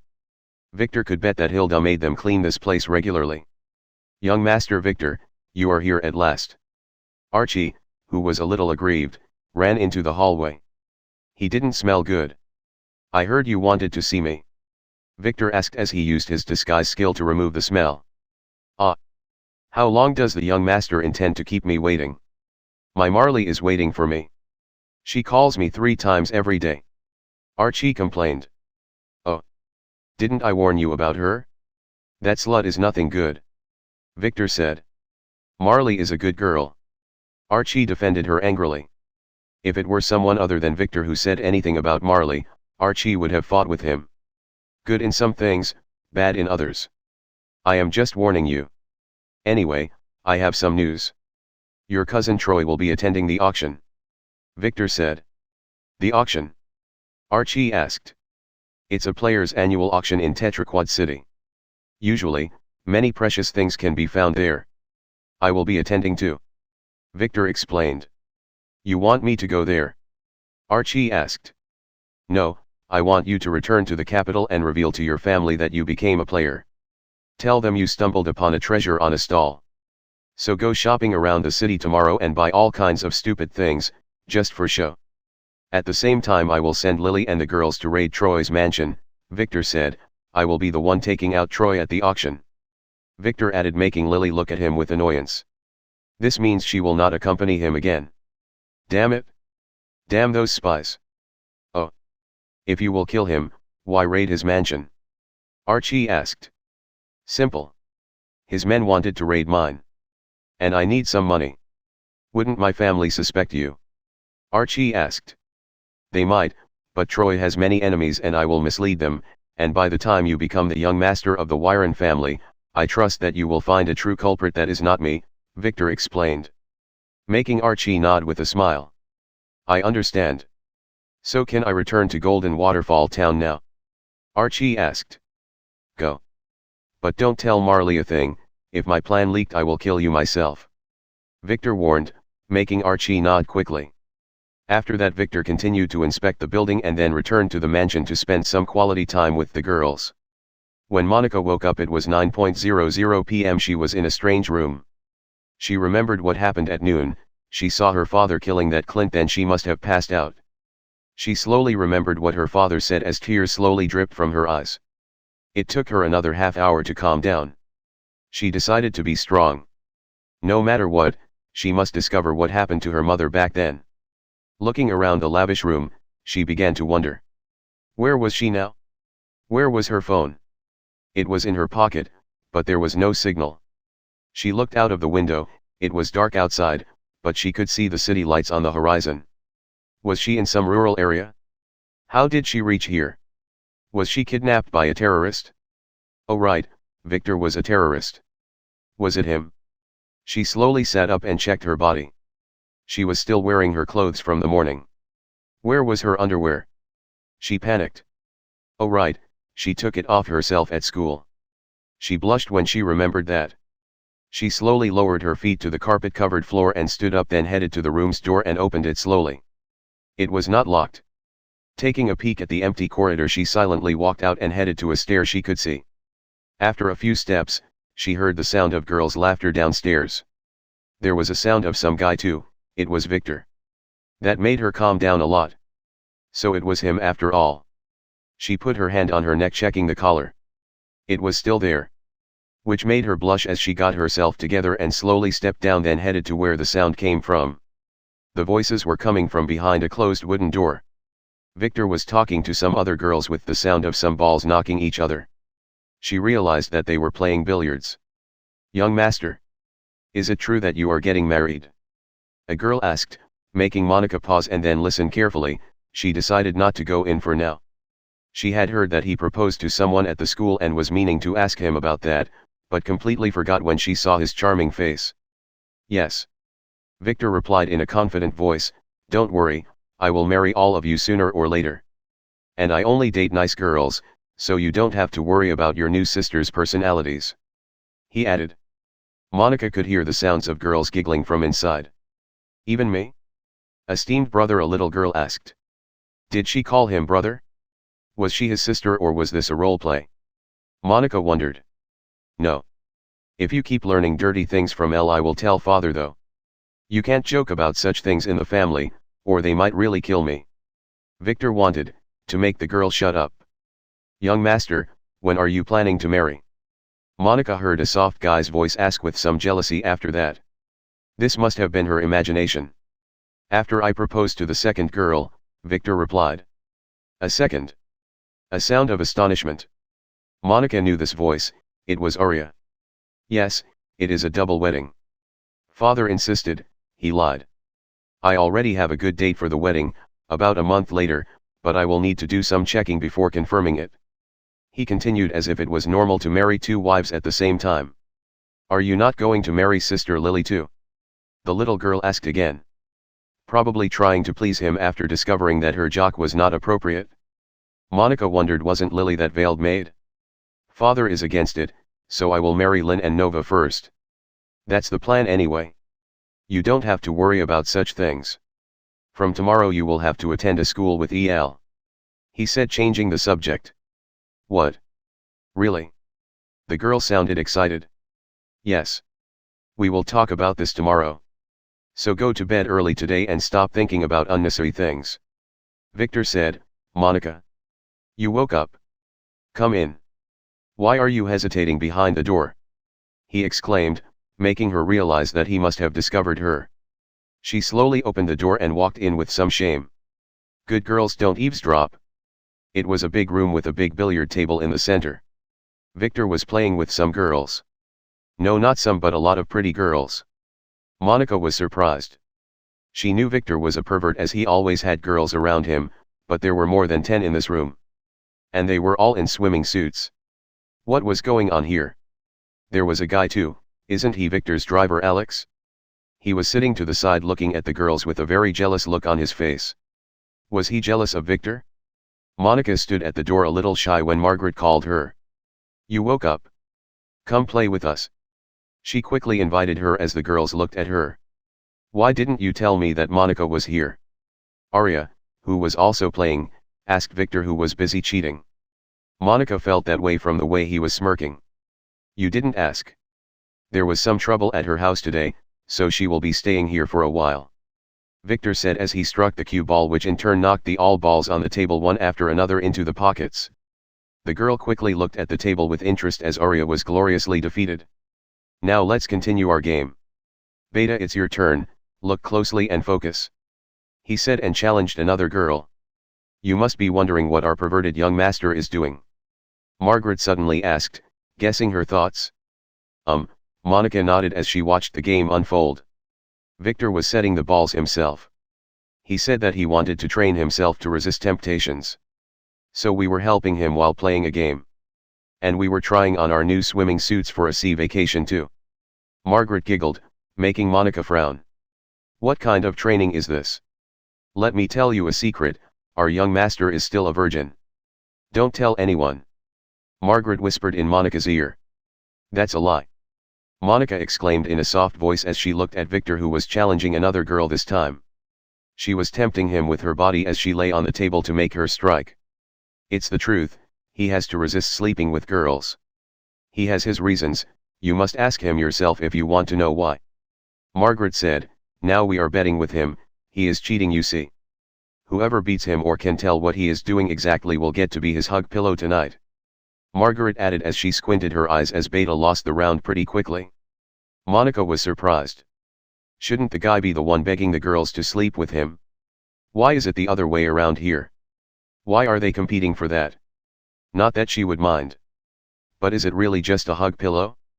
That's all for today, I think it is time for dinner, Victor suddenly said, ending the game for tonight, making the girl complain. They couldn't tell how he was cheating. No girl could get any points at all, while he would pocket the balls he wanted 90% of the time. How was he doing it? The girls considered telekinesis or motor-controlled balls, but he denied them. Lily considered him using his illusion to control the ball's path with his hand, but that would be too easy. And the path would be unnatural. Monica looked with a frown at the table. That last shot he pocketed the last 3 balls in order, leaving only the white cue ball on the table. It was a very precise shot. Monica, you want to tell me something, right? You girls go ahead and help Hilda set the table, Victor suddenly said. The girls and Alex nodded and then walked out, leaving Victor, Theta, and Monica alone.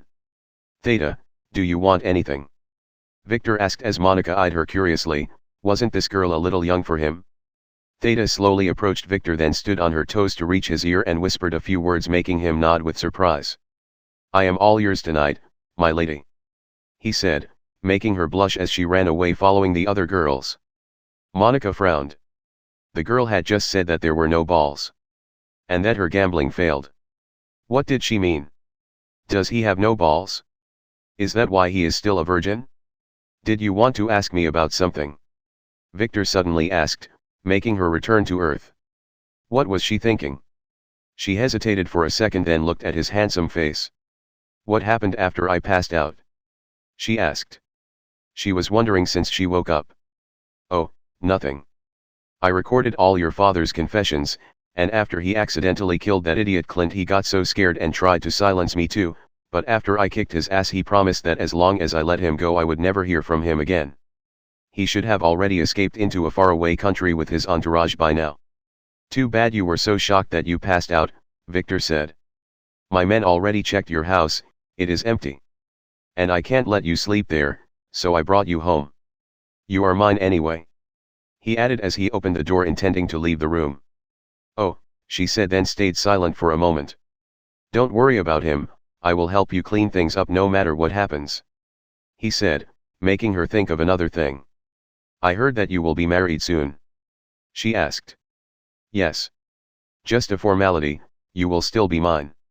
And I will marry you too, one day. He said, making her blush. She wanted to refute him, but seeing his handsome face she couldn't. That was the line she wanted to hear. Wait. Are you really not sleeping with the girls? Do you have? She suddenly asked with a blushing face. Why was she asking? She didn't know. I am perfectly fine, but yes, I can't touch women now, don't tell anyone. I am doing some martial art training that requires me to stay a virgin. But you don't have to worry. When the time comes I should be ready, he said with a cheesy smile as he left the room. Ready? She hesitated. What did he mean? She blushed. Was he telling the truth? She was not worried. Maybe a little. She gave the billiard table one last look before leaving the room. Wait, where was that white cue ball? In a golden room, on a golden bed, surrounded by two golden girls, a man with a golden mustache that matched his gold-rimmed glasses was enjoying his time when he was interrupted. His butler broke into the room while sweating. Master! Terrible news! He said. What? Tobias Geldstad asked with annoyance. The young master, Clint. His destiny jade, in the family's archive, had broken. He is dead. The butler said after some hesitation. What? Who did it? Tobias sat up, pushing the girls to the side. We still don't know. Clint had no family surveillance since getting kicked out. He should have been in Vane City, the butler reminded him. Then ask the elders to perform the last memory ritual. Tobias rode. Master! We can't do that. Young Master Clint is no longer in the family, the elders would not approve of such expense. The butler said. Damn it, Tobias screamed, scaring the girls. Call my uncle for me. Tell him I will go meet him in an hour. He said, even if the family did nothing, he will make sure to find the culprit and bury him with his son. He didn't know that he would not even get to bury Clint, who was now just a green goo in a jar. Chapter 197, School. The next morning Victor didn't go to the academy. He headed with Elle and Lara to their new school. He wanted to take Lily too, but she had to go check on the first batch of assassins, and taking Margaret was not appropriate for such occasions, so he could only take Theta, who spent the last night hugging him. In 2 or 3 years she would be a killer, but at this time she was just cute and snuggly, but not very stimulating. So last night was safe, from his perspective at the very least. Esteemed brother, would Elle also be able to study with me? Isn't she too young? Lara suddenly asked with some worry on her face. She was very excited to come to school, as she always dreamed about it when she secretly watched the drama discs her mother kept. But she was worried about her new best friend not being able to attend with her. She will struggle a little at first, but she will be okay. She is smarter than she looks. Victor said as he looked at Elle, who nodded with some determination, not realizing that he was making fun of her. Hilda had informed him of some very interesting things that she found. Elle was a simple genius. At first, Hilda discovered that she didn't know a damn thing. No writing, reading, or basic mathematics. The villagers didn't care about her or her education, as she was just another orphan thief in the village. So Hilda began educating her from the beginning, and to her surprise, she discovered that Elle could understand new concepts very quickly. They were able to go through 6 years of educational materials in only 1 week. Victor was suspecting that this has to do with the incident of her falling into a wine barrel as a baby. Something changed in her, something that even his appraisal skill was not picking, something to do with her soul. He made sure to send Margaret to ask around the village for info about the incident. It was right after she was born, when her mother died. An accident happened in the winery where they were testing a new herbal mixture, and Elle ended up falling into one of the barrels that were deemed a failure. Victor really wanted to know what that barrel contained, but no one knew, as those guys didn't keep records. Victor decided to let Elle accompany Lara to school as an assistant, and at the same time, he asked some professionals to prepare a condensed advanced course for her to study. He told Hilda to give it as a punishment when Elle does any sneaky things, which she does all the time. Although he wanted someone like Elle to serve by his side, she was still a child and had no experience. Intelligence was not everything. Keeping her with Lara was good too. His little sister is too naive and sometimes needed someone with a more evil character to help her. You two remember to keep the family secrets and protocols. If anything gets leaked, I will not be the one who punishes you but the family. He said, making Lara nod, and Elle copied her quickly. They reached the school pretty quickly, as it was near his mansion. In fact, his sister Alice studied here too. That's when his father built his current mansion for her, when she begged her daddy for a palace to stay in with her friends. Of course, she never used the mansion as due to some logistical problems its construction got delayed until she was no longer interested in it. Now back to the school. It was an aristocratic boarding school for the elites. Lara would keep sleeping in his mansion at night and would be driven here in the morning. The guard at the door didn't dare to stop the luxurious car and quickly opened the door after giving the sissy driver a curious look. The school director was an old man with a long white beard and thick eyeglasses. He was waiting for Victor near the door where the car stopped. He was informed of the super VIP coming today. Young Master Victor the First, presume. You look exactly like your esteemed father. The old director quickly approached Victor and shook his hand. Yes. And you must be Master Alan. My father told me that you were the one who taught my sister Alice. He spoke fondly of you. Victor said, making Alan freeze for a second. He didn't want to remember that B*TCH. The darkest blemish in his history as a top-ranking educator. She visited the school a year ago to donate some money. He didn't expect her to be driven inside in a palanquin carried by 4 macular, barely clothed men. Many young aristocratic girls were corrupted beyond redemption when they saw her grandeur. Their parents even demanded explanations about their daughter's new hobbies. After that, he read the news concerning her to discover some very dark materials that would only be suitable as a background story of some porn movie. He had to burn his poor laptop after that night of research. Yeah. Miss Alice was special. I will not repeat the mistakes I made with her. Alan confirmed after a few seconds, then gestured to Victor and the girls to follow him inside, not allowing them to see the expression on his face. I hope so. Now those are my sisters, Lara and Elle the young one. Victor said, making Elle shiver a little. She didn't expect him to call her a sister. Sure, she asked him to do that at first when she met him, but she knew that he was scamming her when he accepted. As she was scamming him too back then. Oh, Alan looked at the girls with surprise. He only heard about one. But being a professional, he didn't ask. I see. But isn't young Miss L a little young for the level of education we administer? He asked. She will adapt, just make sure that she sits next to Lara, Victor added as he looked around the school building. The education in the Wyron Principality is divided into 3 levels with 3 years each. After finishing this compulsory education, the successful students would enter various academies to pursue further intensified education for a year or 2, and after that, they would undergo a test to compete for a place in various universities and colleges. This school was a 3rd-level educational facility. One of the best around the principality. Catering to the needs of the elite in a secure yet modern environment. Will the young ladies sleep in the dormitory, or would they live outside and attend school from home? Alan asked as they walked through multiple old decorated corridors where young girls carrying their books gave them some curious looks. The girls were giving Victor other looks though. Most of them seemed to have awakened something in them when they saw his dashing face. Alan didn't know, or he would have regretted bringing Victor inside. They will be staying in my mansion near here as they still need additional family education. However, I would prefer if you set aside a room for them, Victor said. Lara might like to stay here sometimes. I will work on that. Alan nodded as he invited them to his lavish office and took some papers after asking them to take a seat. Victor quickly handed him Lara's and Elle's fake registrations. Lara White, and Elle White. I see. Alan said as he filled the documents. Ages 14, and... He looked at Victor. Elle is 12, Victor explained as he rubbed Elle's hair. I see. 14 it is, Alan said as he wrote some more imaginary data. Both of them would be attending the first year, Alan added after finishing with the documents. Yes. And I will be leaving 3 men here, they will be responsible for her protection. You know the drill. Victor said. Will they be attending class too? Alan asked nervously. Usually, guards and servants are forbidden as the school is fully protected, but for the aristocratic families, their wishes are commands. Not, they would stay downstairs in the car.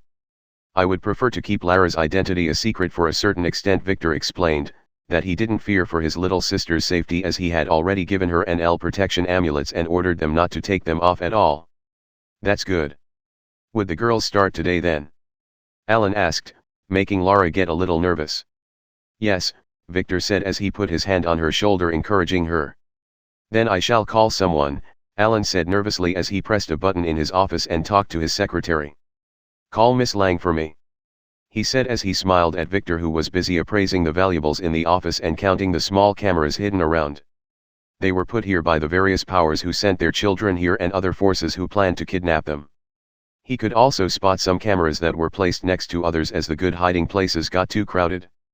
Alan was amazing to survive until now. But that was proof that he had no black laundry, none that was exposed until now at the very least. Miss Lang entered the room 3 minutes later. She was a young pretty woman with a heroic air around her. Victor didn't care at all. He didn't have a teacher fetish, not after what that B*TCH teacher Isabella did in his past life. She treated him well at first as he was acting like a normal student, but after she got wind that he was from an aristocratic family she made him her bullying target, and the family didn't protect him as he was just a semi-player and was not considered anything better than a servant. Alan coughed a little as he watched Victor's ugly expression. This is Teacher Lang. She is new here, but one of the best graduates last year. She is an expert in education and world history. She would be the young lady's teacher, Alan said, making Victor return to the present and look at the nervous Miss Lang who was getting her instruction from Alan. Miss Lang, those two are Laura and Elle White, they will be attending your class from now. As I explained yesterday, make sure to treat them well. As they were homeschooled before. He explained to his daughter. Yes, his name was Alan Lang, and she was Laura Lang, his daughter. They hid it well though, but not from Victor's eyes. I will take care of them, Director. She said professionally with a smile as she asked Laura and Elle to follow her after giving Victor a fleeting glance. Damn, he is hot. She thought. I will leave Laura in your care. My father is very protective of her. So make sure she is fine. As for Elle, she might make some trouble, feel free to punish her as you see fit, Victor added a moment after the girls left, making Alan wonder at his double standards.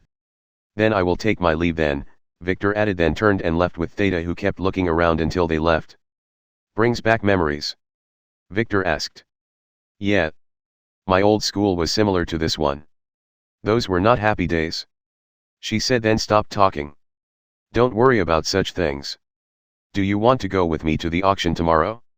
We will be leaving tonight when Alpha returns. Victor suddenly said, changing the subject. It is in Tetraquad City, right? She said after some hesitation. Yes.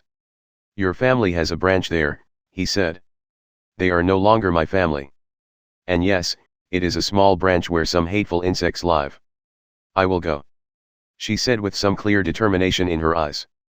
Good, Victor said, there would be some fun gambling there, Victor added with a smile. Are you planning to do something bad? She asked with a grin that didn't exist a moment earlier. Yes. He told her honestly. Who is going to participate? She asked. Me, you, Alpha and Margaret. And a few chicks for security. Victor replied. What about Sister Lily and Alex? She asked. She knew that Victor usually likes to take one of them with him. No. Lily is busy. I already sent her on a mission. As for Alex, he is a wanted man nowadays, and on such a grand occasion with many participants, he might get identified. Victor explained. Oh, she said, then watched the road. Why did you create the illusion of the balls yesterday? Did you enjoy tricking the girls to play with some imaginary balls? If it were not for my gambling skill not finding the target when I set it to a certain ball, I would have never suspected such an illusion. Theta asked. She couldn't ask at the mansion as the girls were still debating how he did it, not knowing that all the balls were an illusion. I told you before, you should always use your skills to a certain degree as they level up when you do that. And you also get more proficient at using them and might discover new uses. Victor said. I see, she pondered. I was meaning to ask you. What is the subclass's entry in my menu? She asked again after a few minutes. It's empty, right? He asked. Yes. She replied. A subclass is simply an additional class. There are 3 ways to get those, as a reward for a super crazy mission, or as a very rare class book. He explained. And the third method? She asked. It's harder than the other 2. Simply you upgrade one of your skills enough for it to be a class. He explained, making her surprised. It is super hard, and there are conditions for that. He added before she could ask. The skill must be SS rank at the very least, and it might require a catalyst that is usually unknown until someone discovers it and reveals it to the world, Victor said as he drove the car. I only know a few of those, for example, A cooking skill usually has an F or E rank, but if you get so good at cooking that you have an SS rank and you happen to create an SS rank dish with S rank materials, you will get a chance for a Grand Chef subclass. He explained. Is that why you are working on your skills? She asked with twinkling eyes. Ah. Yes. He said, not wanting to tell her that he was just having fun yesterday watching the girls move around and lean on the table in swimming suits. As for skills upgrade, that was another matter, as he had no idea how to do that for his skills except for the merchant skill, which should naturally give him a merchant subclass once it was used for a few years. Chapter 198, Ranks. After getting Lara to her new school, Victor took the girls back to the academy, as he had nothing better to do. When he entered late, as usual, Isabella was busy giving class and chose to totally ignore him as he went to his desk. Now, as I was saying, the system has a power ranking for all entities like artifacts, skills and even classes. Isabella continued as Victor gave Lynn her morning kiss under the class's astonished eyes, then returned to his desk and put his head on a pillow that was prepared by Margaret. Lily was nowhere to be seen. Objects, skills, and pretty much everything in the system range from F rank to an A. The closer to A the better it is, and every transition from one letter to the next means a qualitative change. So a B rank sword can crush 1,000 C ranked ones. She explained. Teacher, but I have a BB grade ribbon here. Madeleine, the succubus tamed by Tom, said, pointing to a ribbon on her hair. It was a gift from Tom. When an object gets better but his advancement is not enough to reach a higher rank, the letter repeating effect happens. She explained. But it is very rare in F to D objects, as even a small advancement would make them reach a higher ranking. I have seen a AAA object once and it was the limit of what a normal object can be. She added. What about S ranks? Tom asked. S ranks are reserved for objects and skills that are very strong. I never saw an S object, as certain powers keep them locked up and only give them to their own heirs. She said with resentment in her voice as she glared at Victor. There are also S rank skills. Those skills usually are very strong and very hard to defend against. They usually depend on authority too. She added. Can things change their ranks? Another girl asked. Yes, in theory, everything can level up, but in practice, we only observe this in skills and artifacts. It gets harder the better the rank. I am expecting all of you to upgrade your main fighting art skill to at least C before you graduate. She pointed out, making them complain a little. Upgrading fighting skills are hard as it requires a lot of training before clearing a dungeon to show the effects. Can classes level up too? Another girl asked. Classes usually get a plus sign next to them. I have never heard of a rank change. Might be possible, but remember, it requires a qualitative change. How can that happen to a class? She said, making the class ponder on her question. What about ranks higher than S? Peter asked. I heard of an SSS, but that's the most proven, Isabella said. But the teacher, I heard about the Mist Oracle. They say she had an X-ranked future prediction class. A gossip-loving girl interjected, making her few friends who also came from minor aristocratic families laugh at her. This only exists in fairy tales, but they might exist. If I guessed correctly, it was a legend from 500 years ago. Isabella asked as the girl who was blushing now nodded. Well, since many of the students here haven't heard of these, I might as well tell you about the legendary ranks then. Those only existed in legend though and were not proven. Isabella said as she watched her students listen closely. She wanted to laugh as if any of them would even glimpse at an X rank if it existed. There are 3 other ranks in the literature. She began to explain, X, R, and N. X is the strongest. It means that the holder can affect the state of the world itself. She explained. Like how certain powers can predict the future and at the same time change it. There is another mention of an X-rank skill in an old tale where a monster had a skill called Core Eater that lets a player eat other people's powers. It is also very overpowered, so the system gave it an X rank. Of course, in that tale, the hero defeated the monster by feeding him a cursed self-destruct skill and forcing him to activate it. She added as the students nodded, most players' families had that same fairy tale book to scare naughty children. Tom, who came from a commoner origin, was one of the few who never heard of this, so he decided to inquire about it from Miss Isabella later in the night. He will make her tell him that fairy tale while she... Tom, stop drooling and pay attention. Teacher Isabella struck his desk and scolded him as she blushed lightly. She was sure that he will take his revenge on her later at night. Now, where were we? Ah yes, our rank. It only appeared once in the records. It's a tale about a fisherman who got an R-ranked pot from the bottom of a lake. Legends tell that an evil spirit was locked inside of it. Some fairy tale stuff. If you are interested, you can find the book in the players section of the library, she said, making many students decide to go check it. Victor, who didn't sleep, was pondering on the ranks, recalling what he knew from his memory. He knew what R stood for. It was restrain. An R rank can only be given to artifacts, and it almost always contains something locked away in it. Some things that the world itself wished to remain hidden, and no dungeon could contain them. They usually held nasty things with nastier curses. Finally, the N rank. We also don't know. It was only mentioned in the tale of the greedy blacksmith who kept upgrading his evil sword with the blood of children until it reached the N rank. After that, it could not cut a thing despite its sharp edge. And the blacksmith was killed by a brave child who challenged him. She sighed. It is usually a tale of how evil deeds would never bear good results, she explained. Victor knew better. N rank is given to objects and skills that are super strong but can't affect the world at all. It's like a curse of effect nullification.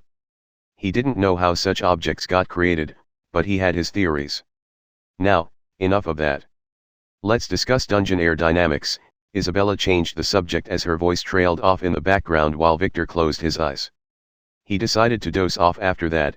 He had to go to Tetraquad City in the afternoon and would probably not get much sleep in the night, so he decided to take a nap. Will you tell me that fairy tale later? A soft voice whispered in his ear. It was Margaret, who took the liberty to borrow the absent Lily's seat. I might need to tell it to our baby when he is born, she added, making sure that the eavesdropping students in the front hear her. We can let the servants tell them, as you will be busy making other babies, Victor responded without opening his eyes to watch the jealous eyes of his schoolmates. Laura returned home at 5:00 p.m. and was surprised to find out that her esteemed brother was nowhere to be found. According to Hilda, he had to travel to attend some auctions. Laura was annoyed. She wanted to tell him about all the new friends she made and how Elle broke some nosy boy's nose after he laughed at her when she told the entire class that she will be a hooker in the future. Laura and Elle finally learned what that word meant, and that made them both very embarrassed. Her esteemed brother should have told her instead of laughing it off every time she asked. Thankfully, the headmaster let her go after some scolding. But Elle had to run around the school twice as a punishment. Elle didn't mind. Laura had noticed recently that Elle had much more endurance than her, especially when she accompanied her in her morning sword training. It made Laura very embarrassed and forced her to work harder, as she didn't want to appear like a loser in front of her new younger sister. Let's go do our homework, she told Elle, who quickly nodded while wondering if she should tell her young mistress that she already did it before leaving school. It was only some random partial differential equations that she happened to have read about in some book in the mansion's library. She heard that the chicks filled it with all kinds of books to make their young master look extra smart. She did not realize that the teacher had given the students some college-level problems to make the arrogant young brats more humble and to test their thought processes. In a dark room, Tobias von Geldstadt was standing next to a tall man with one eye and a scar that looked way scarier than it really was. He was Kamir von Geldstadt, the punishment hall master of the family. Uncle, please help me find who is the bastard who killed Clint. You. He was killed doing a mission for you. He bowed deeply. You mean it is my fault? Kamir asked coldly. I never meant that. Tobias shook a little. I see. Clint was in Vane City. And I already know who killed him. I already performed the last memory ritual. It was a man called Dave Davis. A big arms dealer. Kamir said slowly, taking his time. I want him dead. Tobias screamed as he squeezed his hands, which still had traces of gold. No. Stay out of this, Kamir said. He was wondering if his nephew washes his hands. The master had issued an order for me to investigate this, he explained. Investigate? Does this need the master's intervention? Tobias asked, a little surprised. He didn't expect his son's mission to be this crucial. There might be some complication that involves the Von Wise family, so I will have to make sure. Kamir patiently said, so you better keep out of this for now and wait for me to summon you. He repeatedly looked at his nephew, who shivered a little and stepped back. I understand, he said, but I hope that uncle makes sure to cut that Dave to pieces. He added. I will see what I can do. No one kills a Black Chamber member without a punishment. Kamir stated with a gloomy voice. Chapter 199, Tetraquad City. The private jet landed at Tetraquad City's international airport at precisely 9:30 p.m. A minute later young Master Victor stepped down followed by 3 pretty girls Alpha, Theta, and Margaret, then 4 muscular chicks carrying the luggage. They were wearing t-shirts with chick and a number on them. The airport security didn't dare to stop the entourage when they noticed the purple token on Victor's chest. They quickly pushed the other travelers to the side to make way for him as the girls in the crowd took their phones and began photographing him while squeaking. They were wondering about many things like what kind of celebrity he was. And how can a young man be this charming? Victor helped their fantasies by winking at them and waving while Alpha and Theta covered their faces with their hands. They were not comfortable with their pictures being taken. Margaret on the other hand made sure to grab Victor's arm and walk in a seductive manner, making some men in the crowd bend down to grab their imaginary keys. Victor didn't mind the exposure, on the contrary, he wanted people to take him as a pervert. So he kept his hands busy around Margaret's body until they reached the car which was prepared for him by the family agent in the city. Young Master Victor, call me Paul, I am the family agent responsible for your visit. A young man with a cold demeanor, in a black suit, greeted Victor while trying hard to hide the perverted look on his face when he peeked at Margaret. Victor quickly recognized him. His name was Paul von Wise, he was a semi-player in the family, working as an agent for the family just like he did in his past life. At that time Victor came here on a mission. And Paul was also the one responsible to accommodate him, but at that time he treated him really badly as he was just a semi-player, and he also made him do some chores for him. This guy was an asshole. What made Victor really hate him though was the fact that he was the one who told Rex about Victor's relationship with Myra, who ended up dead because of that. Victor, although held a grudge, didn't plan to kill him, he will just show this bastard his place and then make his life a living hell. Paul's burning gaze as he watched Victor's hand go all over Margaret's body and the way she moved in response was enough to make him jealous for the rest of his life. Take us to the hotel. This young master needs to feed his girls, Victor said arrogantly, ignoring Paul who was really dying of jealousy, especially after he inspected Margaret completely and realized that she was 100% natural and underwear-free. You heard him. Don't waste our time, this mistress can't take it anymore. Margaret repeated arrogantly, ah. Young master. Wait until later. I will.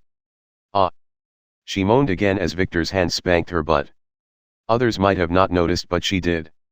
For a split second when Victor saw Paul his eyes sparked with anger. Paul squeezed his fist tight, he didn't fully understand what feed meant but it made him jealous. He didn't dare to show it though as he guided Victor and the girls to the extra luxurious car that was waiting for them. The chicks would follow with the luggage in a second car. Alpha and Theta were a little taken aback by Margaret's and Victor's little play. Alpha chose to ignore those perverts, while Theta watched and learned with a little blush.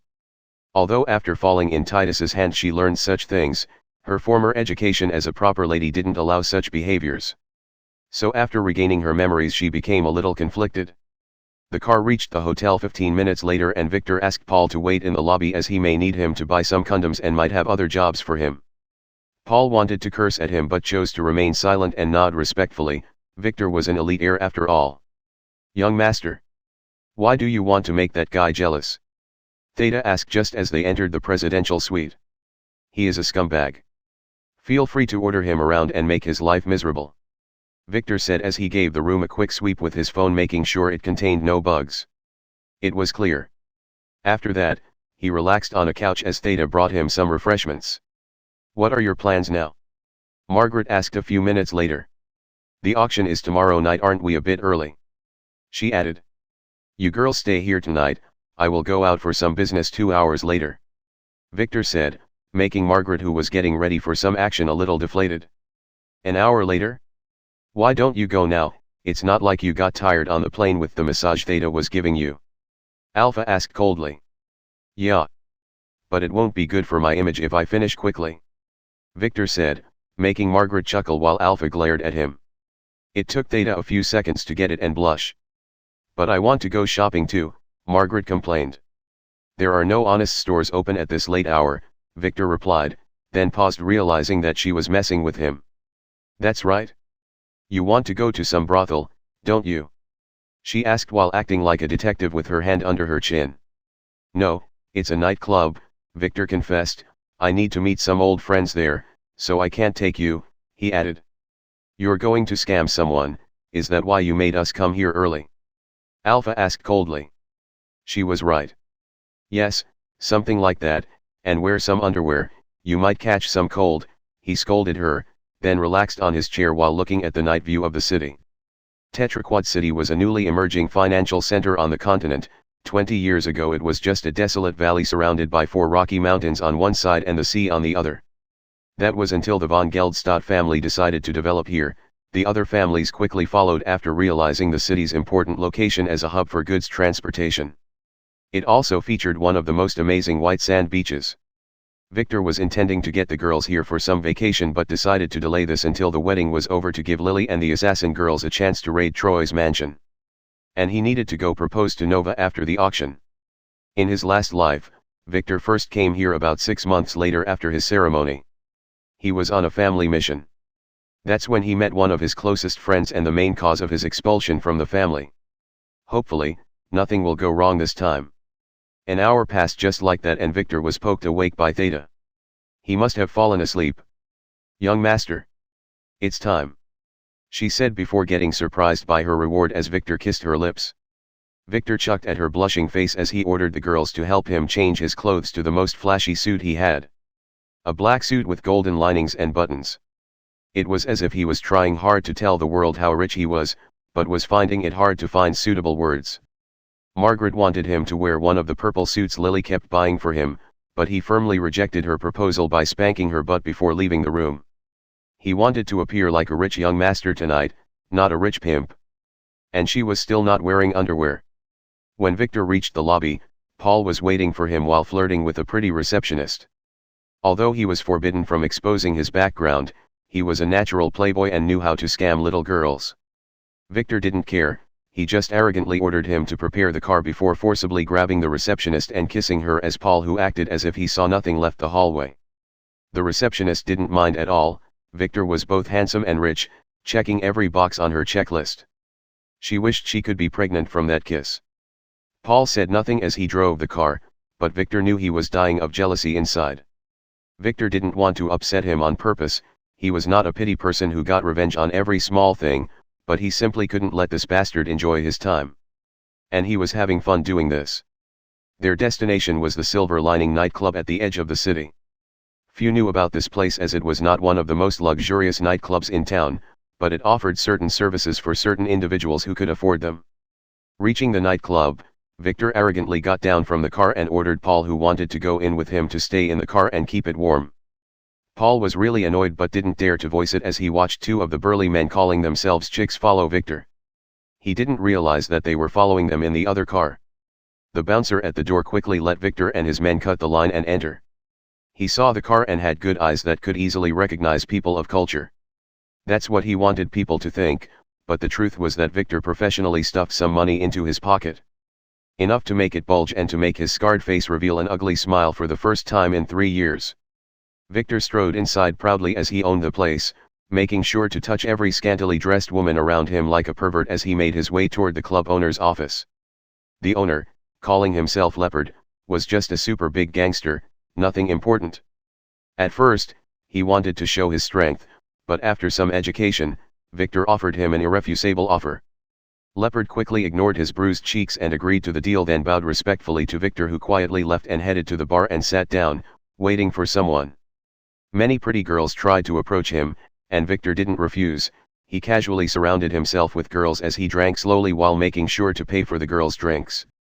The bartender didn't even ask for his ID. He didn't dare to. Victor was acting a little drunk while spanking some perverted women's hands when the guy he was waiting for entered the club in a low-key manner without any guards or escorts. Gary von Geldstadt. Level, 18. Class, Merchant Plus. Authority, 4. Strength, 35. Intelligence 30. Agility, 24. Luck, 20. Charm, 27. Order, 15. Skills. System Store Access, Level 5. Player Market Access, Level 2. Mathematical mind C. Energy shield, D. Poison resistance D. Dagger arts D. Sword arts E. Acting E. Equipment. Higher protection rune A+. Lower storage ring A. Steel burning dagger A. Magical ledger B. Fate status. Fate's power, D. Fate's direction, slightly negative. Fate's design, untimely demise. Total, D. Chapter 200, April. Gary von Geldstadt was Charlotte's elder brother and was one of the top heirs in the von Geldstadt family. He was the one responsible for the auction this time around. He was also one of Victor's close friends whom he met by chance at this very nightclub. They became friends before knowing each other's backgrounds, as Gary didn't show his identity and preferred to stay low-key. And Victor was forbidden from revealing his background. It was later when Gary saved Victor's life from some gangsters that they learned the truth about each other's identities, and that made their friendship stronger. Who would have thought that Gary, who was one of the top heirs of the von Geldstadt family, would die of poison one day? Victor casually drank from his glass as he watched Gary's status. From it he could tell that he was not poisoned yet. Victor didn't know when Gary was poisoned in his past life, but in this one, he must make sure to stop that. In that timeline, Gary was poisoned after getting demoted in his family because he failed the fight for the true heir position to his sister Charlotte, who accused him of trying to kill her and arranged for him to be kicked out of the family. Usually kicking someone out of the family was very difficult, but Charlotte had the punishment hall elder on her side. That's what Gary told him back then. Victor witnessed it all, Gary's descent from greatness to a lowly beggar. He wanted to help out but ended up with the same destiny. Unable to prevent Gary's death even after trying so hard. After Gary was poisoned, Victor tried to ask some experts in his family for help, but they refused to interfere with the business of the von Geldstadt family, so he decided to ask someone else, his lovely fiancée Linda. That was a big mistake. Linda didn't disappoint him. She secretly came with him and checked on Gary's health, then told Victor that he was suffering from a strange poison and that she needed some time to check her family archive. Little did he know that she needed time to weave a net of schemes for him to fall into. A week later, after he begged her for an answer, she reluctantly told him that she was only doing this because he was her future husband and that he should destroy all evidence of their conversations. He wept in her filthy arms back then as he promised to destroy all evidence. He was a fool. Getting the info he wanted, Victor thought that he knew what Gary suffered from. According to Linda, he was suffering from something called the dragon scale syndrome. The only cure was an ultra-rare dragon flower that grew inside one of his family's islands. The Forbidden Island, to be precise. Victor was disturbed, but after seeing Gary's suffering he decided to risk it all, so he called one of his big brothers, Max, who was conveniently in town at that time. Max told him that he can't enter the Forbidden Island, but that he can help him go in there, but he must swear an oath that no matter what, and even if he was caught, he would never tell a soul that he got help from him. Victor naively agreed, and with Max's help, he entered the island, smuggled into a cargo ship, and was able to steal a stem of the dragon flower successfully, then returned to Tetraquad City where he gave it to Gary, who got better. Temporarily at least. The cure didn't work and Gary died a month later. That's when all hell broke loose. The punishment hall elders came for Victor, who was still grieving for his friend. His crimes were stealing one of the family's secrets and leaking them to their enemies. Those were some big crimes. Victor was in trouble as Gary's remains were cremated and he had no way to prove that the grass was used as a cure for his friend. Thankfully, a certain girl who was faithful to Gary until the last moments kept some of Gary's hair as a memento, and it contained a trace of the herb. Thanks to her, Victor avoided death, as the elders didn't want to investigate his other crime of infiltrating the Forbidden Island, as it implicated too many people who took a bribe from Max to facilitate his infiltration.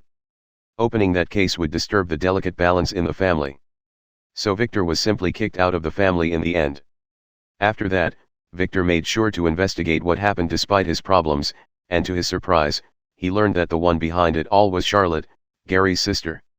At that time Victor didn't know why she hated him. But now he knows that it must be to him busting Titus's operations back then too. He must have unknowingly jeopardized her position in the family. And she knew how to hold a grudge. He didn't know if all the parties in the scheme were cooperating or if the entire thing was just his bad luck. He was more inclined to believe the former though. And now he believes that the scheme was way deeper than he initially thought.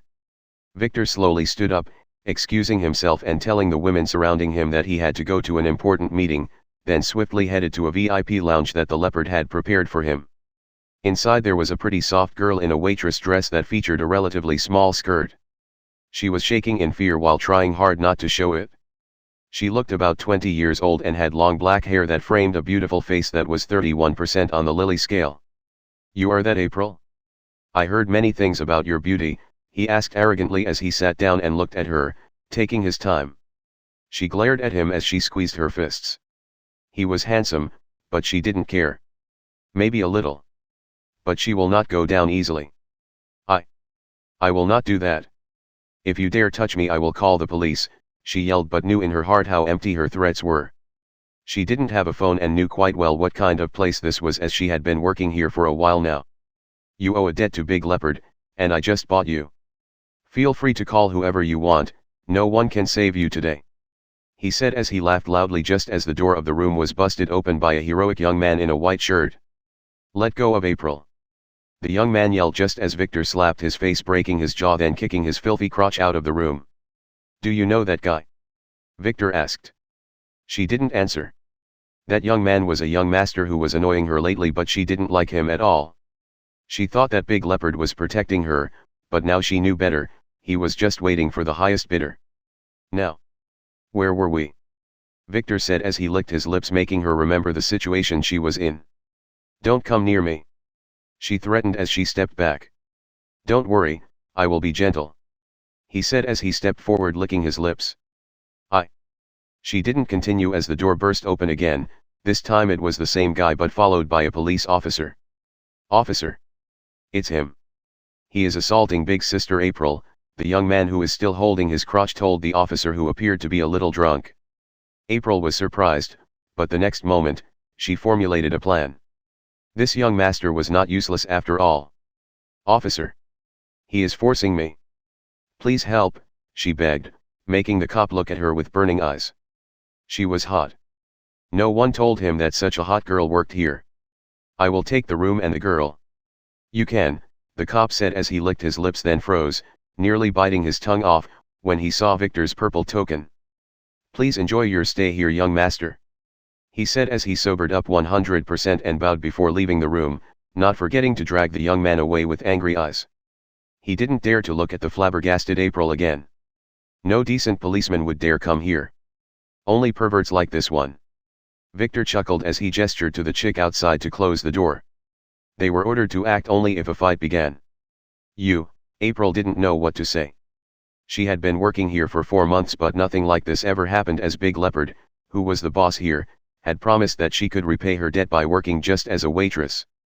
That was until 10 minutes ago, when he made fun of her and told her that he had just sold her to a new master. She was a fool to believe him. According to Big Leopard, her new master was really great and had many connections, and she better serve him well. She didn't believe it, but after seeing the look on that cop's face she realized that he might have been telling the truth. "No, she will not go down easily. I heard that you are a virgin. So don't worry. The entire club would hear your beautiful voice as you become a woman," Victor said pervertedly, making her shiver a little as he put his hand on her shoulder and squeezed it a little. At that moment she swung a wine bottle that she was keeping behind her at his head, intending to knock him out. Too bad he grabbed her hand professionally and threw the bottle away, then pushed her onto a couch and grabbed her dress, intending to tear it off just as the door was kicked open for the 3rd time.